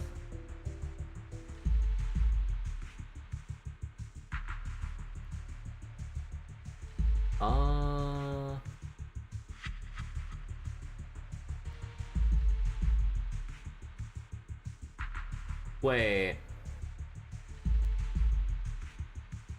Wait, there's a French cast? Wait. What? Wait, this one website said there's a French dub? Oh shit.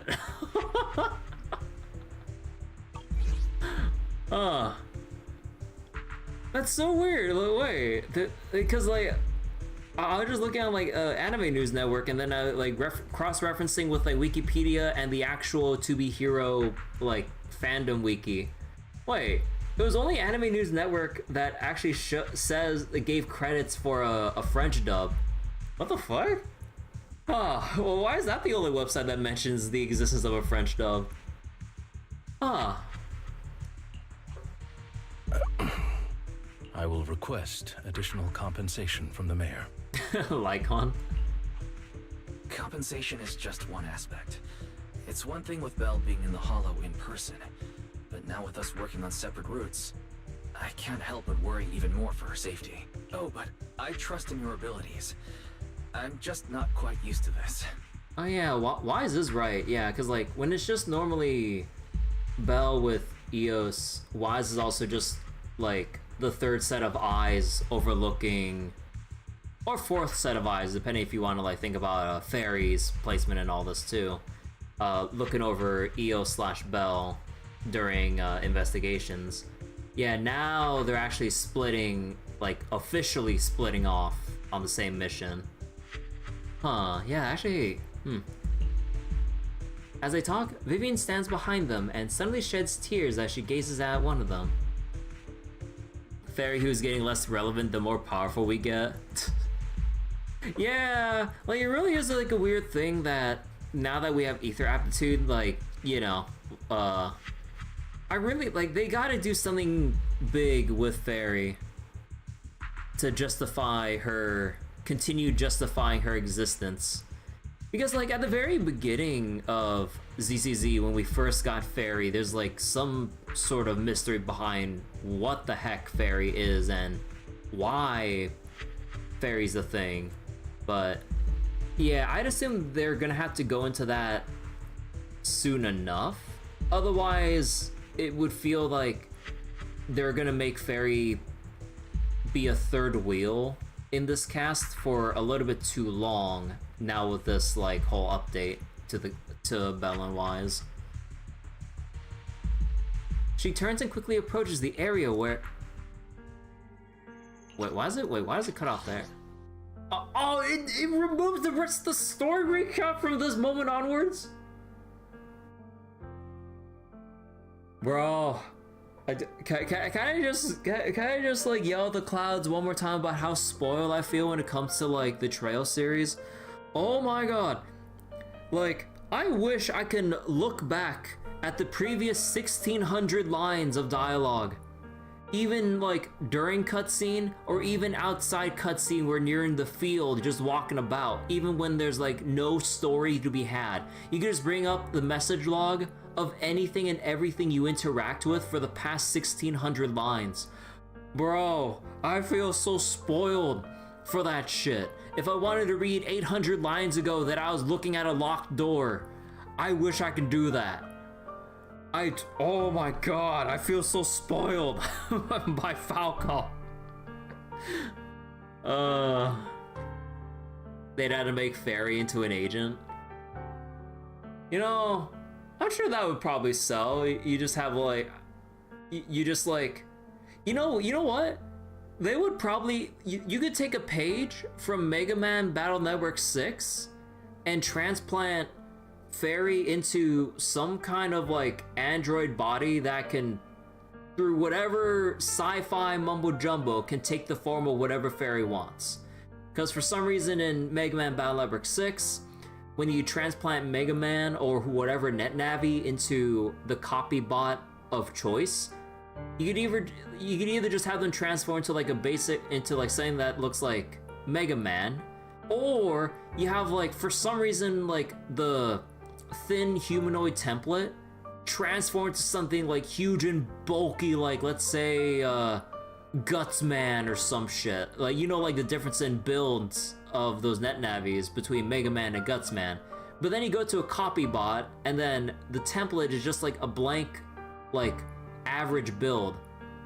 Where does it get the extra mass from, or how does it expand its like a frame to suit the Navi or like AI that's like being put into the bot? But I'm kind of wondering if like, that'd be so cool if they do something of the sort like that and like bring Fairy out into the real world or something. it'd be insane, but I mean, I'm all down for it if it means like Fairy gets like an actual relevant role or presence or some shit. Fairy's still mad at the haters who got the TV mode taken out. TV mode for side sub was fine, but main stories just sucked. Chingy has an android body, so something like that. Yeah, like Chingy has like a, you know, robotic body to an extent like that. We have to deal with all the other AIs out there. Yeah, because there's more. There's more than just Fairy. There's more like her that we don't know about. But like, yeah, it's just like a matter of when, and it seems like we might not lead into that anytime soon within season 2, whenever that comes out. So if they're gonna have anything major with Fairy, it would either have to be at the tail end of season 2, or that's how they're gonna build it, or they'll just like have to start off with it in season 3. Sort of like the Stellaron plot point. Yeah, sort of like the Stellaron plot point. Like, we have the Stellaron within the Trailblazer, but then we're just kind of, we've always acknowledged that as like, hey, we have the Stellaron inside us, and well, yeah, we're like getting near halfway through like Amphorius's like update cycle. Still fucking nothing about the whole Stellaron residing within the Trailblazer, even though like we do know that like we're kind of just living in I forgot the term that Welt used for it, I think. But yeah, like, you know, we're just peacefully having the Stellaron inside us, nothing crazy acting up yet. So it's just kind of one of those things where it's like, well, we know it, but that's whenever the writers feel like bringing it back into active story presence or something like that. So it's kind of like the same thing with like Fairy. Like, we know Fairy's like this big mystery, like off the very start of season 1, or like chapter 1 even. But then it's just like, well, what about Fairy at this point? Like, yeah, Fairy does like some exceptional things with like being like mission support, but you know, we gotta dig into the actual meat and potatoes of Fairy's whole deal, and with whatever other AIs that are similar to Fairy that would probably cause some big trouble, because like, it's one thing that Fairy's with us. It's another thing about some other AIs that can act in any other way for whatever other reason that we don't even know about yet. And it feels like it's gonna suck that we're gonna be like waiting for any murmurings on this little plot thread for a while. 1600, that's crazy. Just might have Gutsman's ass. But yeah, like for the Trails games, like I mean the total amount sort of kind of differs from game to game, but for the most part you can like look through past dialogue for several hundreds if not 1,000+ lines of dialogue, whether it's like from the very start of like certain story cutscenes, or you're talking to NPCs while you're exploring a city, and you can actually like go in order of like you talking to like the shopkeeper like 300 lines ago, or maybe like that important story cutscene where like someone gets injured or something and you like scroll 800 lines back and then you see that text description or some shit like that. Like, I really wish more games would kind of go above and beyond to give us like that extensive of a message log, although not like many people would actually use it. But for me, I use the hell out of it, so I'm like, man, I really wish we could actually see like the past cutscene that just transitioned over into a new one. So there's Chekhov's gun plot point X games later. I mean, like, there's Chekhov's gun, and then there's like whatever the hell that's going on in Kowloon generic romance. That's basically Chekhov's Gatling gun at this point. It's just something they show off straight from minute one. It's like, hey, there's this, like, it's basically like a mystery part of the story's premise that's just not really explained. It's like an ever-present, like, hey, there's a thing floating in the sky. Yep. It's like, what about it? We still don't fucking know. It's like, hey, here's that thing. Yeah, we're gonna keep panning the camera to it. It's like, we're not gonna say shit. I'm like, forget Chekhov's gun. It might as well just be a machine gun at that point. It's like just gonna start blasting us with like the actual revelations and big details. Like when they finally get around to it, it's like, yes, we know it's up there in the sky. We know it's a thing. It's like, when are you gonna get to it? To me, it's almost like comical, because like you have like some weird out of place element, like that would be extremely weird in everyday situation, but it's like, when are you gonna act on it? Come on, man.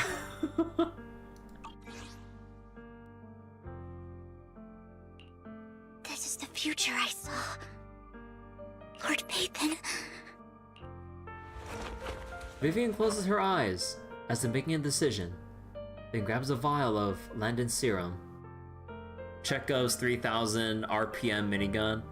Yeah, like with the amount of times that like in Kowloon, like they keep like panning the camera up to the sky and giving that specific camera shot, I just like, bro, we know like there's a big mystery there. It's just like, again, like I'm not knocking it for story or writing purposes or storytelling purposes or whatever. I just find it funny, like every single episode they keep showing it. I'm just like, yup, it's there. I can't wait for you to do something with it any moment now.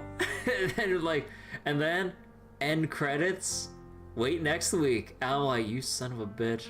And speaking of next week, bro, after catching up with Apothecary Diaries with my friend was like, hey, so you're ready for next week for Apothecary Diaries, right? I was like, yeah. You think you can wait one more week? And I'm like, wait, what? Yeah, they're taking a 2-week break from showing the next episode, and I'm like, no, I want to see more, but I gotta wait 2 weeks now. Come on.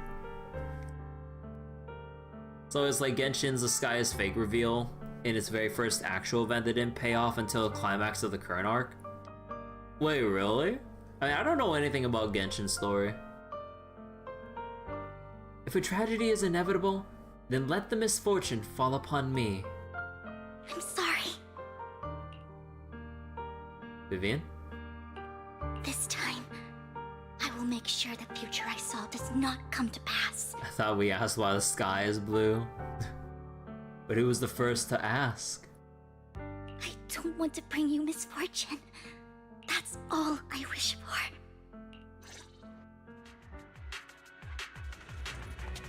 But, oh, right, because they said we're gonna split off and then... Leave this to me, Lord Bacon.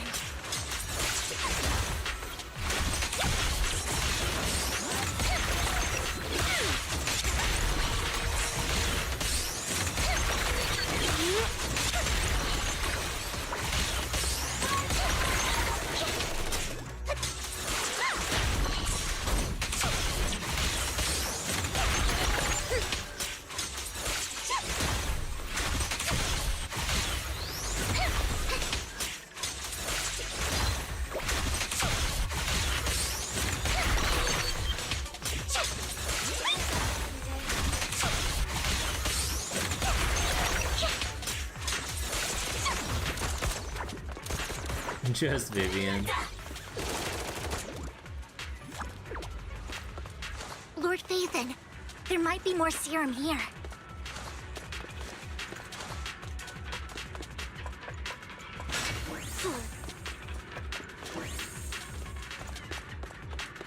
Don't touch me. How dare you steal from Lady Dina! I'll try to go easy on you. No promise. What's up?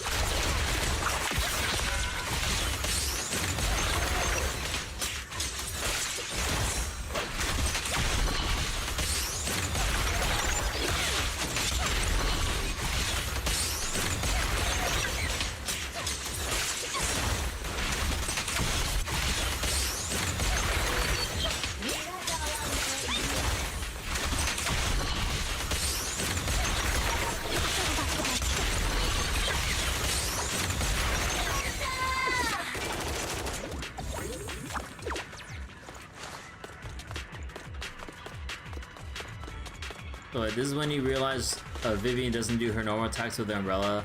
She pulls a sword out of it. Oh!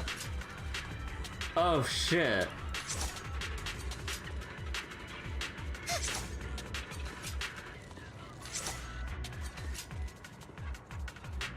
Oh. So this is why you always wait until after the series comes out to binge watch it, save you from Oshinoko disaster too.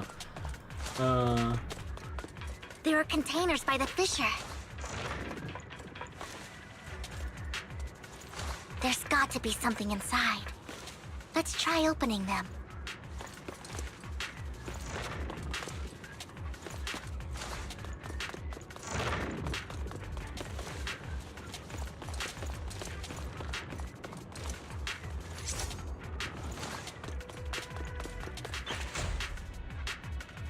We don't want the money anymore. Please, just let us go. I don't think I'm going to make it. Just end my pain. Please. We're here to save you. Are there any other captives? There were, but they all turned into ethereals. So many ethereals. They're all dead. Please, just let us go. That girl never intended to let us live. My friends will get you out. We'll deal with this. On that note, you've been putting off Kaguya for too long. Kaguya-sama? I haven't watched any of that either. Don't be afraid. You'll get out of this hollow alive. We promise. Really? Oh, thank goodness. Be careful. So many people were brought in with us. They're all ethereals now. Really, really scary ethereals. I can't even imagine what she's planning to do with such a massive horde of ethereals. People will die. Everyone will be killed by those ethereals. Hush, say no more. My friends will get you out. Leave the rest to us. After contacting Hugo and Lycon, they quickly arrive. You eventually decide to have them first take the civilians to a safe place, while Vivian and you continue to search for any overlooked serum or victims. After they shortly leave, or shortly after they leave, a familiar voice comes. So wait, nobody's ever suffered having to wait between episodes like those who watched the Endless 8 on release? I never heard about Endless 8. I don't even know what that is. How bad was the wait? It must have been tough Oh. for you to find this place. Vivian, if you had stayed out of it, I wouldn't be so eager to get rid of you. Those people have been taken to safety. You're all out of options. It's a time loop in Haruhi that lasted 8 episodes?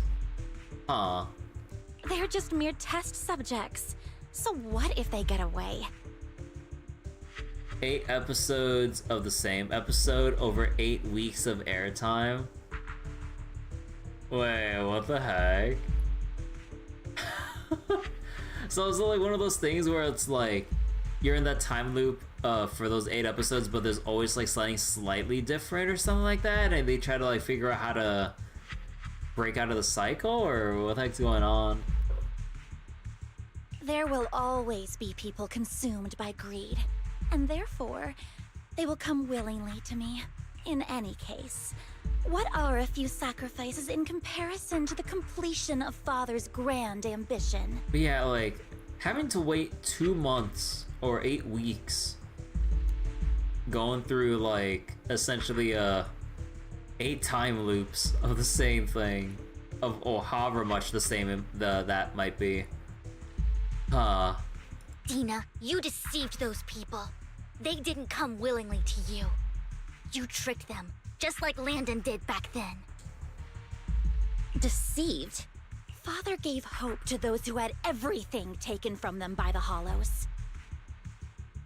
Vivian, you once rejoiced at the hope Father offered you, too. Before Father took you in, you were no more than an omen of disaster that no one wanted. It was Father who gave you shelter and a purpose for existing. Do you remember the first time you bestowed a blessing under Father's guidance? How did you feel when that person looked at you with adoration and gratefulness? That was the first time you felt hope. Like your existence had a purpose, right? Don't forget that it was Father who, through what you call deception, gave you hope. And you, what have you done? You basked in Father's attention and everyone's adoration, only to destroy everything. Do you think that by leaving the Exaltists, those people will live better lives? Of course not. Those who suffered under the Hollows will only continue on as walking corpses, without the hope Father gave them. Do you really think you're some sort of savior, Vivian? In the end, you're just an ungrateful brat who brings misfortune to those around her. It was you who destroyed everyone's hope. Not everyone wants to live in false hope, Dina. You say it's because of greed that people willingly become your sacrifices.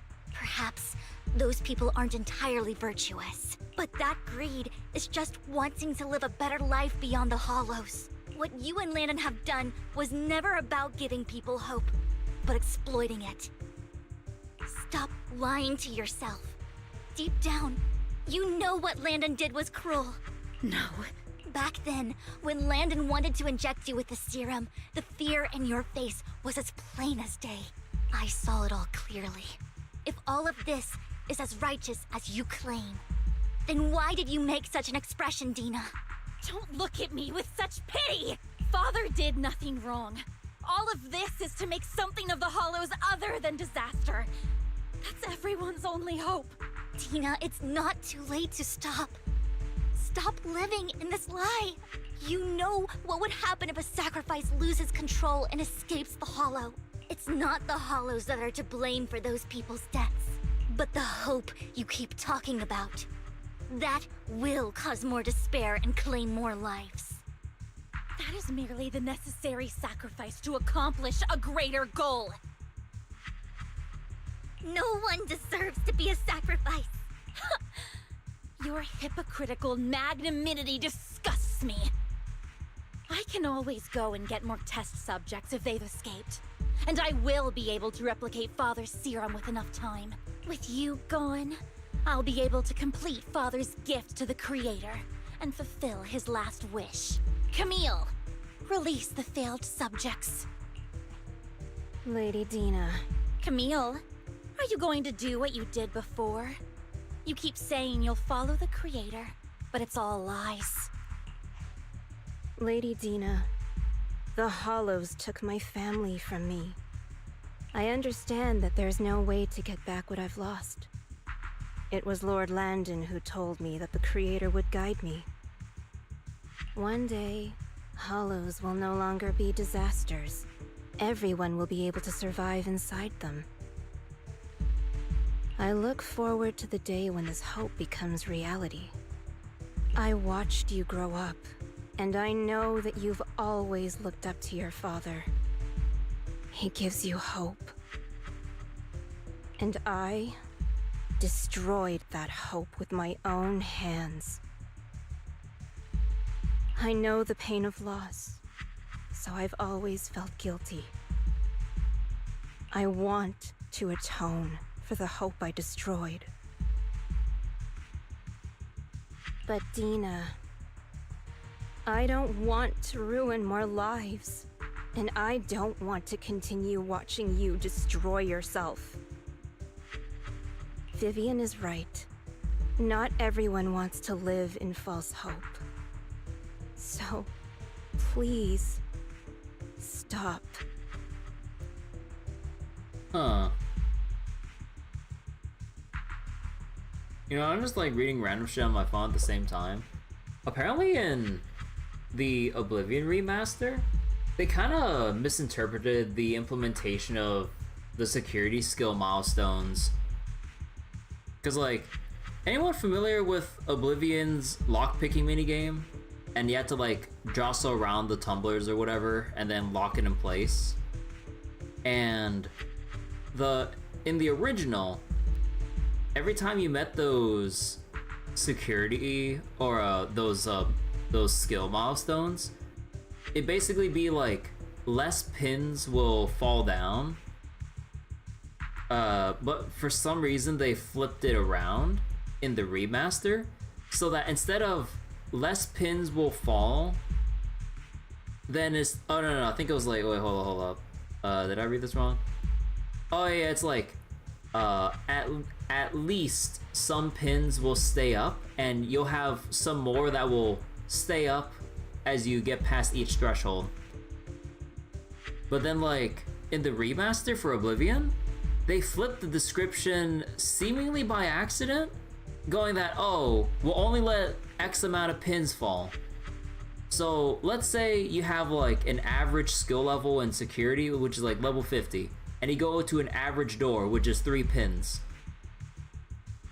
You raise up 2, but then for some reason, when you fail, it'll still drop all the pins, even though in the original, you'd have at least like, I think, 2 of them will stay in place while the other one still drops, I think. Or is it, or am I getting my math wrong on that?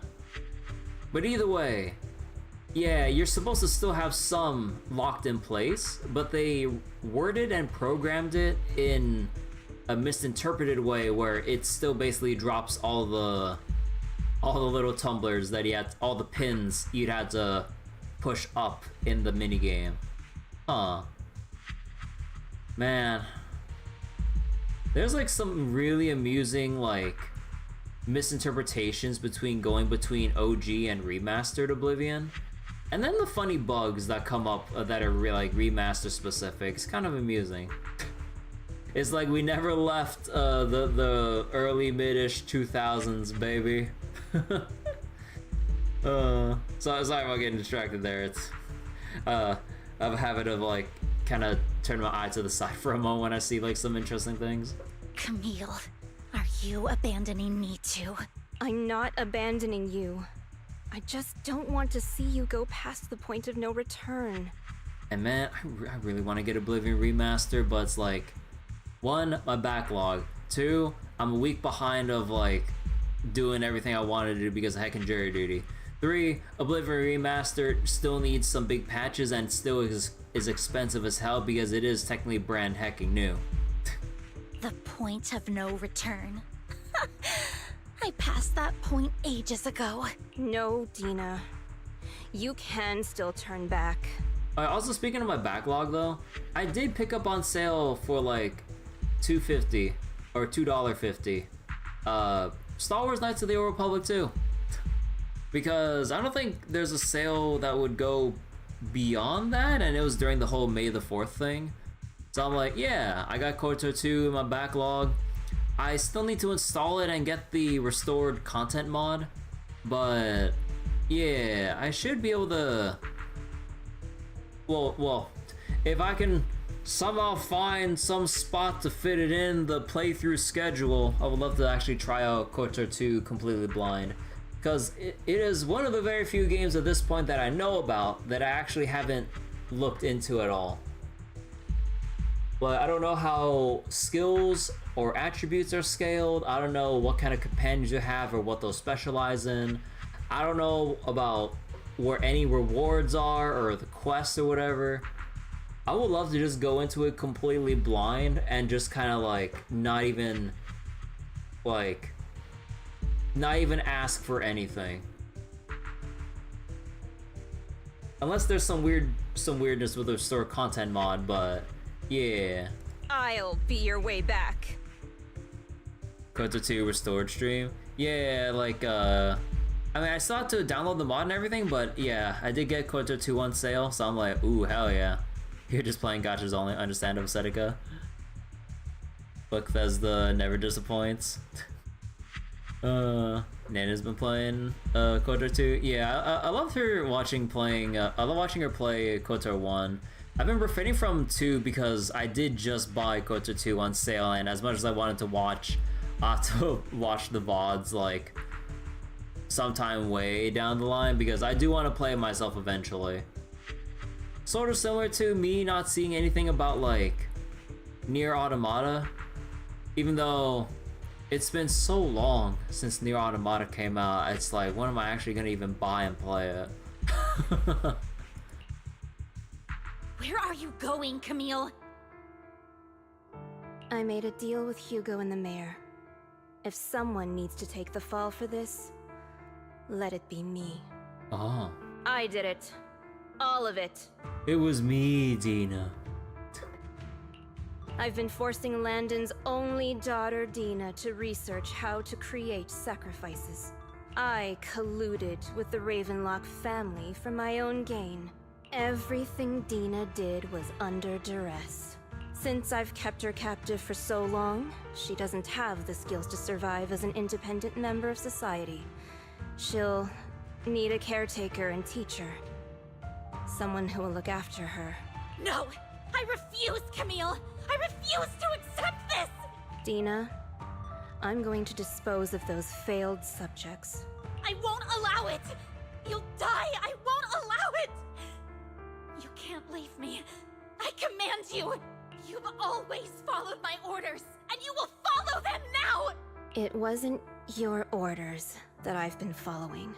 My younger sister, who was stolen from me by the Hollows, also had such beautiful red hair. When Landon told me the Creator could bring me hope, you were standing there, right behind him.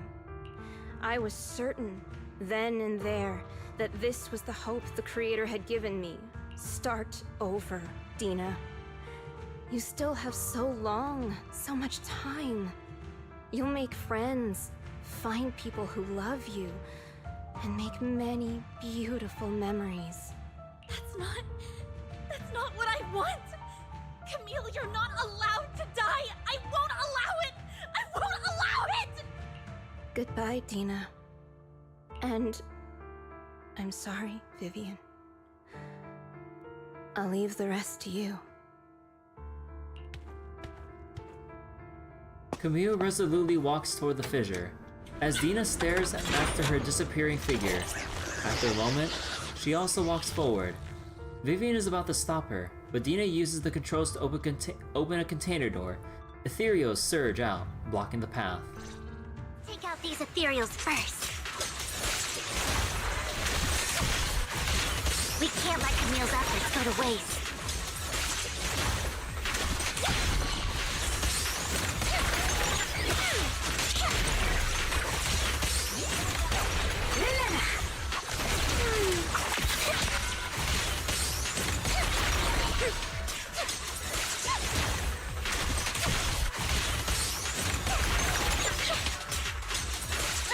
Anna, man.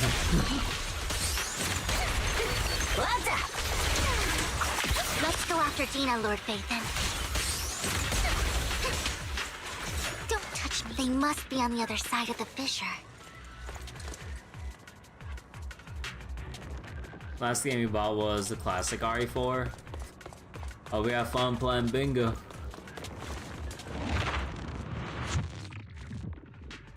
Yeah, I still love OG Resi 4 to bits. Oh.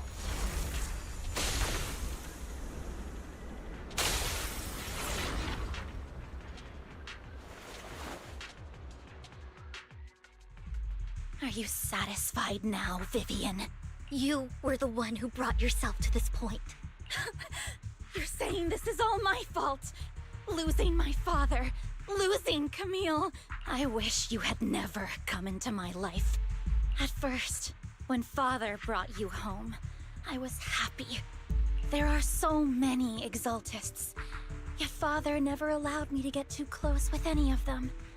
I never had any friends either. But when Father brought you back, he told me to take good care of you, that you were my first friend. I was also so happy the first time you took my place in helping Father select a person to receive the blessing, because it meant you were different from all those other people. You could stay with me. But soon, I grew jealous. You took the attention that should have belonged to me. You even took Father's love from me. It's only because of my ability that Landon... I know, but... Vivian, jealousy is something you cannot control. Of course, the same goes for fear and hatred. I was terrified that one day you would look at me and shed tears. I knew if that day ever came, Father would not hesitate to force the blessing upon me. And when that day did come, I hated you for causing my father's death.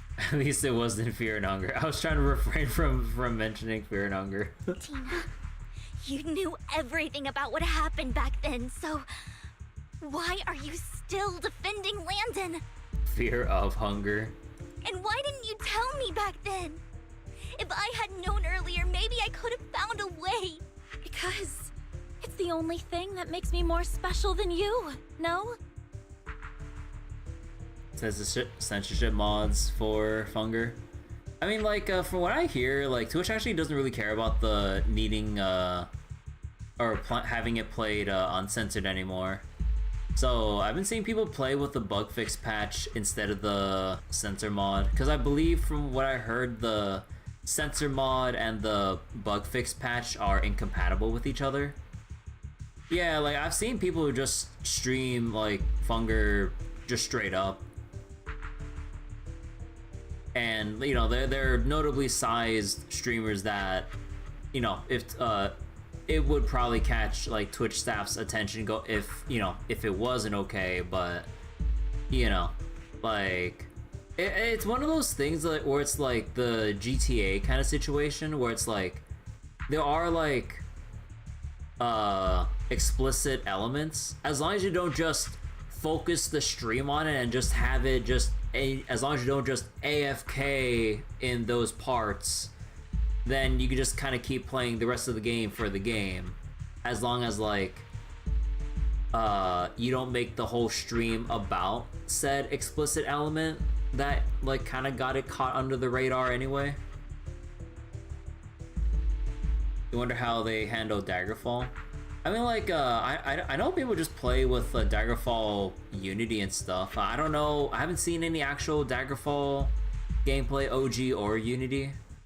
So I don't know. But I don't think I've heard any talks about needing some form of like censorship or mod for censorship or whatever. So you just kind of play it as normal, I would assume. is the same as replacing Skyrim spiders with bears. Not sure. But I mean, honestly, yeah, like the censorship mods for Hunger are pretty funny. Cause like, you know, in Fear and Hunger 1, I don't know much about 2. There is the bunny mask orgy room. That's your rest and save point, if I remember correctly. And when you get the censor mod, you just have a bunch of like blacked out blobs of people instead of just seeing, you know, a whole room of people just doing it.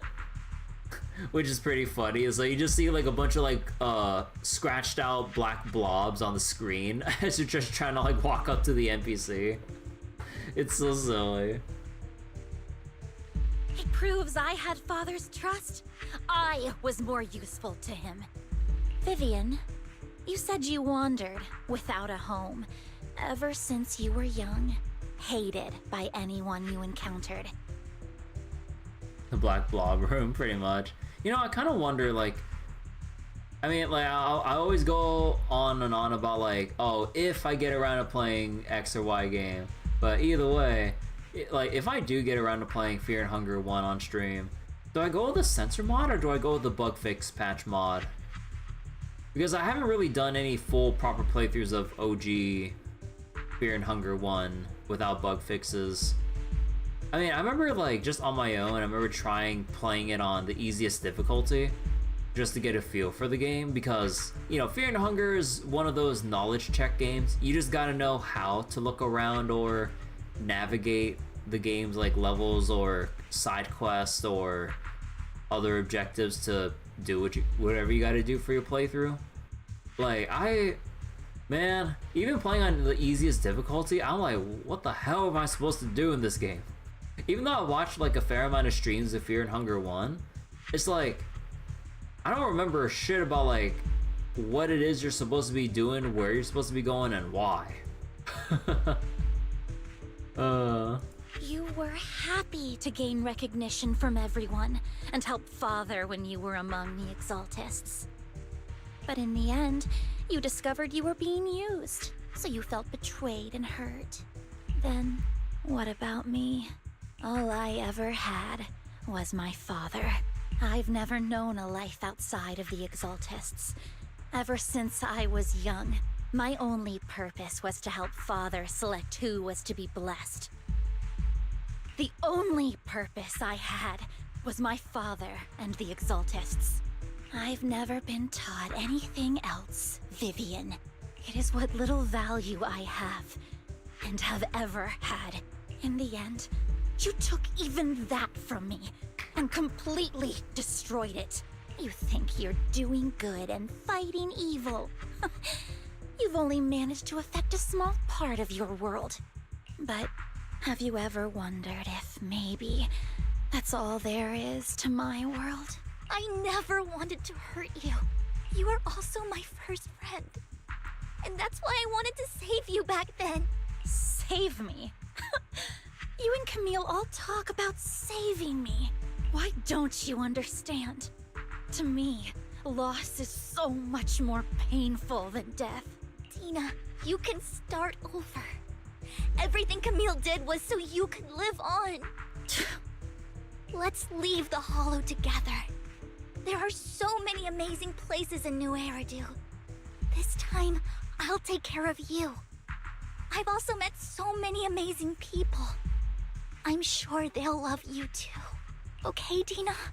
Vivian, I can't forgive you. And I don't want to forgive you. I have nothing left. If what little hatred I do still harbor were taken from me, well, I refuse to be so pitiful. I won't apologize, Vivian.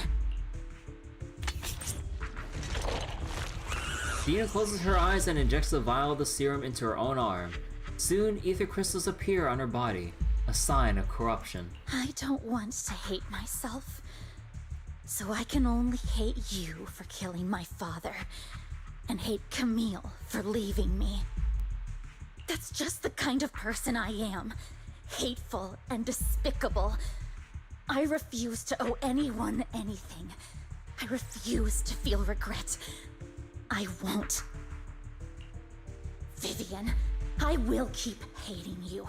I will take all who are precious to you. Oh. I will also hate Camille. So I won't do as she wished and start a new life.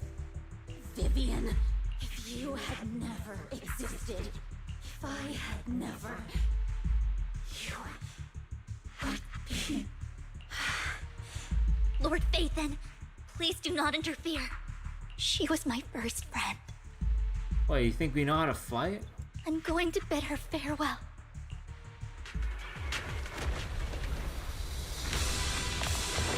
Oh, the music. Where'd the red hair go? Aww. Dina, soon the pain will be over.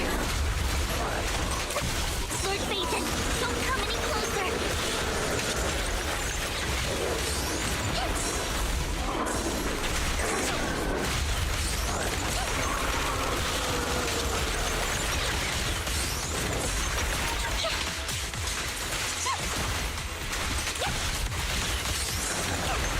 Who dares get between me and Lord Phaethon?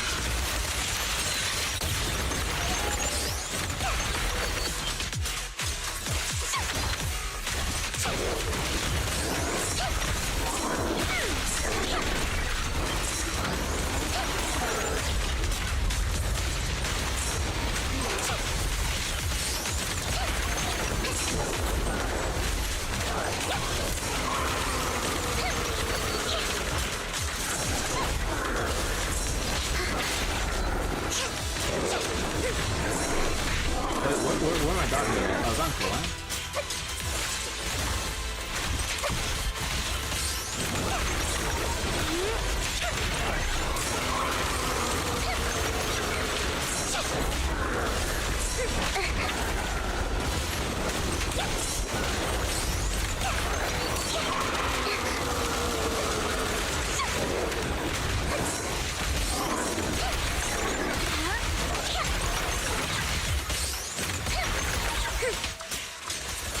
Such dang solo gameplay. I know, right? This is such riveting solo anomaly gameplay.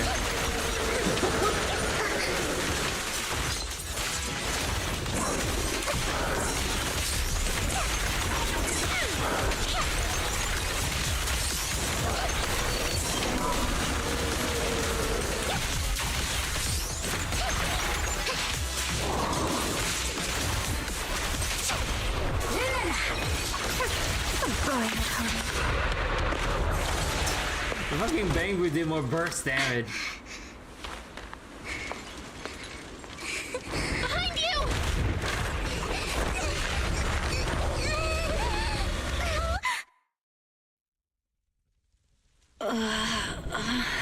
What happened? What the?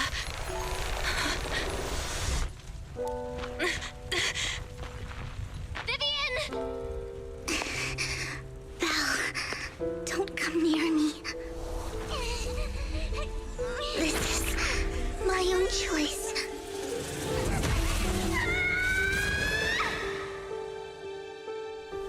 I will change the fate I saw. Vivian! I just want you to remember me when I looked my best. Vivian! Vivian, your body. I'm sorry you had to see me like this, but I don't want to be the one that only brings misfortune anymore. No, please. No. It's so warm, and the night is beautiful.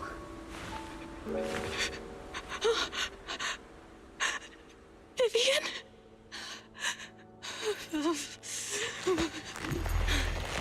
Your special eyes. No. It can't end like this.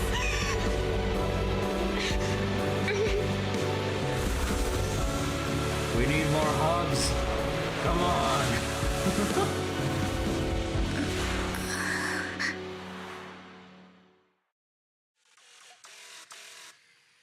We never really got any like deeper explanation to like our special eyes, right? It feels as if you had a long dream where you saw your teacher again with her familiar smile, but soon the environment and your teacher both dissolve in the water, like behind a misty curtain, blurring, then vanishing. Belle, you're scaring me. Belle, I'm so glad you're awake. What happened? I remember Vivian and I... Wait, where's Vivian? She injected herself with Landon's serum! Hugo and Lycon brought you out of the hollow. You were in a coma and... I'm so glad you're safe. And you said Vivian used the serum on herself? But she looked fine to me, barring a couple of scratches. Hugo sent a message earlier saying he got her checked over, and she was alright. Can you recall what happened? The situation was dire, so Vivian used the serum on herself to defeat the ethereals. I saw the crystallization process starting to occur, and then I can't describe it, but I think I saw something. At the time, all I was thinking about was wanting to remove the crystals from Vivian. I don't even know what I did. But then I passed out, I guess. What happened after that? When I led Hugo and Lycon there, it was just you and Vivian lying on the ground. We didn't see anything else. Never mind that for now. Belle, do you feel any discomfort? Just a bit dizzy. For tonight, just get some rest. Hugo and Vivian said they'll come over tomorrow, so we'll discuss everything then. Okay. Good night then. This time, there are no strange sounds or sights in your dream, and you sleep peacefully throughout the night. Shortly after you wake, Vivian, Hugo, and Lycon arrive at the video store. Lord Phaethon! How are you feeling? No headaches? Leg pains? Heart palpitations? Loss of appetite? Vivian? I was just so worried. Sorry. Anyway, Lord Phaethon, I'm so glad you're okay. What happened this time was all my fault. You only became an ethereal to defeat Dina. If it weren't for you, neither of us would have made it out alive. So, what happened? Belle said she saw the crystallization process start, but I didn't see anything through Eos. Hugo, Lycon, did either of you guys see anything strange? Allow me to explain. Her special Miss eyes. Vivian told us what happened after she awoke, and the mayor arranged a full medical checkup for her. Based on the results, Miss Vivian indeed shows mild corruption sequela. But if the crystallization process had already started, the lingering effects should be far more severe. To be precise, if the process had already reached the point of mass surface crystallization, it should have taken no time at all to become an ethereal. So, the mayor theorizes that it was the etheric energy within Master Proxy's body that affected Vivian's condition and the surrounding etheric particles, causing Vivian's corruption to recede. Essentially, corruption is a reaction between the etheric particles inside the body and in the surrounding environment. Therefore, it's not necessarily irreversible, just that currently our mainstream method of defense is prevention. How come I didn't know I had this ability? How's it even possible for me to influence other people's etheric particles? That makes it sound like I can manipulate etheric energy at will. Your special eyes. Master Proxy, you are special. This is a gift your teacher left you. Our teacher? So this has to do with her? I don't know all the details, so I cannot explain everything to you. My apologies. However, Miss Yixuan might be able to answer some of your questions. She will visit you sometime soon, so please feel free to ask her any questions you may have. The power is complete fanfic BS. Well, we witnessed that fanfic BS live on stream. She has quite an eccentric personality. Yeah, if she two causes you any personalities even. inconvenience, I mean, the only inconvenience I have is that I'm not sure if I have enough pull saved up for Yishuan when she comes out. If she causes trouble, can I file a complaint about her to you? Master Proxy, you have always been a people person, so I trust you will handle things just fine. That just makes me more worried. In any case, the mayor has asked me to give everyone his most sincere gratitude. Unfortunately, the mayor could not come personally, but has promised everyone a favor. Provided it's within his means, he will offer his unconditional assistance once. Huh.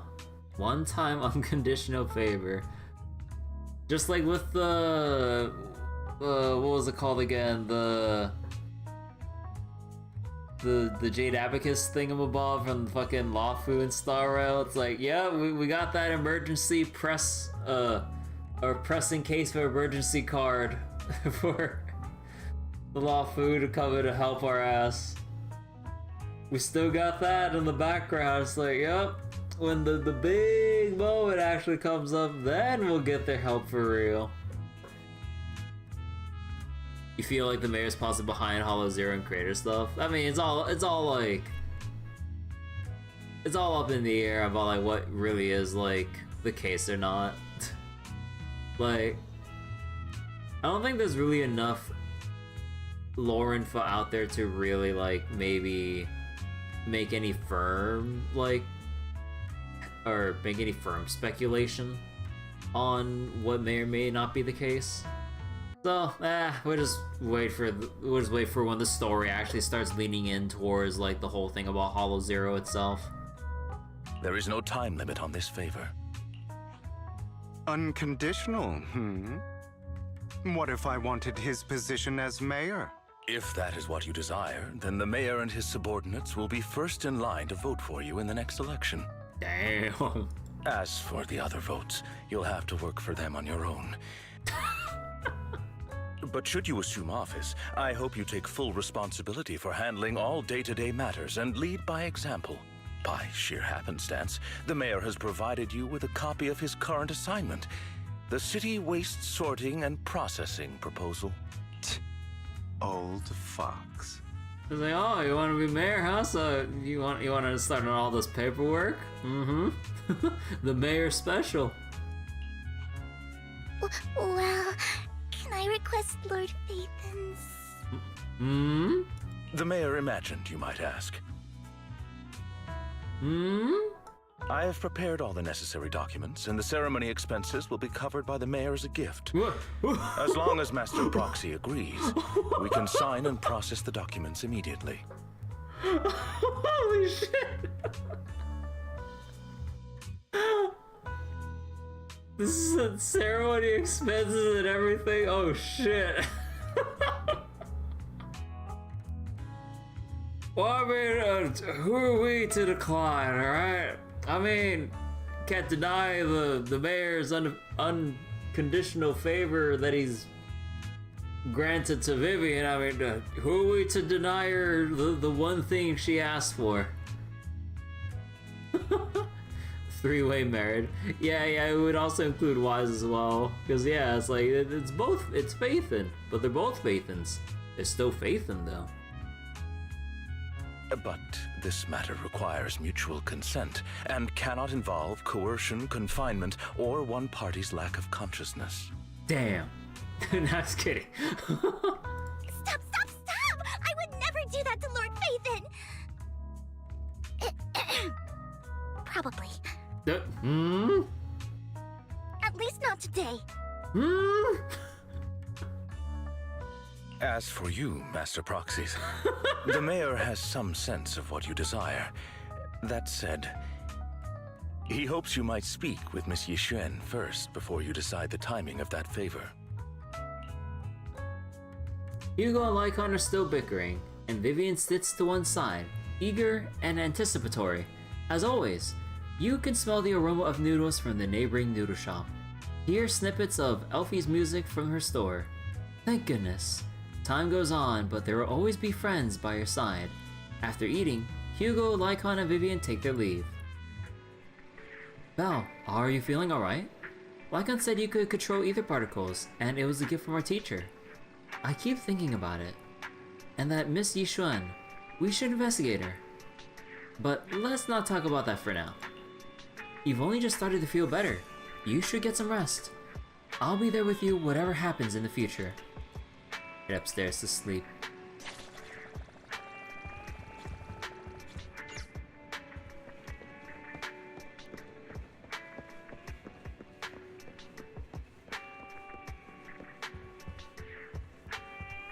Let me in. Let me in.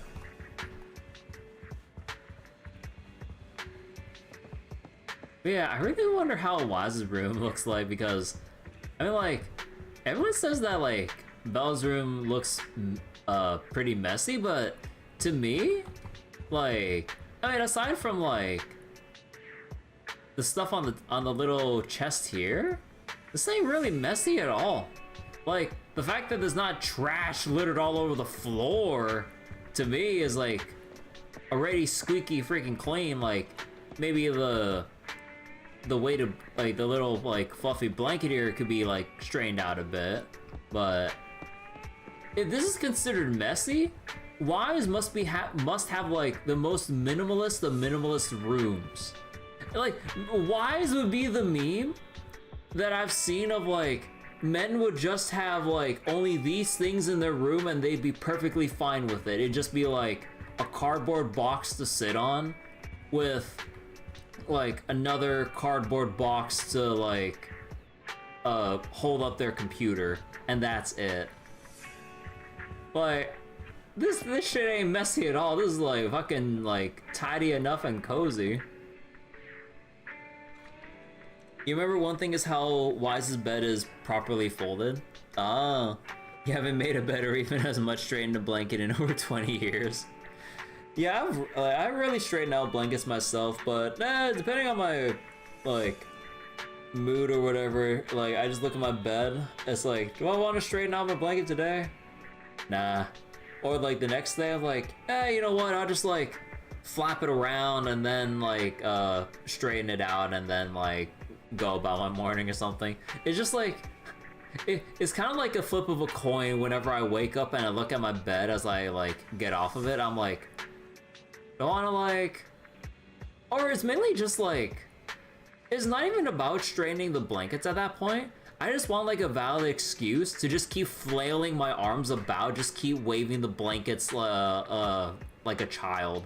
It's like, whee! You're just, like, constantly, like, you're just constantly waving around the blankets on your bed with the pretext of straightening them out. Thinking back on it, a lot sure has happened recently. But can I really control etheric energy? If this is a gift our teacher left for us, then doesn't that prove that her research was focused on mitigating the damage hollows have on humanity? Perhaps this can serve as evidence that she was innocent. But I don't feel anything yet. It doesn't feel like I have any special powers. Your thoughts are all jumbled together and your mind feels heavier and heavier. You drift off without noticing.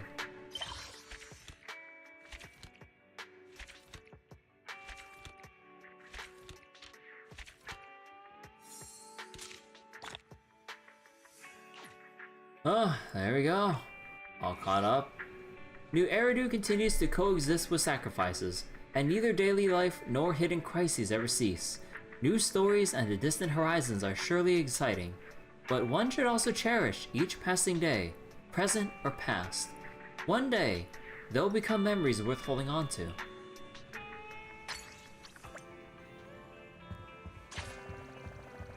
Oh, is it open yet?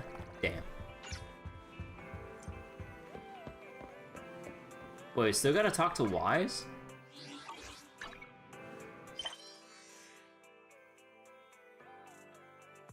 Leisurely lull.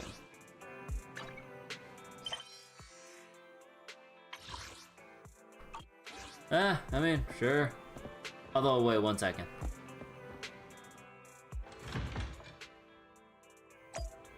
Damn. I know it's Tuesday. I didn't mention that it's supposed to be Saturday, Sunday, but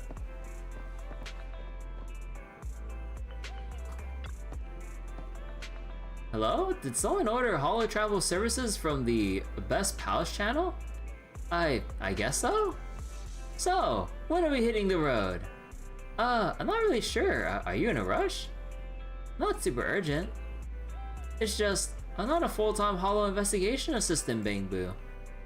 I'm actually a teaching assistant in the ether physics department at MCS, and I only take on holo gigs every now and then.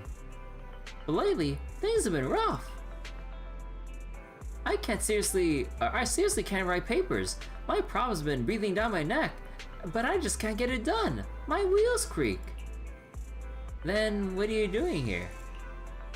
Because when I can't crank out a paper, everything else seems way more fun.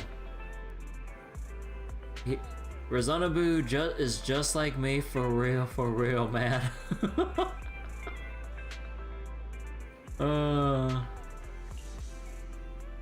This week I installed ether energy converters to all the charging stations in our office building. Read 12 ethereals fall for Bangbu novel.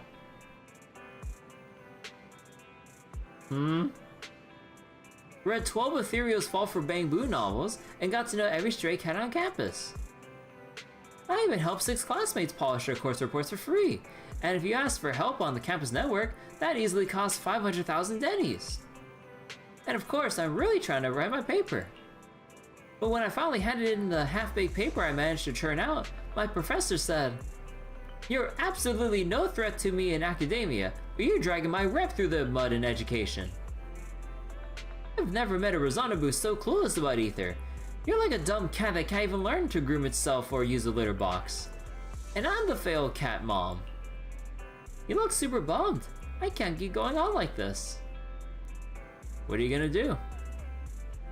Writing a paper? No way I can pull that off. Since I got to waste time Since I gotta waste time anyway, I might as well do something meaningful.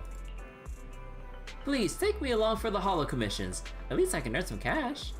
Well, what about your professor? Well, maybe if I throw down with a few more ethereals, the ideas for my paper will hit me. When you were rigging those Bangbu charging stations, you probably thought the same, right? Great, I don't have to write a paper. Oh my god. Bangbu into Monster Girls confirmed. Bangbu into Ether Girls. Oh god. Belle, someone calling herself Yishuan is here for you. She's dressed like one of those masters of the mystic arts from those movies. Do you know her? She saved me in the hollow. I do. She said Vivian and I when we encountered some ethereals before. Wise, do you remember what the mayor said before? That he'd bring in a Void Hunter ranked special investigator to help us adjust to our ether aptitude. Yishuan is that investigator. I see. No wonder she has such a unique presence. Certainly, yeah, the unique presences, yeah. According to her, we have good feng shui, and 6th Street is geomantically blessed and a good place to live too. That makes sense. They made Padaruludar, be careful what you're asking for. Oh god. I'm just Nero in a Santa outfit, so it's like, come on.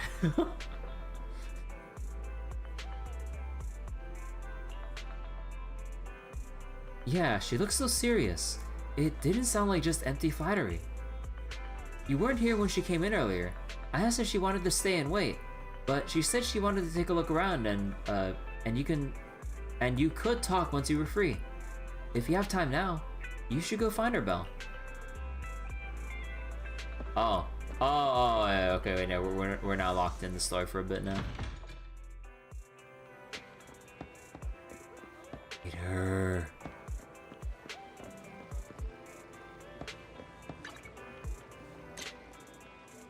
Hit her. Oh, I can't move the camera like this. You can only move the camera when you have the... Oh, you can't have the UI hiding. Yeah, hit her.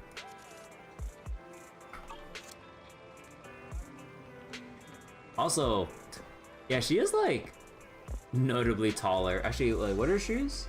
Actually, her shoes look a bit on the taller side. Or like, yeah, but even then, no, she tall. Her Risha, who would win? Between Yishuan and Risha?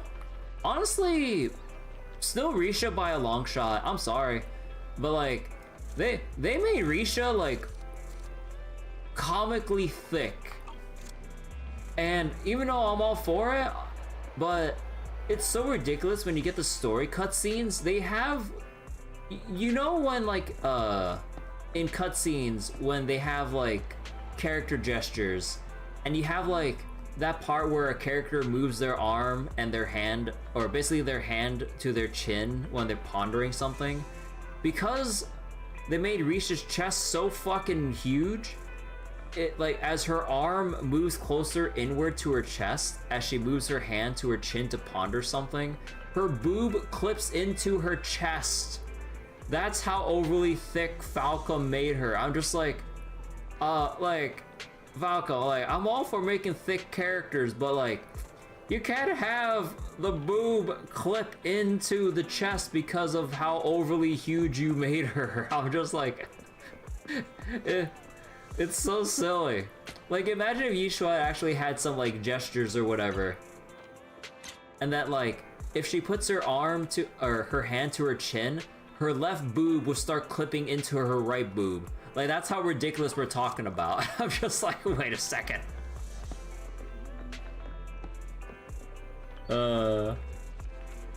One tall drink of water, as we say out here. Of course, Wise would say she has a unique presence. Also, she's taller than Wise. Hell yeah. Or they make the boob squish. Yeah, like, I mean, that'd be impressive detail, like, all things considered. Because, like, it's one thing for, like, you know, for whatever happens to a character model, they'll just be clipping for, you know, for whatever reason. I'd be genuinely amused on a technical level if they actually, like, have them smush instead of, like, clipping. If they took that into account. Like, that's the thing that would get me. They actually took that into account. That would be hilarious.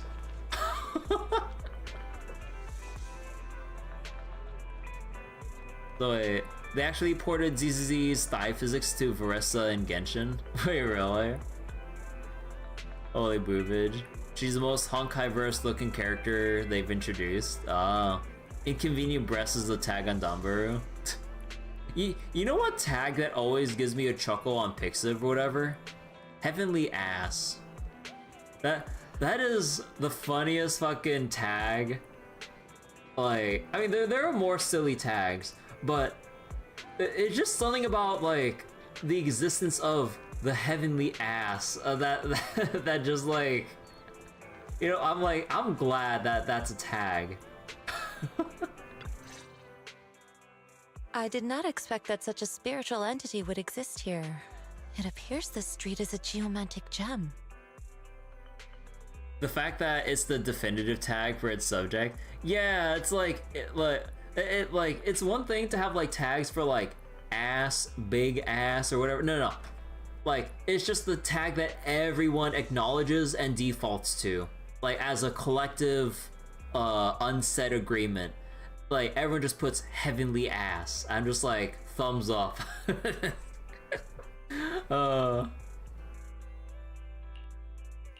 A spiritual entity? His name is Howl, and I guess you could say he's a neighbor of mine. Is there something special about him? Wait, first-rate female bodies is another tag? Oh, pfft. Oh my god, dude. No, I was simply a bit surprised. It's rare to find such an intelligent individual of this breed. Even huskies can be really smart. Howl is proof. You're right. Yet, being overly intelligent comes at a price. It must stay here for prolonged periods of time, parted from its owner and unable to move about freely. Both a blessing and a curse. Yeah, and I even had the gall to wake up Howl at midnight just so I can get the scratch card out for the daily. However, it seems quite happy. Pixiv tags aren't for one fun. Yeah, that's the thing, like, Pixiv tags are just fun. We've strayed a bit off topic. Since you're back, let's discuss our partnership. Yishuan gently pets Howl's head, stuffs a few dennies into his money pouch, and then you return to the video store. Nice job. Good air circulation, excellent layout. Very suitable for a business. Your bamboo here are also very energetic. It seems your fortune is good when it comes to wealth. If my fortune is good when it comes to wealth, why am I constantly under 10,000 dennies every time I upgrade one character?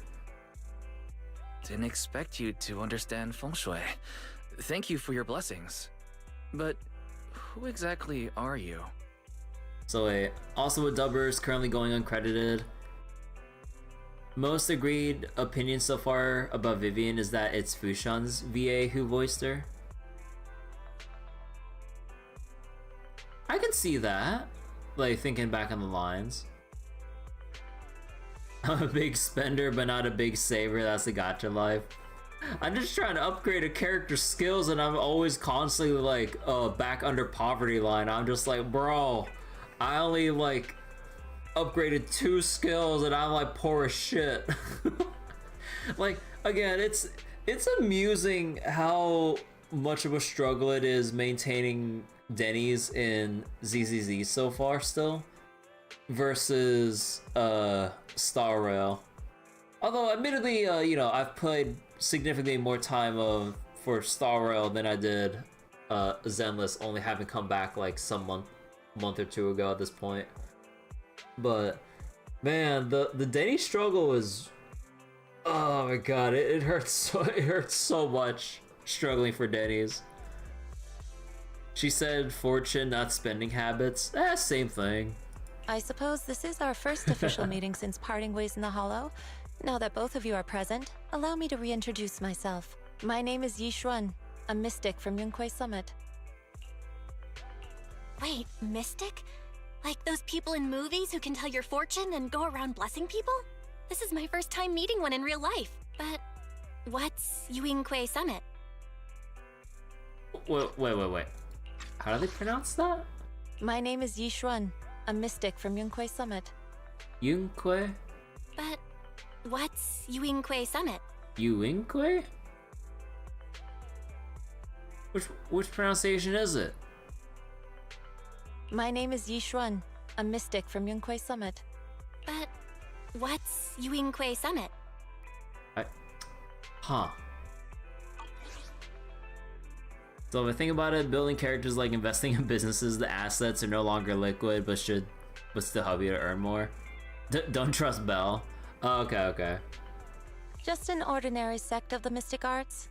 Our disciples travel all across New Eridu and sometimes collaborate with authorities. Currently, I'm affiliated with the Hollow Investigative Association. Right now, however, I'm here to discuss a partnership in the name of the Mayflowers. So, what sort of partnership are we talking about? I have reviewed the documents provided by the Mayflowers. You previously underwent an implant surgery. After recent adjustments, abnormalities occurred. These abnormalities bear resemblance to the craft practiced by us at Yunquei Summit. If you are willing, I can teach you how to better control your abilities. To better control my abilities? It sounds great, but there's no such thing as a free lunch. Since you're willing to teach us your craft, Shifu, you must want something in return, right? That's right. Mayflower will have you join me for some investigations. Looking at my divination results, this will be a complicated and very likely dangerous matter. He's still going over the details, but should have more information for you soon. You can wait until then to decide. Let's leave it at that. The weather is nice today, perfect for going out. Fucking bird. Like, I'm just trying to read the text box here, but then off of my peripheral vision, I'm just like, wait. You just see this little guy here on Yishuan's shoulder. I just happened to need to head to a nearby store to collect something. If you're free, how about coming with me? We have a long path ahead of us, so it would be good to take the opportunity to learn more about each other's ways and methods. Sure. Sounds good, then let's go. Yishuan Shifu, where's the store? It's at Lumina Square. It's called Buyan. I know that store. Oh, I know that store, but hasn't it been closed for ages now? Is that okay, Shifu? It matters not. Whatever the situation, let's head over first. As said, she dwarfs Wise, also her thighs. Yeah, like taking a look now. Holy thighs. It's been ages since I last came to the to the Yanis Quarter, or Jan. No, they say Janus Quarter here. I was thinking about Yanisopolis in Star Rail. Yeah, dude, it always throws me off when you have something like fucking Janus Quarter and Yanisopolis. God. Oh my god, it's like it's a complete 50-50 on whether it's a J or Y. And I keep failing to remember, like, confidently about which one is which.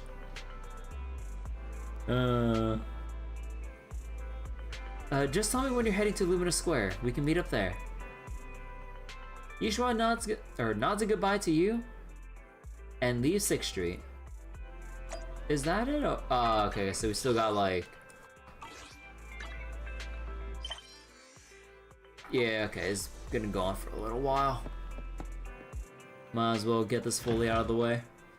And yeah, looking at the time right now as well, like... Yeah, I gotta get to this, like... I gotta get to this stuff, like, next time. Although I gotta say, I saw clips of Overtime Boo. Bro, it is hilarious that Overtime Boo just slams a fucking computer into an ethereal. I gotta get this Bang Boo.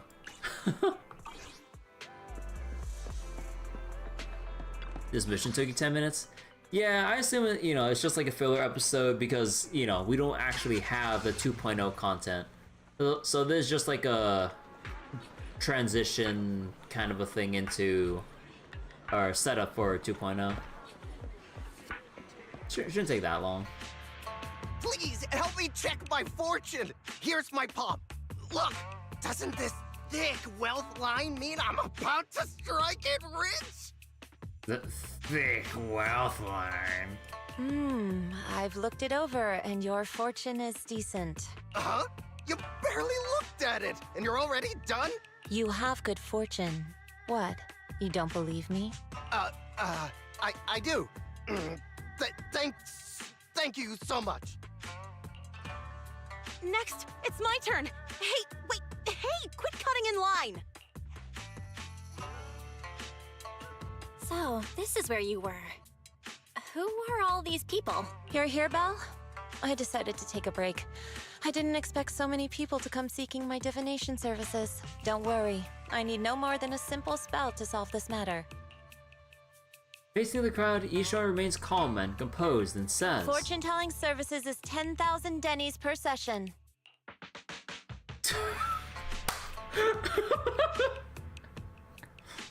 In an instant, the people standing in line all flee in fear, scattering in all directions.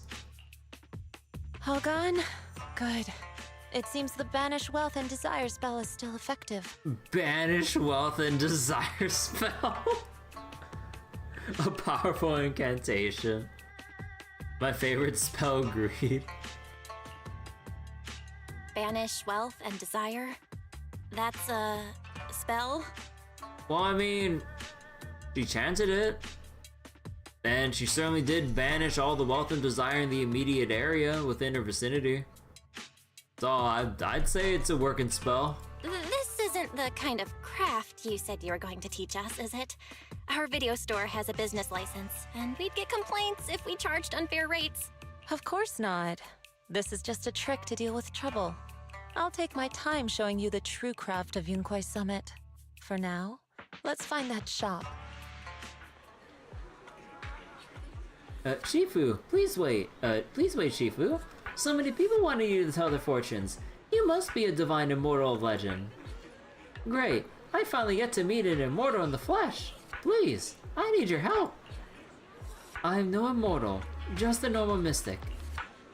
However, it appears you're in quite a pickle. It bumped its head when it... Oh wait. It bumped its head when it was produced, and I don't know what parts got damaged, but sometimes it gets all dazed and really slow to respond. Also, it can't connect to the internet and it can't receive messages, so it isn't caught up on anything and ends up looking even more silly. Other Bangbu keep mocking it, and it's got a short temper, so it's always fighting other Bangbu. How about taking it to a repair store? No, it's afraid it can't be repaired or it will get scrapped, so it refuses to go for repairs. But it's like watching those movies with immortals who catch demons, so it wants to learn mystic arts. If you try and convince it, it might agree to be repaired. So you wish to use the mystic arts as a cover to convince it to get repairs. Huh, shouldn't be difficult. Belle, do you know any place nearby that does repairs? Let me check it over first. There's no need for that. I can check it over first. If there's no major hardware issues, I can just do some debugging and adjustments. Very well. Really? Oh great, amazing! You two are amazing! My friend is not far from here. Please, go check it out.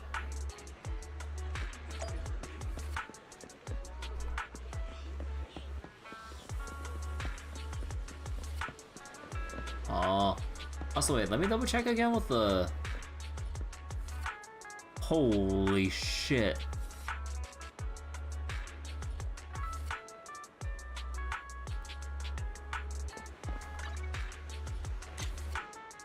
Yeah, you guys are right. God damn.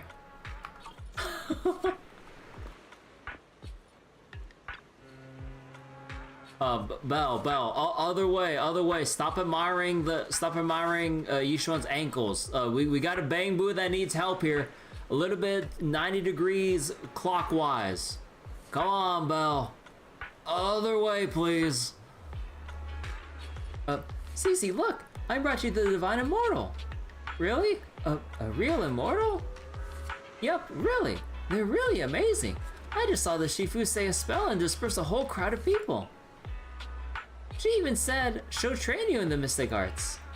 Really? I've been waiting for this day for so long. Yes, however, in order to walk the path of a mystic, you must have an innate talent for it. Please allow your senior sister on the path of mysticism to check you over. Wow, great! Now I can be like those movie protagonists, learning awesome mystic arts. Wait a second. Mystic art. Gaining divine power overnight, and then taking revenge on those bullies. A dongle for a dongle, a widget for a widget. Everything they did to me in the past, ICC will make them pay for it tenfold. Check the Bangbu parts. Calm down now. Let me check your parts first. Mysticism is a perfectly valid school of magic. Oh yeah, so valid that they removed it in Skyrim. Uh-huh. Or wait, they did remove it there, right?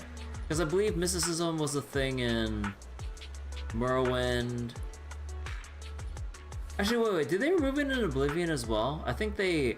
No, didn't they merge mysticism with, was it alteration magic in Oblivion? I'm forgetting a bit with how they condensed shit down. Okay, please. You carefully check Bangbu CC's parts. Its Never module is a little bashed up, but the damage is minor. You fix it.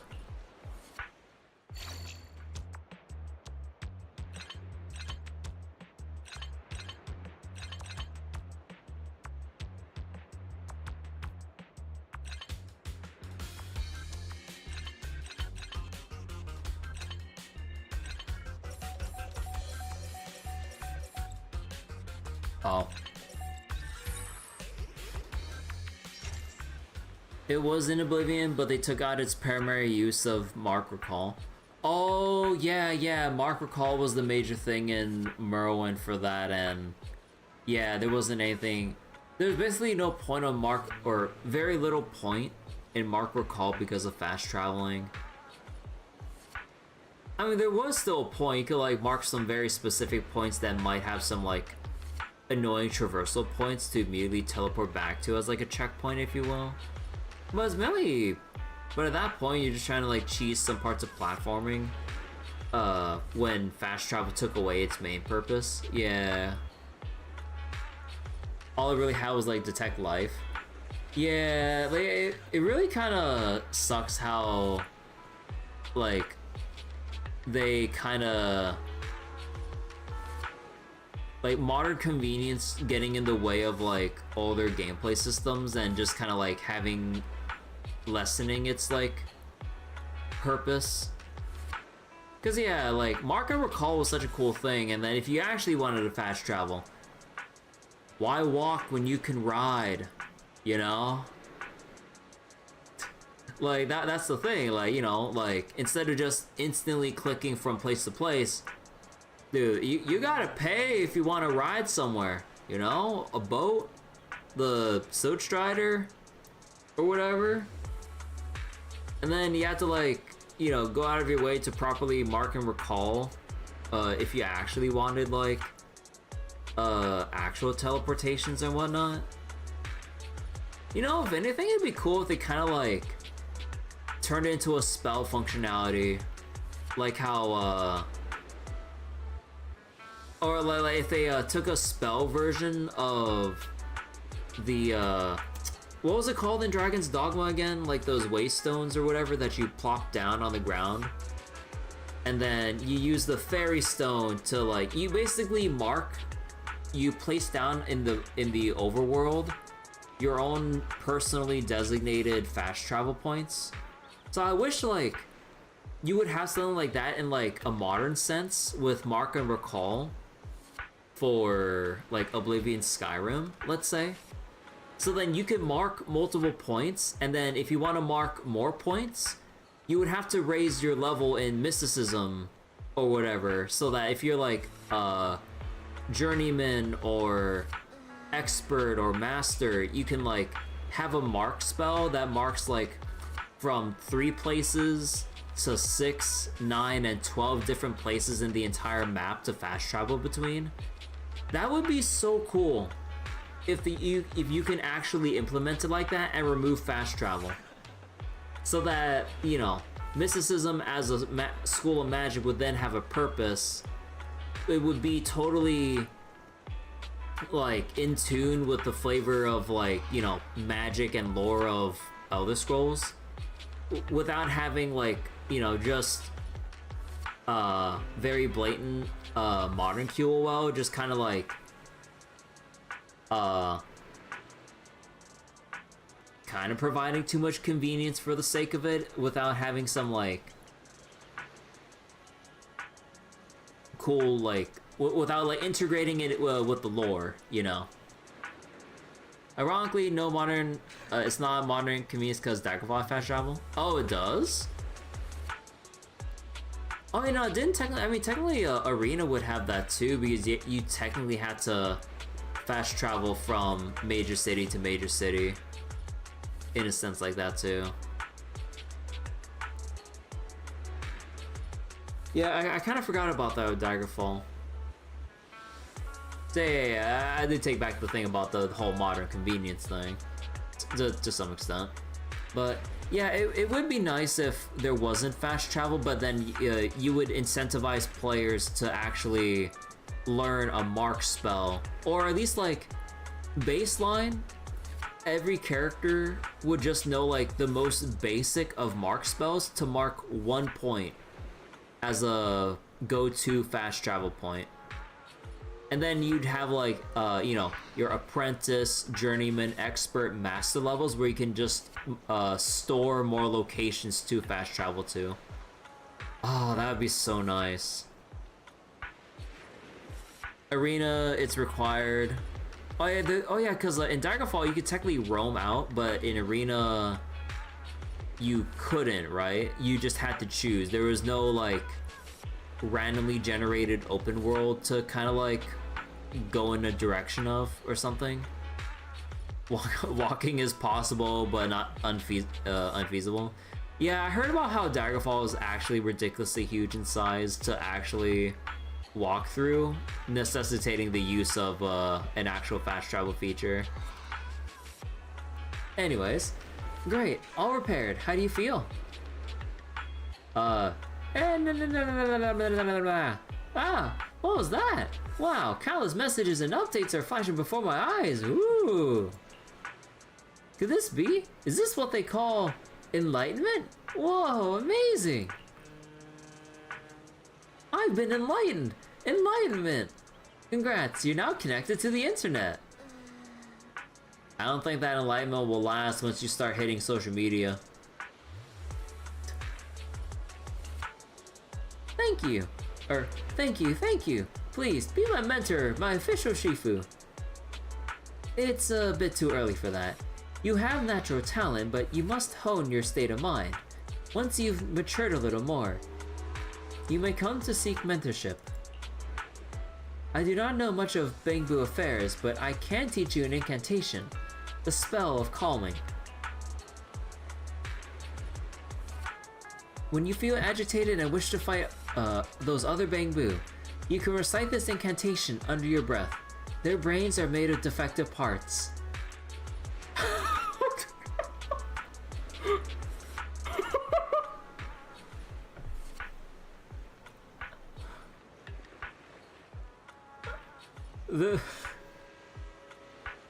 Okay.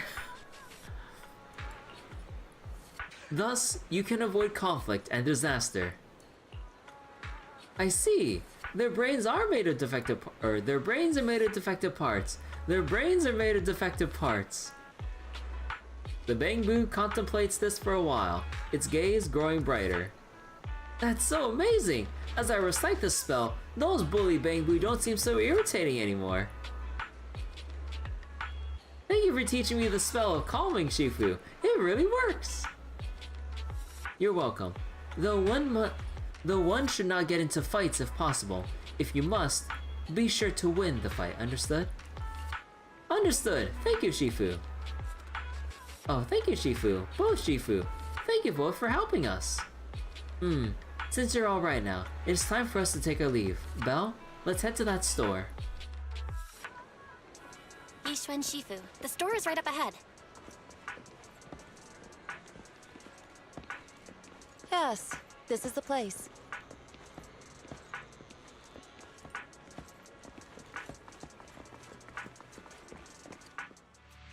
Ah, this is the one.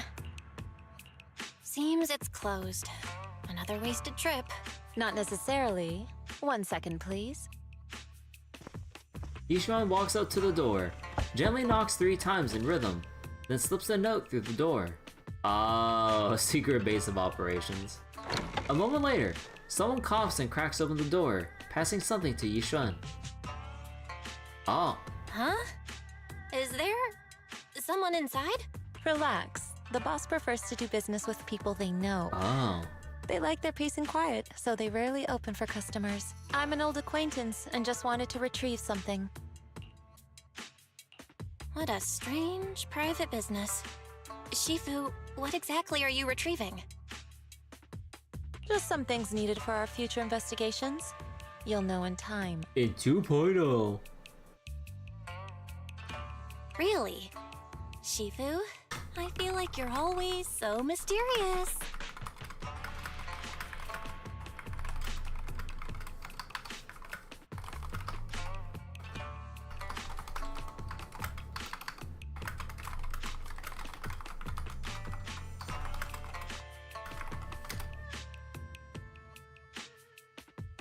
Rest assured, I'm not hiding anything from you. It's simply because the correct time has not yet arrived, so there is no need to rush.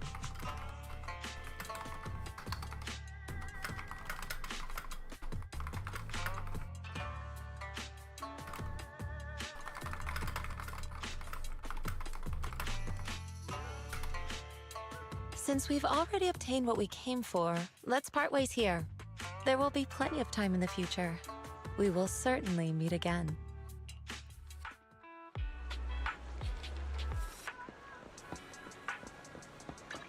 Alright, back to Wise.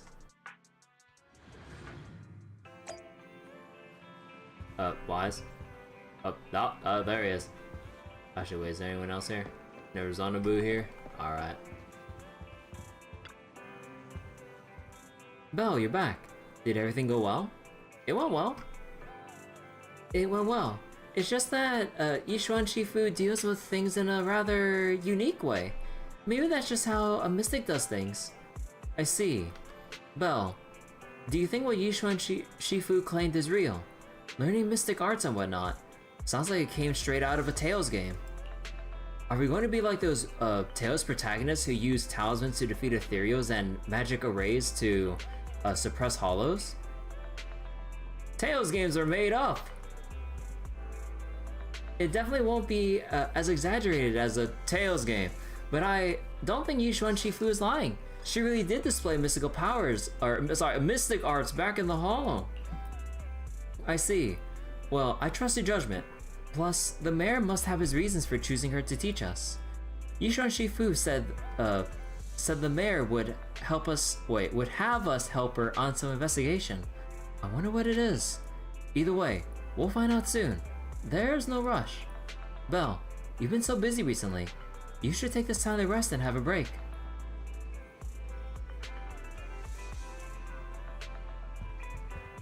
Things are quiet again, keep raising your internet level.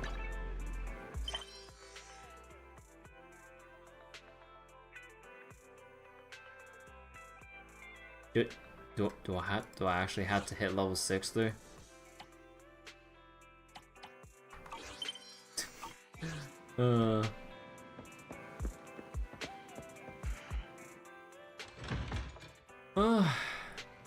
Alright, and I think that's for all intents and purposes and stuff. Like, yeah, we're finally caught up in main story. But will Wise's room finally be open now? Oh shit, you're right. Big brother, open up. Need to see a room. Oh, son of a bitch. That room's never open, I swear.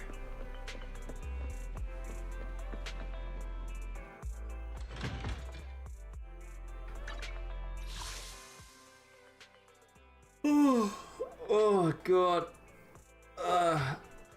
Need to get around to doing this event eventually for the limited time rewards.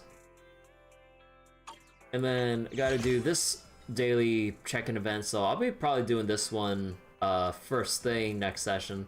Cause yeah, now that we're done with the main story for now, I gotta leave the events for next time because I'm so tired right now, especially with hecking allergy season, like kinda have me feel under the weather. Like, despite the ramblings and other tangents just now, like before, I was struggling to keep myself from accidentally falling asleep. Like allergy season always just saps my energy. And hot weather too. So yeah, okay. I'll probably pick up on this tomorrow. We'll go do the 2 events here with the daily check-in thing first, and then we'll go through the whole thing with whatever this event is about. I don't know the premise aside from what I'm seeing with Overtime Boo here with is this supposed to be? Flowers? Wait, is it the same flower shop lady?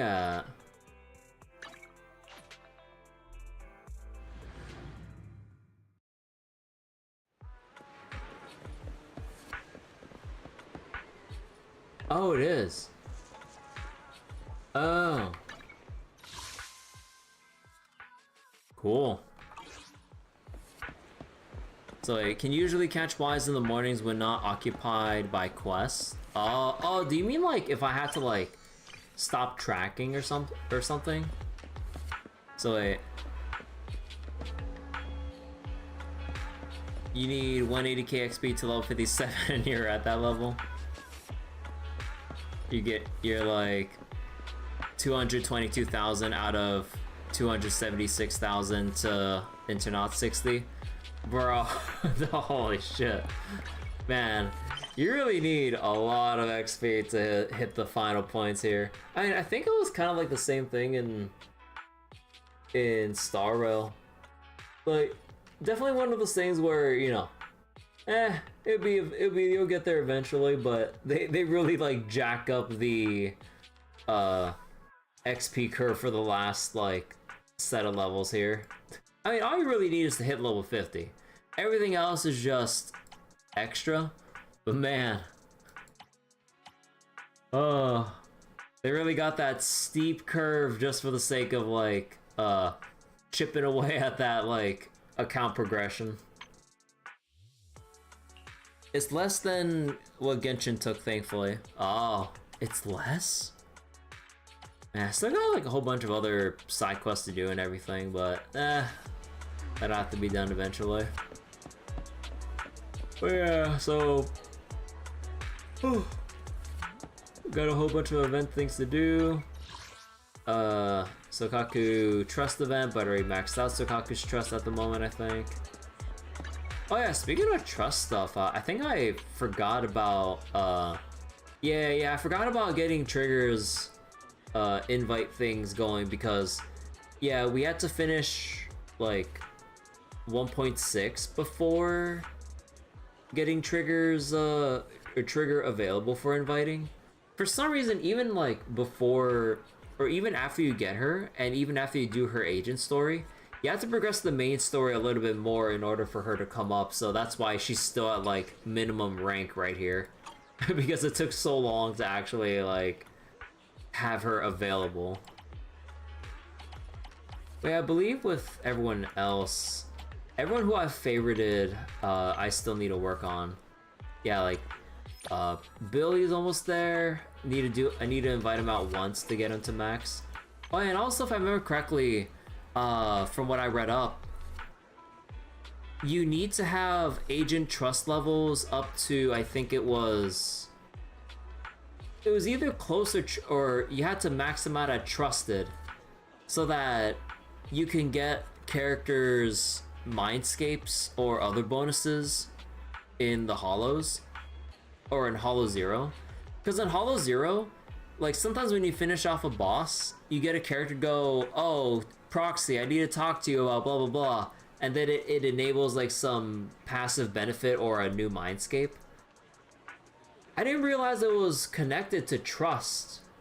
That, and specifically, you need the agent trust level to be at a certain point, and you need them to have the final hit. Exactly the final hit on a boss fight in Hollow Zero. So for Anby, you need to have her rank maxed out, I think. And then you would have to have Anby take the final hit. Whether it's like A rank Anby or Sanby. Like, because technically they are the same character, so you wouldn't need to re-raise Anby's trust level if you have like Soldier Zero Anby, thankfully. But yeah, like, you can get her Mindscape Rizonia if you meet those conditions. But then, good luck for getting it for other people. Like, you have to do that shit for fucking Lucy or Zhu Yuan or some shit. I'm like, wait. I'm like, you have to what? Or like, I didn't really question like how I got it for Ellen as well. Because like, you know, as for main DPS characters, they would usually be the ones getting the kill or confirming the kill. But good luck getting it with like Sokaku or Trigger, because like Trigger would be like just setting up the stun and then jacking up the damage for like Sanby or Ellen or what have you to finish it off. So you know, it took over, the Genshin took over, you'd hit 60, looks like it's nearly near 2. You never knew who it was, whoever got the kill. You still get it with Nicole, but half as often as your Miyabi. Because like, I think like, depending on how the DPS works out, like, Nicole will probably, you would probably like, always have Nicole's energy fields, or try to like maintain some good uptime with those energy fields with Nicole. So then, like, probably as Miyabi's just busy deleting enemies left and right, you probably have some lingering field that might just get the last tick of damage that would confirm the kill for Nicole or some shit. You run anomaly and Nicole procs disorder off of Miyabi. Yeah, there's also that too, possibly. So, like, when you're doing a thing with Miyabi, and then, like, when she's mid-animation, you swap for Nicole, which would probably trigger an anomaly thing, giving you that burst damage for a kill.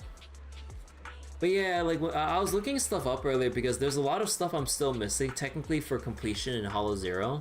But it's all, like, the Mindscape Rizonia-based stuff. And I was wondering, it's like, wait, I've had a lot of these characters in for these runs. Why am I not getting any of them? It's not RNG, yeah. And I read the conditions on, I think it was either the Fandom Wiki or the Game 8 website or whatever. Or, actually, or was it Reddit? I don't remember. But either way, like, whichever of those sources mentioned, no. It was a random Google Doc. Yeah. It was a random Google Doc that was talking about how to max out or how to, like, get as much Rizonia as possible for completion. Yeah, you just need trust level, and you need whoever has the trust to get the final blow. But again, that's so ass. If it's like anyone that's not a main DPS, if it's like a support character, if it's for whoever, like, A rank Ambi or some shit, it's like, man, why does it have to be that? Like, why can't they just be in the team in order to be eligible for giving a free Mindscape for? Or, yeah, I don't know, it baffles the mind a bit. Oh, wait, oh my god, I still gotta use some of my stamina before I get some sleep. Touch my tail? And no. Let's see, need to... Actually, how much do I have right now?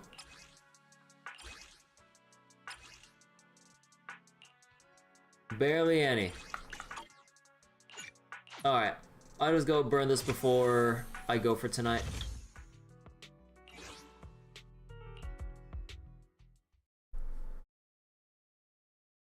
One thing I need to get more used to is the fact that we have 2 buttons for swapping characters. I've been trying to get used to it. Adjusting for wind. Right on cue.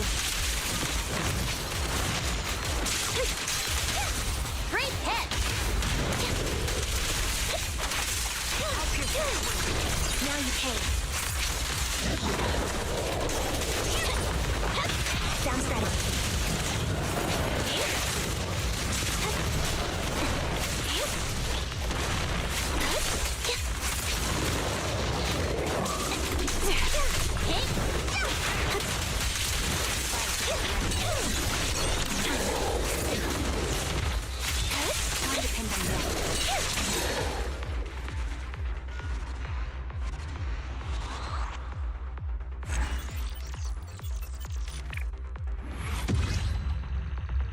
So wait, you only learned you could even defense assist backwards by looking through control settings. Pretty sure they never mentioned tutorials. Yeah, they never mentioned about, like, back swapping compared to normal swapping. Oh yeah, also, can I get some clarification on this from any experts here? When people say you have to parry something, are they only referring to, like, defense assists when you see the gold glints? Or can you actually parry by attacking into an enemy's telegraphed attacks with, like, any other attack? Now, not a swap, but, like, you attack into their hit. Because, like, I'm getting some mixed messages when I read up on shit. Because, like, people say parry, but then is it like... Because, like, when I hear parry, I'm thinking, like, you're parrying shit like in Devil May Cry. Like, you see an enemy about to slash you, you slash back and you, like, deflect their hit. Unless you're talking about Caesar or Ben, it's defense assist. Oh, okay. Attacking them during their attack is interrupting them instead. Oh, okay. Cause yeah, like, cause I was like getting some mixed messages when I hear about like, parrying that annoying ass, archer ethereal. I think it was the Thanatos or something. Yeah. Okay, so yeah, you just had the defense assist, and yeah, for any proper parrying, it would have to be Caesar Ben. Okay. You know, I really wonder how character buffs would go in Zenless, because of what they mentioned earlier. Like, they wanted characters to maintain their niche and didn't want like the buffs just to be, you know, boring multiplier buffs only. I kind of wonder how their actual implementation of it will be. We probably have some idea based on the character exclusive gear in Hollow Zero, but outside of that, I wonder about all the other characters who don't have exclusive gear. What would the approach be for potential buffs for them? Although that kind of makes me wonder about like Ellen buffs, because like one move that I really like, I just like the little ice wave that she like slashes out for one of her exclusive gear bonuses. That always felt really cool. After the third hit of her combo, like she just like dodges back into like a wave slash. It's pretty cool.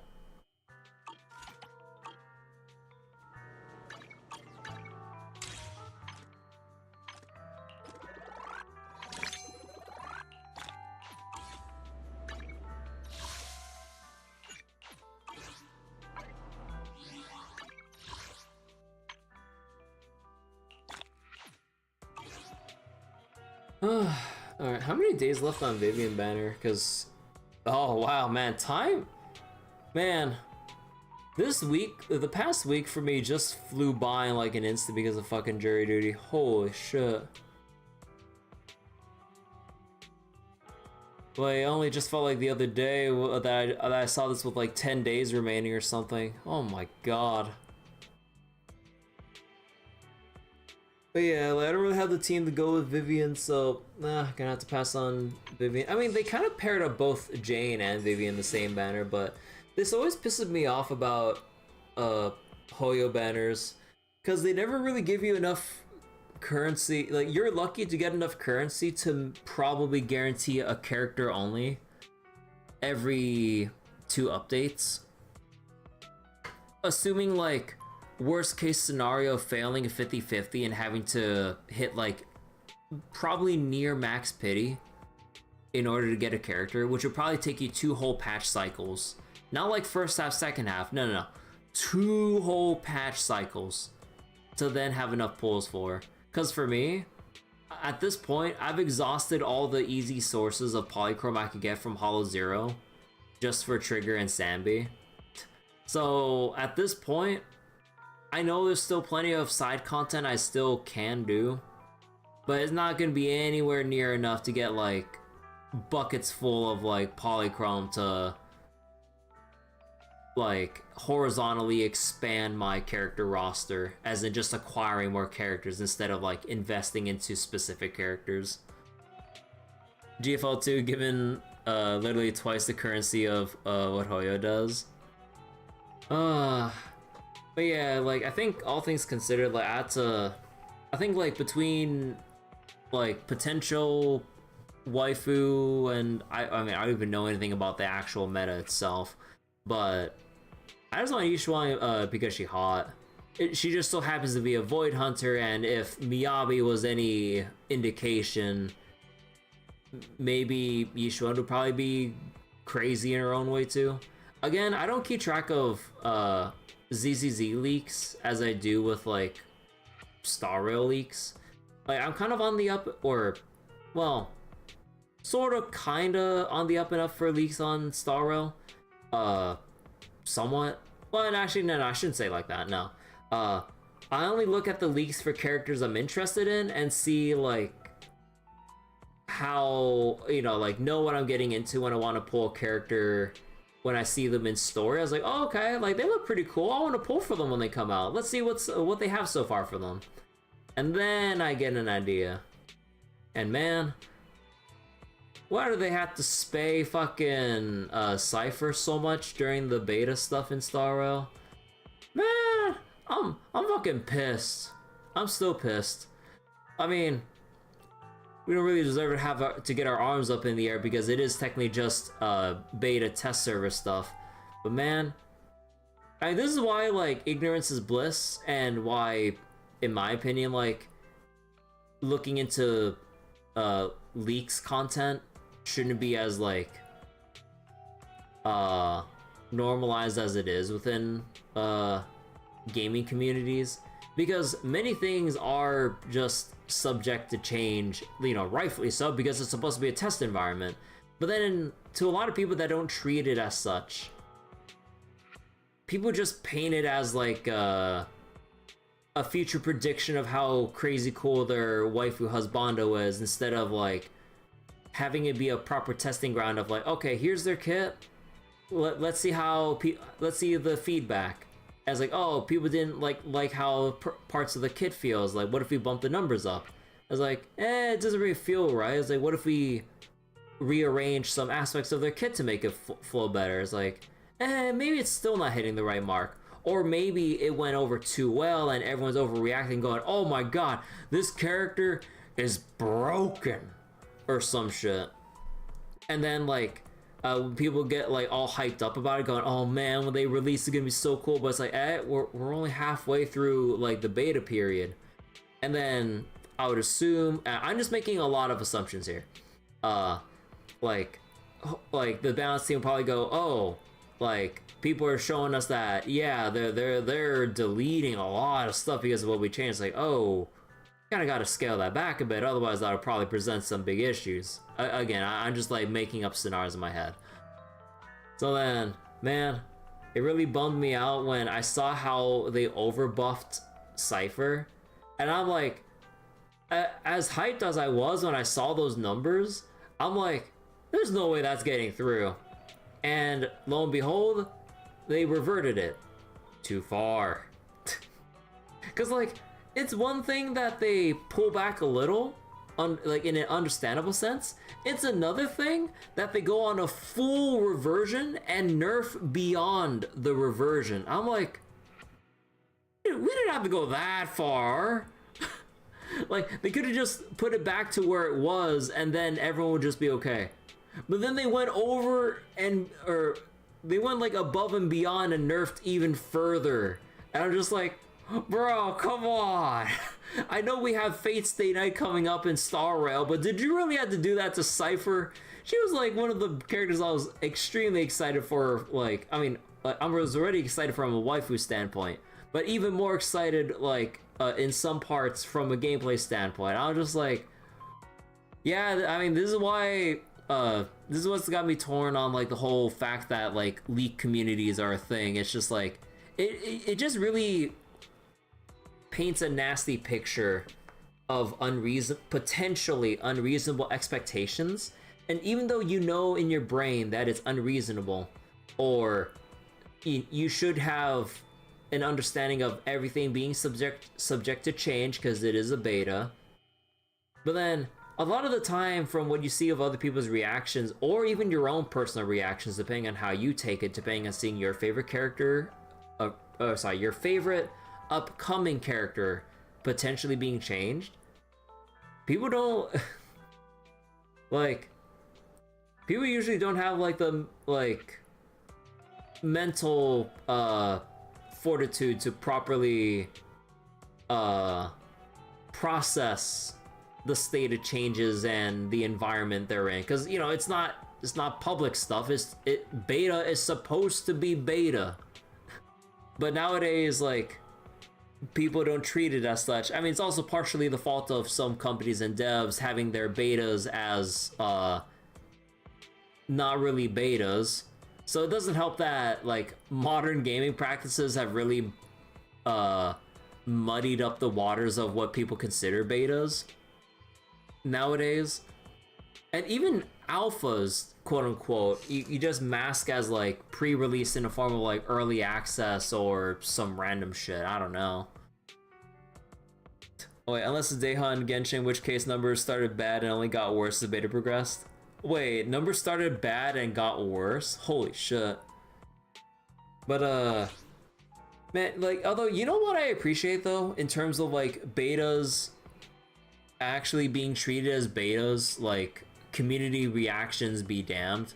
Fucking Deadlock. Like, I haven't played Deadlock in a hot minute, but I still keep track of some updates just to see what Yoshi and, well, Ice Frog just kind of have in store for that game. Like, they actually, like, do crazy big changes, because originally, when it came out, like, it was supposed to be, you know, or it was like, you know, 6v6, 4-lane based MOBA. I was like, oh, damn, 4 lanes? Because, you know, it's been normalized within the genre that it's 3 lanes, 5v5. Now I have the crazy dynamic change of 6v6, 4 lanes, and then there's like a whole crazy thing about, like, you know, how are you gonna divide up 4 lanes, 4 spots on the map between 6 people? And then it's gone through several big iterations and changes and things to take into account, like, okay, so you have to have, you know, just by virtue of it, 1 person in each lane. Where are you gonna place the other 2? Or how are you gonna balance it properly? Are you gonna, you know, gonna leave it up to player experimentation? Or are you gonna change things with how the map or game flow is to necessitate where the extra 2 players would basically go around? Or you're gonna have players like experiment with some other crazy things? So it's like, And then one of the biggest changes that Deadlock has had in recent memory, the whole 4-lane thing I just mentioned, they, like, recently, like some months back, changed it to 3 lanes, but you still had the 6v6. So normally, if this was like any other change in any other game, full release or beta nowadays, people would be up in arms. I mean, people have already been up in arms as far as, like, the Deadlock subreddit is anything to go by. Because they're going like, oh my god, why would you change such a big thing? Are you stupid? Like, oh my god, like, why would you, like, throw the balance of the game out of whack and blah blah. I'm like, bro. Like, I've seen comments like that to that effect. Deadlock isn't even fully released. It's still, for all intents and purposes, a closed beta. Invite only, and it's gotten to the point where you have hundreds of thousands of people, if not more, with, like, beta invites. But beta is beta. They're treating it as such. They're doing radical ass changes to go, okay, it's like, do we keep with the 4-lane format? It's like, what if we tried moving it back to 3-lane? How would our map design philosophy change based on that? Let them do it. It's beta. They need to know, it's like, from, like, mass player data and, like, the more fine-tuned specific betas, because funnily enough, you know what's funny? Like, Deadlock, you know, it now being a invite-only closed beta, there's a private beta within the beta. Your condition, you have to play 1,000 games on your account. Because people accidentally, who are in that second beta, accidentally leaked it to the public because I guess they forgot to switch accounts or some shit, or forgot to switch out of their, like, private beta mode. So it's just so funny, the fact that you have, like, 2 betas, 1 beta within a beta. But, you know, there's an actual reason for it. Because you have the beta that everyone else has, and there are just too many people complaining and bitching about shit without providing any genuine feedback, right? But then you have the extra beta within the beta for people who are actually dedicated to playing the game, who would feel inclined to provide meaningful feedback if they played 1,000+ games. So then you'd have the actual feedback from people that actually have sufficient experience and knowledge of the game. I mean, they better have knowledge after 1,000 games. And then you have, like, the more public aspect where it's like, okay, we need to, like, stress test, or we need, like, collective data, statistical data from, like, the other 100,000, 10,000+ people playing all at once. So then you'd have the mass data collection aspect of the beta for the devs to refer to for balance purposes, and then you have the smaller subset of that other part of the beta to actually provide meaningful, well, hopefully meaningful feedback on any radical changes or new character implementations. Like, that's how it should be, or could be, ideally. But a lot of things you see nowadays, like with like leak subreddits for like, let's say Star Rail leaks or whatever, even though, you know, it's supposed to be beta test stuff, but people treat it as like, this is what it probably might be as the final product. So then like when the beta doesn't match the final release, people would usually be up in arms because like, oh, this isn't how the character was supposed to be. They were supposed to be this much more broken in beta, blah, blah, blah. But then your average person wouldn't have any prior knowledge. They would just see that character straight up and either go without the context of the beta blurring their analysis, going, oh, this character is, like, has this role and does these things. Oh, that's cool. Or it's like, it seems a little underwhelming, but like they could probably go with this or that, or maybe I just like them enough to just go with them already and still have fun with it. But then if you have like knowledge of like the test servers and stuff that people keep like over analyzing and like take as like or take too much heat in or whatever, they go like, oh my god, the numbers aren't as good, they like swapped around parts of the kit so it wasn't as busted as before, or they haven't like bumped the numbers up enough to be on par with the number 1 T0 DPS or support characters or whatever. Oh my god, this character or these characters are trash. It's like, why would you even bother wasting your time with them? It's just like, people would have known otherwise, and at that point people were just pulling for the characters or to fill in an immediate missing role in their team or whatever. Or, you know, like let's say like in terms of like roster purposes, you want to pull for Cypher. If people don't have Topaz, then people just go, even with or without the knowledge of Cypher, can go, oh, a nihility debuffing character that can amplify the damage of these kinds of characters. Okay, I can just pull Cypher instead of Topaz. Sweet, and end of story. Or you can just be in like utter despair and go, oh my god, the numbers, Mason, they weren't like they were in version 3 or 4, I mean. Wow. I don't know, it's silly. Additionally, vast majority of people complain about beta leaks and Hoyo games don't actually have access to those betas. Yeah, that's the thing too, yeah. Because like, it's mainly people looking at beta or beta test leaks from people who are actually in the beta leaks. So yeah, people bitching about something they don't even have proper access to come to their own conclusions. So then it's just like usually a mess of either I wouldn't say misinformation, otherwise those supposed to be marked as unreliable and deleted, but more like misinterpretation of like initial data, because people like get in their heads of like crunching a lot of numbers more than they should. So then they see like in effect, it's like, oh, like this character does this much, oh my god, they're that much better or that much worse. But in practice, it's like, oh, this character isn't as bad as they make them out to be, or isn't as good they make them out to be based on whatever context of like the current state of balance at that point of release or something. So like when people call like Jade as a mid character, why would you bother going for her when you had like Firefly or whoever else preceded Jade or who is coming immediately after Jade? Like, she feels like she feels really damn fun. Like, it don't really matter about like the busted like creme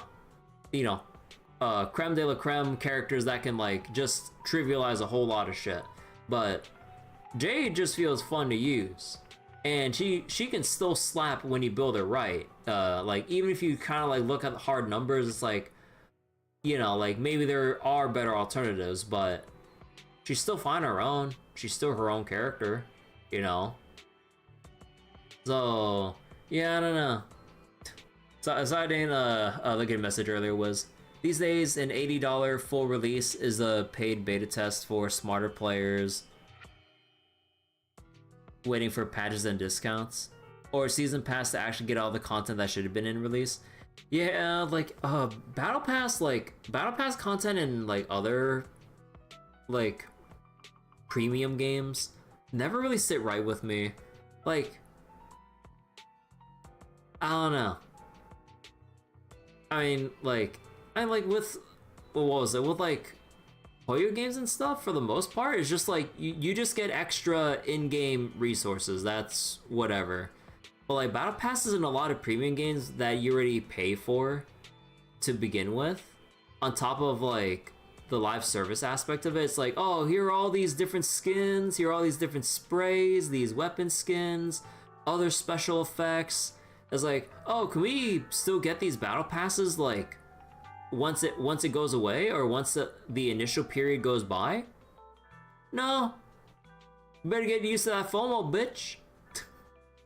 Only in like was it Deep Rock Galactic that had stuff like that, but then, you know, they incorporated it baseline so that you can like chip away at it like once the actual release duration passes by, so you don't like lose out on it. You just have an additional layer of cosmetic grind baseline, which is how things should be, in my opinion, so that like people who get in late into the game can go like, oh, if I want this, you can basically, I mean, it'd be stupid and roundabout, but like you can purchase old battle passes so that like you'd have an extra thing of progression to go through and unlock extra cosmetics without permanently going, damn, I should have played this game 3 years ago when it costed $80 on release in order to buy a battle pass to then get all these skins and extra cosmetics or some shit. It's just like, okay, now that is fucked. But like, if you waited, let's say, I mean, God forbid, it's still supported like after those years, but like, you know, at that point, you can treat old battle passes as extra DLC that are always there if you so choose to get it, but not as a like, as a limited time thing that you'll never get a chance for ever again in your lifetime. You know, there's like a difference there, at least with my personal logic into it. I don't know. The fucked up part is that the price of those battle passes are the same, even more expensive than Hoyo ones. Yeah, I look at like other, like, you know, let's say your usual Call of Duty or EA game with battle passes or some shit. Yeah, no, those battle passes are pricey as fuck. I'm just like, bitch. Like, I wasn't even gonna pay for it at first. I mean, I never even played their games anymore at this point. But yeah, like when you have like prices of battle passes equating to like several good indie games at that point, it's like, brother, when that battle pass expires, that better be an extra pickup for like $3 on the side, instead of like, I don't know, 10, 15, 20 bucks for a battle pass, or however much it is for a battle pass these days. I don't know. So like, Genshin's latest patch updated certain things to comply with new EU regulations. Oh yeah, I heard about that. You're a barber main in Genshin for 3 years until Furina. Fun over meta. What's more fun than giving enemies a swirly? But yeah, I think that'll be it for tonight. Oh, good hustle. Gotta wait for reset to spend some more stamina again. But gotta go. Stop it for tonight.